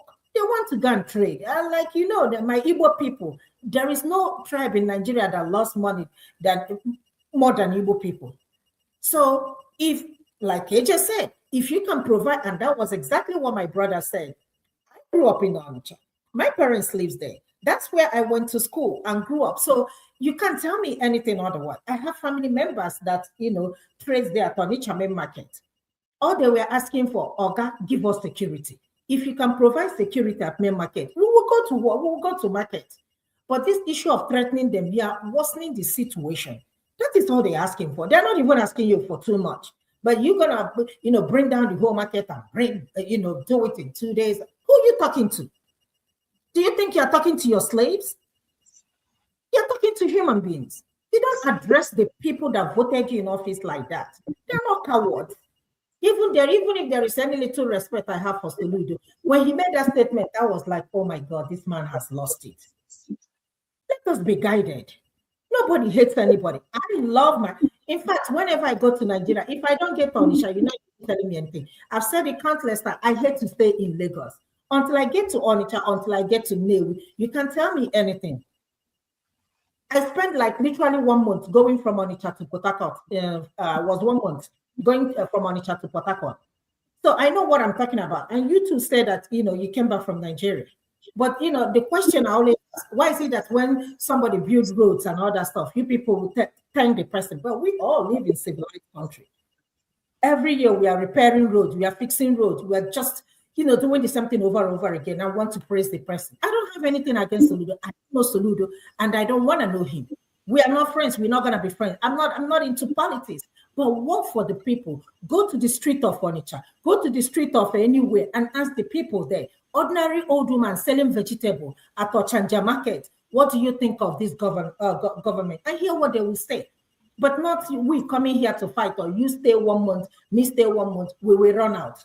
What are the citizens of that state? What are they talking about? That's all I'm saying. I don't care about all that. We are not fighting here. We want the state to, to Thank you, Ify. I don't think that this show today should be about a number of people. I don't know why. It's not. Let's end it here. Now I think I know why Dr. Damages ran away. He should have been the one to stay here as an Anambra man to come and discuss this. And I'm the one carrying Anambra people's matter. They're telling me how Umuahia looks like a village. Okay. I want to address something here. I want us to end this topic. I would love to address something which is very critical. Just 1 minute. 1 minute. Okay, good. Okay, you want me to go first? I go first, right? Is it me? Am I going on? Yes, 1 minute. Okay, good. I want to address something real quick here. Please, with due respect to OT, Gonia, and everybody here. First of all, an average Nigerian wants a country that is safe. They want the basic amenities. Everyone wants to go about their business. Unfortunately, the Nigerian government has been failing the people at all fronts. And of course, let us not pretend as if we are not aware that Nigeria is facing a tribalistic and religious issue. That is even the main genesis that even caused that sit at home in the first place, because they didn't listen to their demands. When they were processing on the road, police during Buhari's time, they went and attacked. So they now went with another strategy to start sit at home. That's how the genesis of this thing started in the first place. If not, people will not just go and sit at home. This is an unnatural situation. Why I even call people's name? Because you guys were making mention of, oh, the government have the right to do whatever they want. We agree. So the citizens too have the right to ask the government to give them good governance. It is a two-way street. Unfortunately, you have been in the Nigeria of today, why we are facing all these problems is because we are not having good, because the government is doing as they like, and they feel that the citizens have no right to say anything or do anything objectively. Even most times, okay, look at, I think someone mentioned Peter, is it Peter, the one of these activists, is it Peter Akao? I forgot his other surname. Peter, right? He may mention, what is that guy doing? He's a Nigerian like us. He's trying to lobby through legal means to see if the National Assembly can make sure that we can have a transparent election that is without electoral reform. You've gone above 1 minute. Coming here, he's going. Can I have my 1 minute? Can I have my 1 minute? Can I have my 1 minute? I'll soon finish. Let him just summarize. Let him summarize quickly. But 1 minute is over. Is doing all these things is because over the years, whether it's PDP or APC, we have not been having good. Our electoral processes have been very, very terrible. So we want to see how we can do something different so that we don't end up bringing the wrong people into power. Thank you very much, sir, for that. So the thing is, it has to be mutual. The thing is mutual. Okay, so Oti, 1 minute, yes, please. We need to move away from Anambra people. See, what we're dealing with is not, we're not called to have an assessment, positive or negative, of the performance of Governor Soludo. That's not what we're doing here. He took a decision, so we just have to kind of look at this objectively, right, and rationalize it. And of course, security and insecurity, this is something that is all over the country. And you ask yourself, so this sit at home that we're talking about Onitsha now, why is it not taking place all over Igbo land? You know, why are people in Omai here about not sitting at home on Mondays, right? So if it is such an important thing, and I thought, you know, the argument has been that this is something that the traders are doing willingly and happily, voluntarily, okay? And then, by the way, who is responsible for it? Sorry, hold on. Yes. What's your view of Minneapolis? Minneapolis. Look, yeah, Minneapolis. I know about it, but it's not something I'm very familiar with. I know what's your view of what's going on there? But okay, look, I don't live in Minneapolis, okay, and I know that you don't have to live in Minneapolis to know what's going on in Minneapolis and to have a view. What's your view of what's going on in Minneapolis? Look, I don't have to follow American politics. So we're talking about Anambra State now and Sitatu and all that. You know, asking about Minneapolis. Steve, can you borrow me 20 seconds, please? I will give you 20 seconds. Don't worry. Hold on. Okay, no, so let him round up. Listen, so by the way, and the people, you know, the people that are sitting at home supposedly under the auspices or maybe in support of IPOB, whatever. So the IPOB has come out and said, look, this is not, we don't support this. This is not, they're not doing this for us or for our leader, right? And so who is responsible for it? Who are these people afraid of? Who are they respecting? Who are they honoring? And then the government, in exercise of its legitimate authority, has come to say, look, this got to stop. We have to. So the government has a duty to provide security. Have they said they're not doing that? So we should have some confidence, benefit of a doubt. And the government has done a lot to provide security to the whole state. So stopping this is a way forward. Is a step in the right direction. The government should be supported. And okay, we can of course have an argument quarrel with how the manner, I don't know whether he spoke to them politely or not. Those are different issues. Okay, we can deal with that. But your last statement doesn't show that like you're listening to what people are saying. People are not saying government shouldn't try to create What an do you mean my last enabling statement? environment. Excuse me. The point I'm saying, we can criticize the manner he's gone about it, okay? Maybe not But being that's what's civil. going on. That's what, and you're still finding a fault with it. No, listen. I'm saying it's something that we can separate, okay? And then look at the issue, the decision, okay? Stopping sit at home. Are you with me? Should it be allowed to carry on or not? Okay, the government, by the way, the government has a power, coercive power. So somebody, unless you don't understand what government means, KJ, if you're saying the government cannot coerce, government can. That's what government is all about, right? You have to pay a tax. If you don't, you will be coerced to do it. So let's kind of be objective. That's not leadership. Leadership influences people. Oh, Go and read the book. Excuse me. Go and read a book on management. You influence people to do your will. Tony, that is leadership. That is governance. Sometimes you use force. Okay, government is not only pleading. It's not only being nice. It's not only being friendly. Sometimes you gotta use force, right? That's how it works. Live in the real world. Okay. Force to do what? What is the force for? What is the force for? Well, did they break the law? Did they break the law? Government can use Yeah. passive measures. Yeah, let me come in from a different angle. Your 1 minute is over. Hold on. Yeah. Kene, I will come to you, but I'm going to appeal to you and to recolonization. I know you want to say something. You've been going in and out. I apologize for that. But we need to move away from this topic. So, Kene, 2 minutes. Recolonization, 2 minutes. I'll be fast, but loaded with facts and figures, right?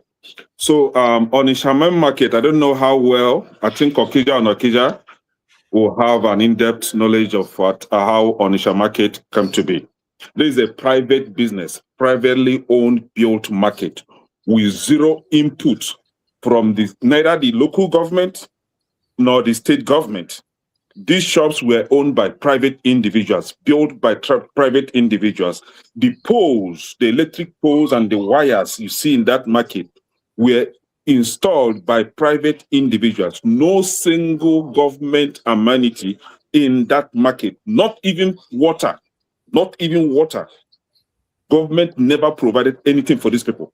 Now, how dare Soludo threaten these people that they must open their shops? For what? Now, there is a serious question that you all need to ask Soludo. He claimed that the state is losing 19.6 billion naira every Monday. Now, Anambra State, as of 2024, the internally generated revenue of Anambra for the year was 42 billion naira. Now you claim that you are losing 19.6 billion naira just on Mondays. How many Mondays do we have in a year? 4 times 12. That is what we have in a year. So calculate, is he adding up to his first claim that the state is losing 19.6 billion naira? If the claim is true, then Soludo, you need to explain to us what you are doing with our money. You are embezzling our 19.6 billion naira times 4 in a month times 12. That's what you're simply doing. So the first claim of generating 42 billion naira in a year is not adding up. You're a thief, right? Now, Soludo is a criminal, and I think you guys are misunderstanding some things here. The people are not saying, okay, let me pedal down on that. Let me pedal down on that, right? Okay, thank you. Please. Yeah, so Soludo, you guys are misunderstanding something. You are saying that the people are saying it's because of insecurity on Monday. No, the people willingly don't want to open their shops on Monday, and this is in agitation to Nnamdi Kanu. Did you watch the videos where they are shouting? So Nnamdi Kaige so monejeje monanana Nnamdi Kaige so, which means they are following Nnamdi Kanu. They are demanding that Nnamdi Kanu must be released. For them to open their shops on Mondays, Nnamdi Kanu must be released. That is what they are saying. As far as Anambra State is concerned, I was in Anambra last week. I could drive from my village to Onitsha. Matter of fact, from Onitsha to my village, sometimes I will leave Onitsha by 9 p.m. Sometimes I leave Onitsha by 9 p.m. It's free. And I don't want to attribute that to Soludo, because it has been like that. I go to Nigeria every year and I'm free, right? So now, Soludo is a professor. He went to school, but he operates with advices from illiterate like Atueze, Nubo, and Emekofo. Those are the godfathers, his godfathers that tells him what to do. So he's a professor. He went to school, no doubt. He's educated, no doubt. But he's not using his intellectual abilities to govern the state. He's operating based on what his godfathers tells him to do, which is Ateze, Nubo, and the rest, right? So Soludo need to explain to us what he is doing with our money. And how dare you, Isofia man, come to Onitsha to threaten us that we must open our market. Do you have market in your Sofia? What market do you even have in Sofia that you have to come to Onitsha and say that you will shut it down? How dare you? How dare you shut down Onitsha market that senior your father? Okay, nice. Okay, thank you. All right, recolonization, please, quickly, 2 minutes. Chim, you say you don't want us to dwell on this Onitsha something. I wanted to. Is it on this topic you want me to talk about? Yeah, if you want to say something on this topic or not, so that I will move. Move to which topic? Let's move to international topic. Not about Nigeria. No, not about Nigeria. I'm tired of Nigeria. Okay. Actually, what I came in, I don't talk to people who are poorly educated like Soludo. Let me just talk about what you people were saying before about that president, that Mumu, will fall down for Turkey.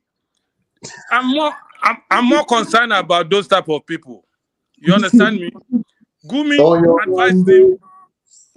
advised him to go to Turkey to seek help. You understand me? And he went to Turkey to seek help. So you see what we are saying about that country, Nigeria. I don't want to waste time because many of you have spoken a lot about it. You have spoken a lot about Soludo. Nigeria needs help. Bam. Kachifonu. All right, guys. Thank you very much. So please, I want us to move away from this topic before it becomes tagged an umbrellization of the platform or Igbo issues. Jim, please. Jim, please, can you moderate some of the languages that we use in this platform, please? I'm trying my best. But you know that people can be difficult to handle and manage. So to the extent Oga Tony, please. That man told us to yab him as much as we can yab him. I can bring that to you. I'm not referring to you. I'm telling. I just say because he said make we yab him as we want. Now, Mumu. All right, guys. So Anambra State is the least of our headache right now, to be honest with you. Anambra people will be fine. Last, they'll be fine. We have done 4 hours, which is not supposed to be the case. But before we go, I want us to just quickly touch on something. So the United Nations Secretary General just came out to say that in 6 months or thereabouts, the UN will be declared bankrupt because the US is no longer meeting its own obligations. So my question is the United States the only country that is a part and parcel of the UN?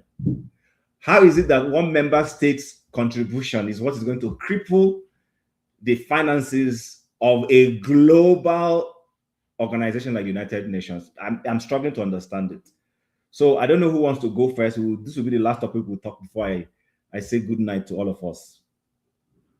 If Nigeria stops its contribution to ECOWAS or AU, the impact will be felt, just like UN is feeling it now. Okay, so Tony, question for you, please, since you've gone that direction. So is it that there are 16 member states? Let's take the ECOWAS as you've mentioned. There are 16 member states of ECOWAS.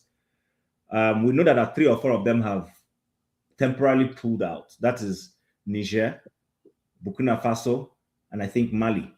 Those 3 pulled out. Now, in a fair association where people pay dues, so everybody pays, let's say you say everybody's dues is 16 naira or $16. If I stop paying my own $16, why would there be a problem?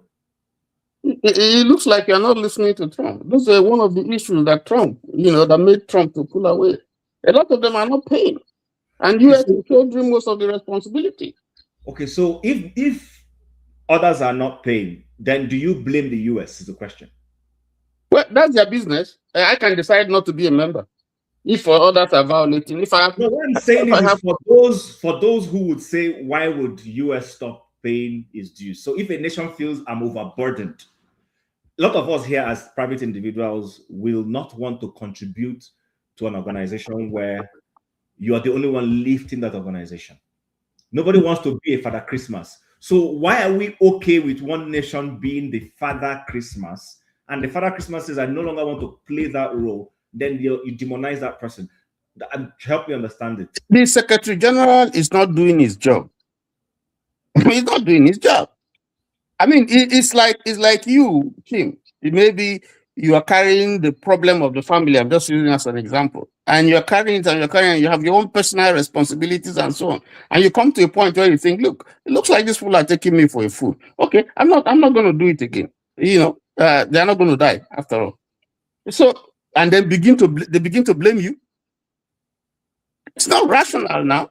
If you want the organization, you can do without the US and move ahead. Do what you need to do. It has to be, you know, if people are not paying, knowing that it's their responsibility to pay their dues and they're not paying for years. Some of them are, you know, have dues that are outstanding for years.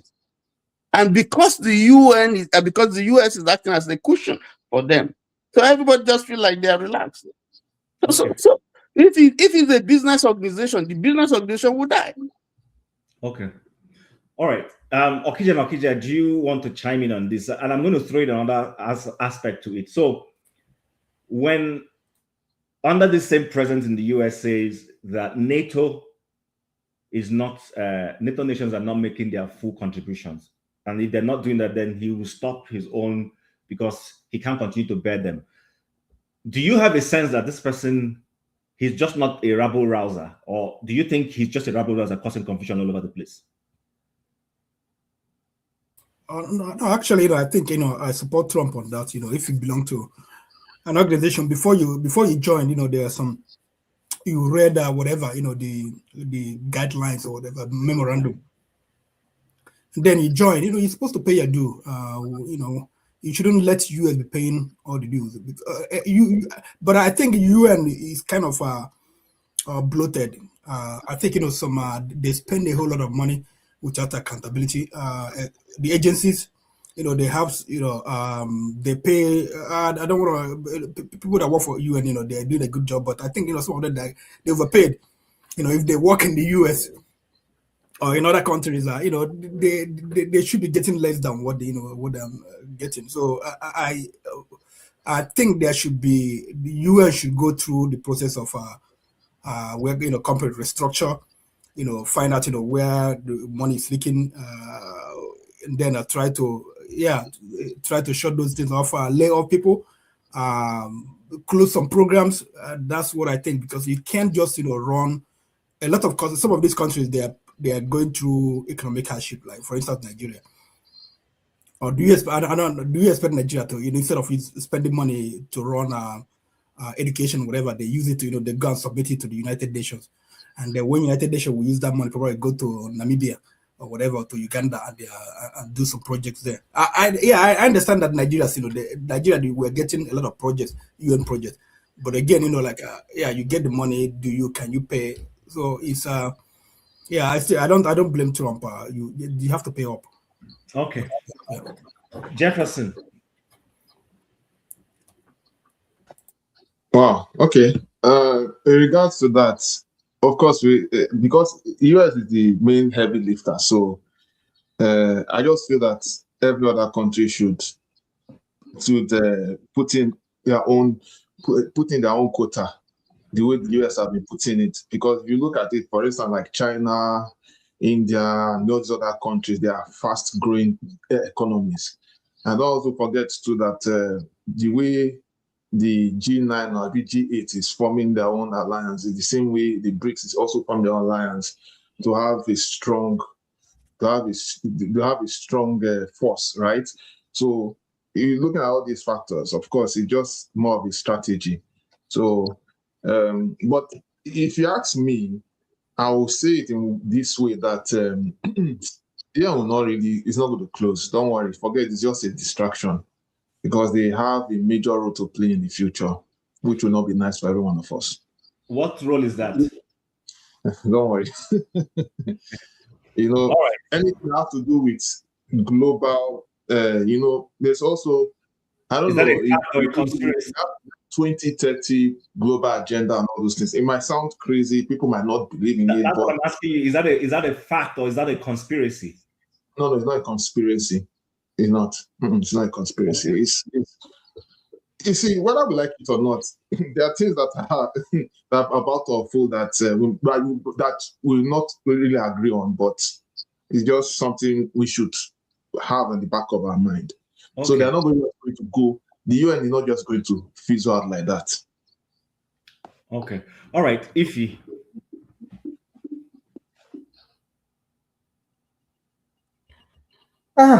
Of course, Trump will always be Trump. I mean, you can't tell Trump what to do. I mean, he knows what is best for his country. But at the same time, like my brother said, if he's gonna pull them out, I mean, that means United States is gonna be by themselves. If anything happens, who's gonna come and join them to defend? So it's a dire situation for me, but I don't think Trump will gonna do that because he's gonna look at the implications if you pull United States out. He's trying to get Greenland, right? But at the same time, you're trying to put them out of NATO. So I don't understand his rationale. Trump wakes up and say whatever he wants to say. On the second note, he's gonna come back and change his story. So I don't know how he's gonna handle this. But hey, this is his country. Whatever, he's the president of the whole world. Whatever he feels that is best for United States, he should go ahead and do it. All right. Recolonization. Well, fella call United Nations useless nonsense. But anyway, we don't have anything to say. I've told you that America has the greatest president that have ever ruled America at this moment. Greatest of all time. And that man is a very intelligent person. When you meet intelligent people, they are always very controversial to educated people, so-called. They will say it's not following the rules, he's doing that, he's that. They will find very many ways to condemn any person where they do what thing is supposed to do. So if United Nations collapses without America, then you will know what America has been pushing to that organization. And like Okija said, they are over-bloated. If you go to Gambia, where they have United Nations office, you should see how these people live extravagantly. You understand? So sometimes you wonder, who pays them? Is it not United Nations that pays them? They live in the best houses, drive the best cars, fumble around everywhere, just because they're under United Nations, and they can do whatever they want in that country. So we have been seeing this and saying this, and our man Trump has taken it upon himself. We are going to look into every nitty-gritty of this United Nations. You have to pay up, or we stop paying, or we dictate. Thank you. All right. So, KJ, the floor is yours now. Good night, everybody. Okay, Jim, thank you. I don't want to get into trouble because, listen, United Nations have lost value since, not be today now. They will just look at someone that will take it down, and you only came to a point where this man had to do that, which everybody have run away from. When you go from mass migration and all that became your focal point, when you go to begin to support some fundamentalist Islamic groups and give them cover, then what do you think of a nation who wants to, it's just like what, the first speaker said, Tony. In Africa, where you have 13 nations and only Nigeria picks the bill, and yet everything is done against Nigeria. When we go to the African Cup of Nations, we are cheated. When we play the regional cup, we are cheated. And when we even go to other African countries, those ones, they treat us anyhow. Is it not stupidity for us to continue to say we're a member of ECOWAS? Because ECOWAS got nothing. ECOWAS becoming powerful when it has to do with Nigeria intervening. We can as well sit by ourselves and intervene whenever we want to, and not have to spend our money unnecessarily. That's what America have discovered. And you can't blame America. Since the days we were studying the operations of the United Nations, America have always picked all the bills. So if we can keep picking all the bills, and you guys are the ones doing policies that are against us and trying to even take over our borders, any reasonable person, whenever I come here, I say I don't blame the guy in charge of the country. Why? Because if I was the same person, I would do the same. When you are coming to a table, bring what you are coming, what you have.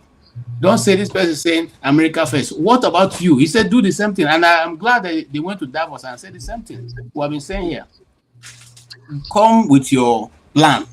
We don't want it to be. Will you come with your plan? The problem is that most African leaders, especially the ones leading us now, have no plan. They have no plan. Because if you have plan, you can't go to a state visit in Turkey and go and fall down because you have no plan. You know, if you have plan, you can't go there now. After the state visit, you have disappeared. Wait, hold on. Is we don't know why you are. Wait, hold on now. Wait, is it the lack of plan that made an old man? Course.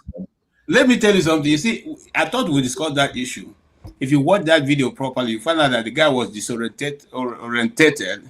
The few seconds, and if he's a medical person, you can see that. I mean, maybe you guys can look at it, but I'm looking at it from a layman. He actually forgot where he was because he was deviating away from the man. But that's not the topic today.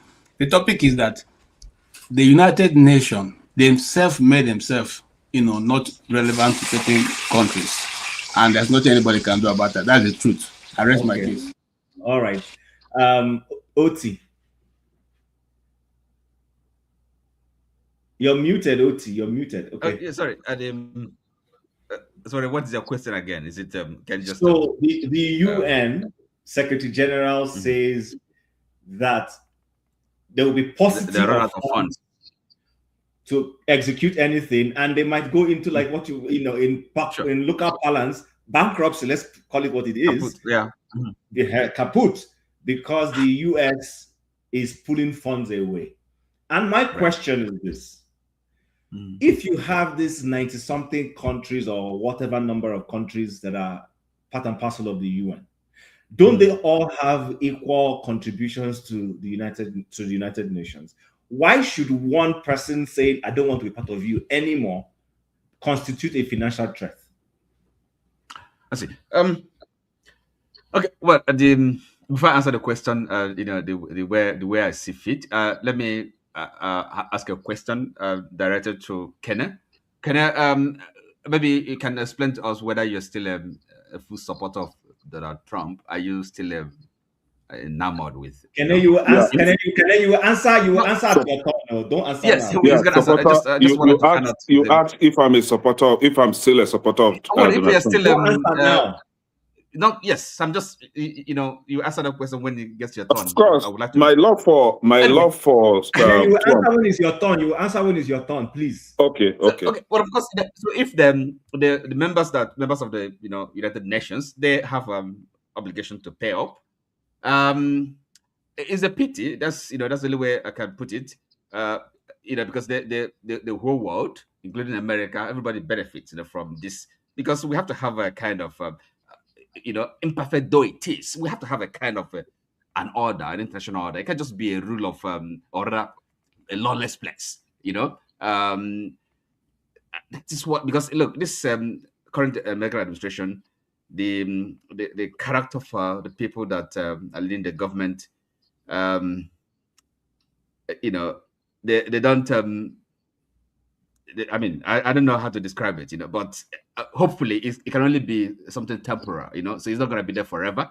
And with time, things will kind of return to normal. So we're not living in a normal time, and it's dangerous for everybody, because when you have, contending nations and powers, there has to be a modicum of, if like a rule, you can't just be playing the game without any rules. Yes, as I said, it may not be imperfect, it may not be perfect. We know all the problems, but it's better than having nothing. Okay, America is a superpower. I think this current administration with their supporters, maybe they think they're losing their power, and therefore they think they can allow the whole thing to, the global system to collapse. They're not going to lose anything, but it doesn't make sense, when you think about it, really, because so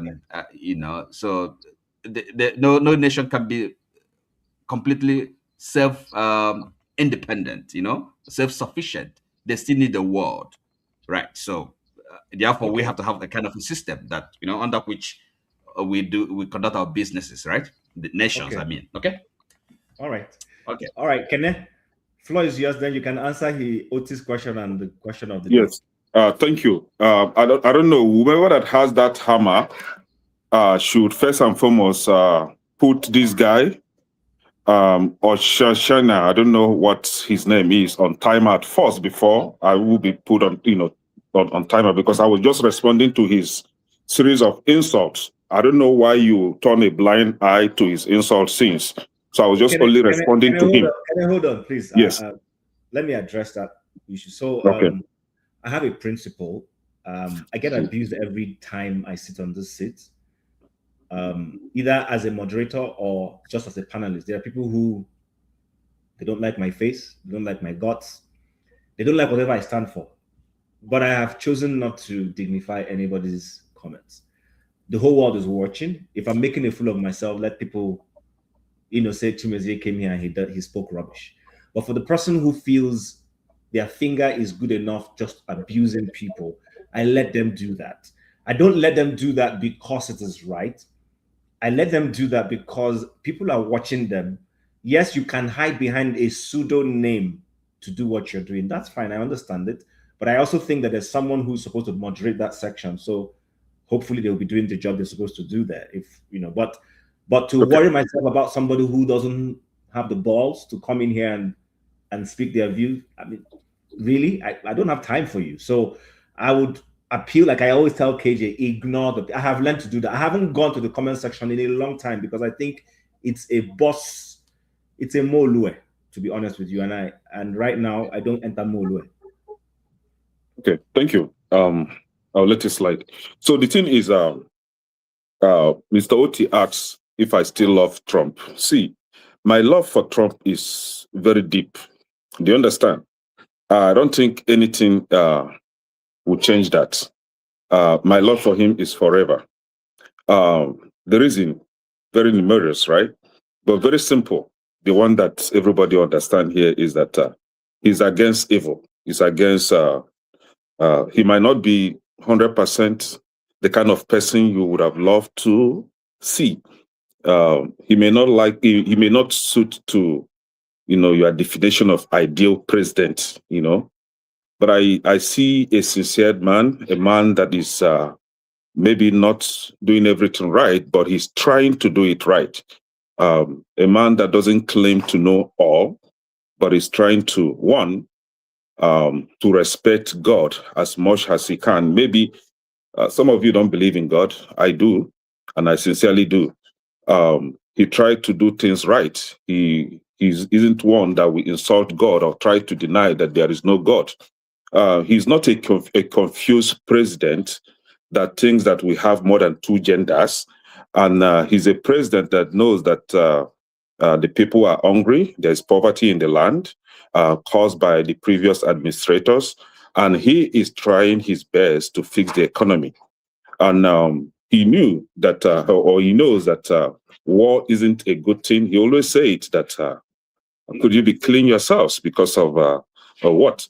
So he's trying to bring peace in the entire, world, if I will put it that way. He's someone that believes that things must be done orderly. Yes, we've had presidents, they come in, they do their things, pull people out, send them back to their countries because they think they are illegal immigrants. But when Trump does his, Trump is evil. Oh, Trump that, Trump this, Trump this. See, I'm no one that would deceive myself at this age. I know what I want. I shouldn't be part of a community that lied to themselves, a deceitful community that you know that this thing is not right, but you come out and still vote for people that will push for those things that you know that is not right. Those things that you cannot welcome in your home, those things that you cannot welcome anywhere in your life or near your family members, but you you push and vote for government that pushes for these agendas. I think you are lying to yourself. You are not being sincere to yourself. Politics is beyond just coming out and make speeches, eloquent speeches. Politics is something that is deep down, is something that will live with. Is something that a simple, just very slight decision may affect you for the rest of your life. And for you to, I don't know the kind of confusion that we find ourselves in. So my response again is that my love for Trump is unchangeable. So is there any topic that I had to contribute in, because I was focused on that guy insulting himself there? I can hear you. Sorry. I think you're muted, Chim. Yeah, you didn't talk about the United Nations, which is the core of what we're discussing now. Okay. Oh yeah, United Nations, about Nigeria's pulling out from United Nations, right? No. So clearly you're not listening. Yes, So I wasn't really, honestly. So the point is this: the UN Secretary General says that the UN may go bankrupt because US is no longer fulfilling its own financial obligations. Oh, okay. So, which is up to the same man, and I think that is where OT asked you that question. Exactly. Trump is a businessman. You have 1 minute now to answer that. Yes, yeah. Trump is a businessman, and America shouldn't remain Father Christmas forever, right? If you want us to have an association or a group just like UN, everybody should be ready to contribute his quotas. The contributions shouldn't be left for Americans alone. America is not a Father Christmas, and that is why America always go bankrupt. And that is why they keep borrowing money to fund for for other nations. How could America be funding for, contributing for, contributing to the UN, where you have the likes of China and the rest, they don't contribute anything? That doesn't make sense. That is not what a businessman should be doing. You only have those that don't understand economics, people like Obama and Biden doing that kind of useless contributions that don't make sense, that don't add value to the country. So yes, US pulled out from its contribution because they are contributing more than every other person. If you want us to run this UN and run it in a balanced way, everybody should be able to contribute. Trump is doing the right thing. The other question will be this. Yes. Because I think I focus too much on that contribution. The other question is this. So if you're a senior brother, or you claim to be a senior brother, and you want to be given the right to make decisions for everyone, which is what the 5 permanent members do, shouldn't it be your responsibility to bear the burden of all of us? Thank you. Is it too much of us to ask to carry our burden? 5 permanent members, right?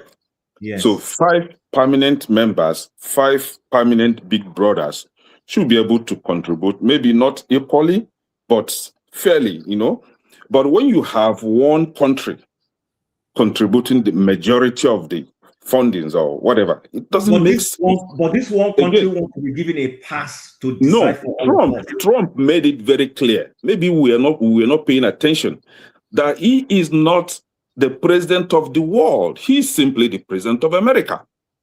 His interest is for the America to progress, not for the world. His interest is to provide security for America. He is just policing America, not policing the world. Anything that stands as a threat to America, this is when you now see him come out and attack those things. But if it's not a threat to America... How was bombing of Sokoto a threat to America? Yes. We have, thank God you call it big brothers, right? So we have a nation, a country.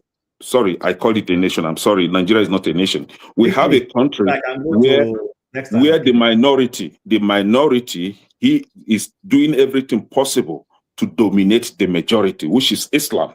And we have countries like UAE, Saudi, Turkey, France funding this agenda. Now you have a brother, a Christian brother, saying, no, we shouldn't allow these people to kill our Christian brothers like that. We should intervene. I think that is the only way America comes in. And some people are saying that, oh, he's coming for resources. Which resources do you have that America will come for that they don't have? All right. Do you understand? Thank you very much. No problem. Dexter, please, you'll be the last person on this topic, and then we. Yeah, thank you. Thank you, Chim. I mean, regarding Trump and all that contribution, see, the United Nations was created, I think, after the Second World War. And we know the victors of the Second World War. The idea was for them to set the agenda. Unfortunately, the United Nations, if we are being honest, it kind of has lost some of the edges it used to have. You know, it has some kind of ideologies that really is not aligned with the ideas that the creators of the United Nations had. Like what kind of ideology? Well, for example, during the crisis in Israel, in Gaza, it's clear that some arms of the United Nations were pro-Palestine.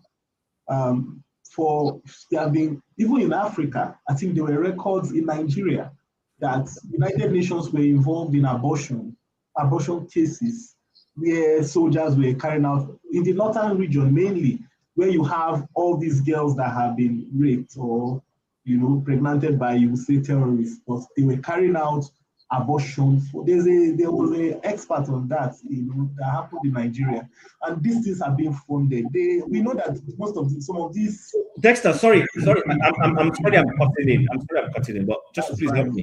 So, are you suggesting that if a girl is raped, is it okay for her to give birth to the child from that? No, I'm not saying that it's okay, but you can't do it under the radar. Okay? The way it was done. Don't you think they were doing that to help the girls so that their future is not truncated? Wait. You can do it without their identities being revealed, and it will be recorded. It took an investigation. It took people to say, hey, something is going on here. The Nigerian army first denied it, but it was later found out. What I'm trying to say, Chim, is I know that whether we like it or not, there have been situations whereby United Nations, many arms, because they have become very big, it has started supporting some agendas that, you know, it became so big that there were some agendas that it was supporting that some people in America will feel, is this where our money is going to? You understand? You know, as example, let me give you a typical example. After the elections in Nigeria, Chimamanda wrote a letter to Biden. She was disappointed.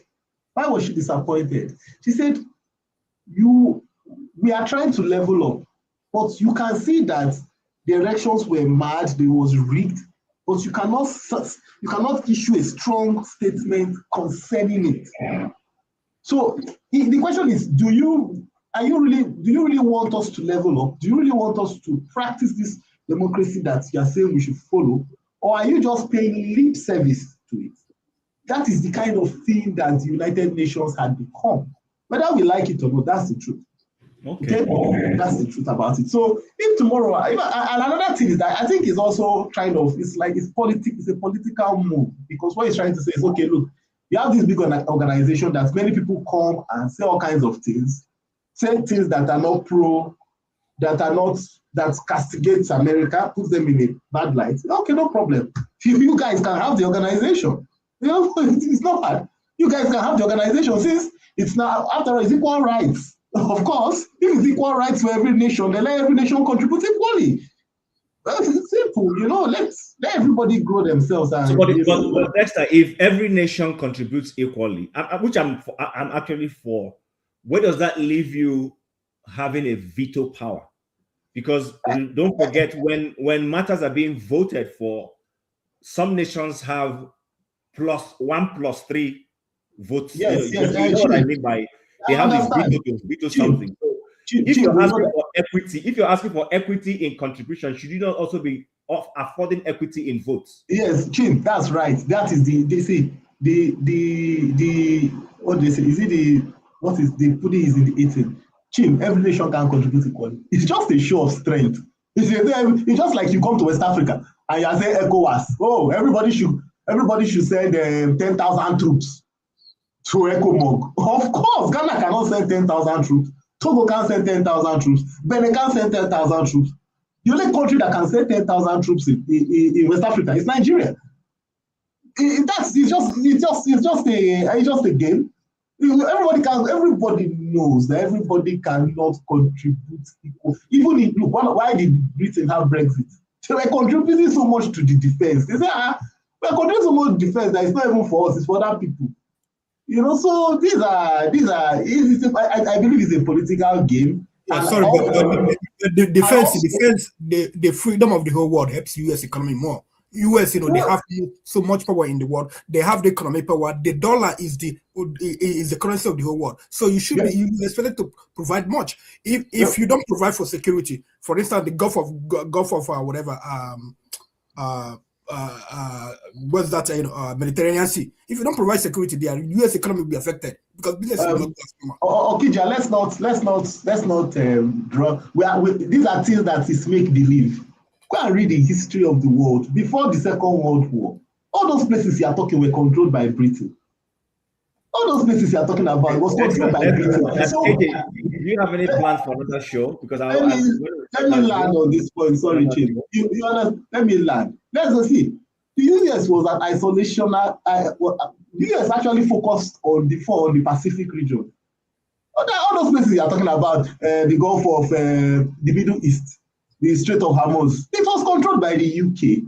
It was because the UK was bankrupt after the Second World War. The UK started handing over the territories to America. So look, before the only currency you could not before the Second World War, you could not convert the pounds. If the pounds is in your country, you can't convert it. It was the US that broke that hegemony because the UK was broke. UK was about to go into a civil war because they were going to. All right, Esther, we need to run. Please, we need to run. Forefathers interference. You went off when we changed, and we're about to shut down. So I don't know. Can you make it quick? 2 minutes, and then we go. What are you guys talking about? We're talking about the UN going bankrupt because the US is no longer going to fulfill its own financial obligations. I didn't hear that. In any event, if you have only 2 minutes, then listen, everybody, this is what I'm going to advise everybody. The world is about to change depending on what happens in the next week or so, maybe less, between Iran, the United States, and Israel in collaboration with the UK and probably Australia. It's going to affect the world depending on how Iran hits back, if it survives the first onslaught. There might be a global recession. I think people just need to be more aware of the market, be more financially responsible, and be prepared. Be prepared if it does devolve to a global recession. There are other things I wanted to talk about. Of course, okay, well, I just mentioned that the Armada approaching Iran, the looming global recession, the Epstein files. People go check them out. All of these things that are happening, it's a ploy, it's a play. They've always played with people. They know most people are not well read. There was not a lot of information out there like this in the past. Now we are in the information age. They cannot distract us. You can only get distracted or be uninformed if you are lazy, and that is what you choose to be. We have the Epstein files out there. There's exposés. Donald Trump is in it. George Bush the first is in it. There's tales of people getting. Sorry to cut in. Two things. One, we need to go. But the other thing is the Epstein files were officially released yesterday, but not everything. I don't know. Everything has been, the Epstein files, everything has been released, sir.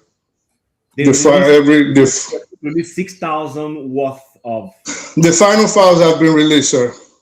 Okay. The, all right. So the final files are.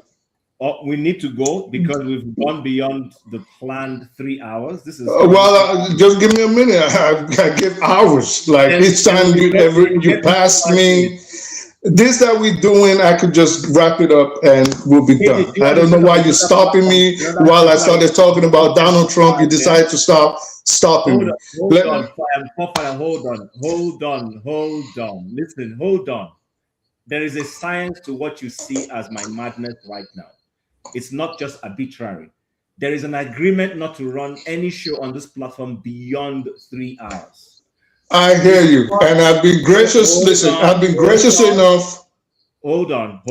I'm asking KJ, can we create another this and then we can go? But this one. All of this we're doing, Jim. I could have wrapped up everything I wanted to do. I could have disagreed.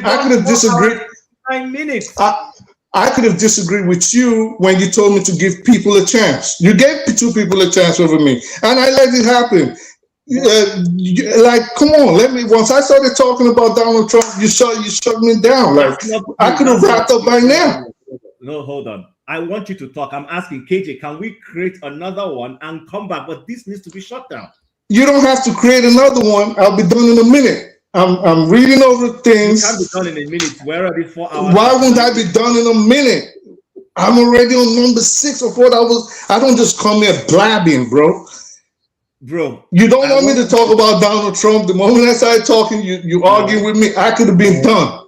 No, unfortunately, I need to run. I can go back and create another show and invite you. I will continue. You don't have to create another show. I don't want to give a long drawn-out discussion. I'm highlighting what I'm saying. Like, oh my God, bro. The more we go about this, all right. Listen, do your thing. You know, like I told you the last time. Each time you tried to skip me, I said, "Do your thing. Do your thing again, bro. Do your thing." So, all right. Thank you, everybody. I could have continued, but we have an agreement, and Rudolph knows that. No show should run beyond 3 minutes. But I guess because Forefathers did not show up to create the next section, that's why we have gone up to 5. This is not the agreement. I'm not here to do this. So please, thank you to everybody who is here.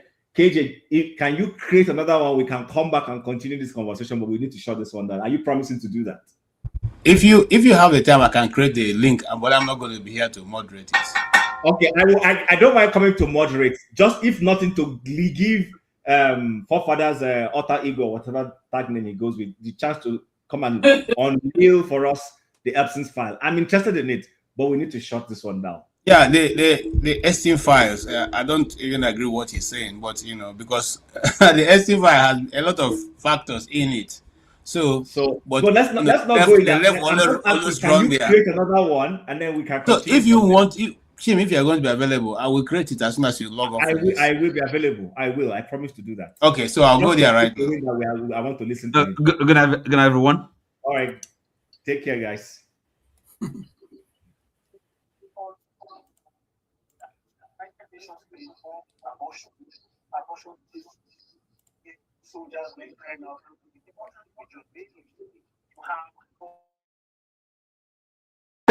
Thank you so much for watching. Thank you. Have you subscribed? Yes, you. Have you subscribed? You. Yeah, before you go, click. It's free. Click. Just that's it. Have you subscribed? You're laughing. Have you subscribed? Have you subscribed? Thank you. Hey, madam, thank you so much. I can see you. We have to get to 100,000 subscribers. This by the end of the year. How are we going to do that if you don't subscribe? Yes, you're about to click off. Why? Have you subscribed? It's free. If you don't, ask your son, ask your daughter how to. Just one click. Thank you. I see you. Aha. Thank you very much.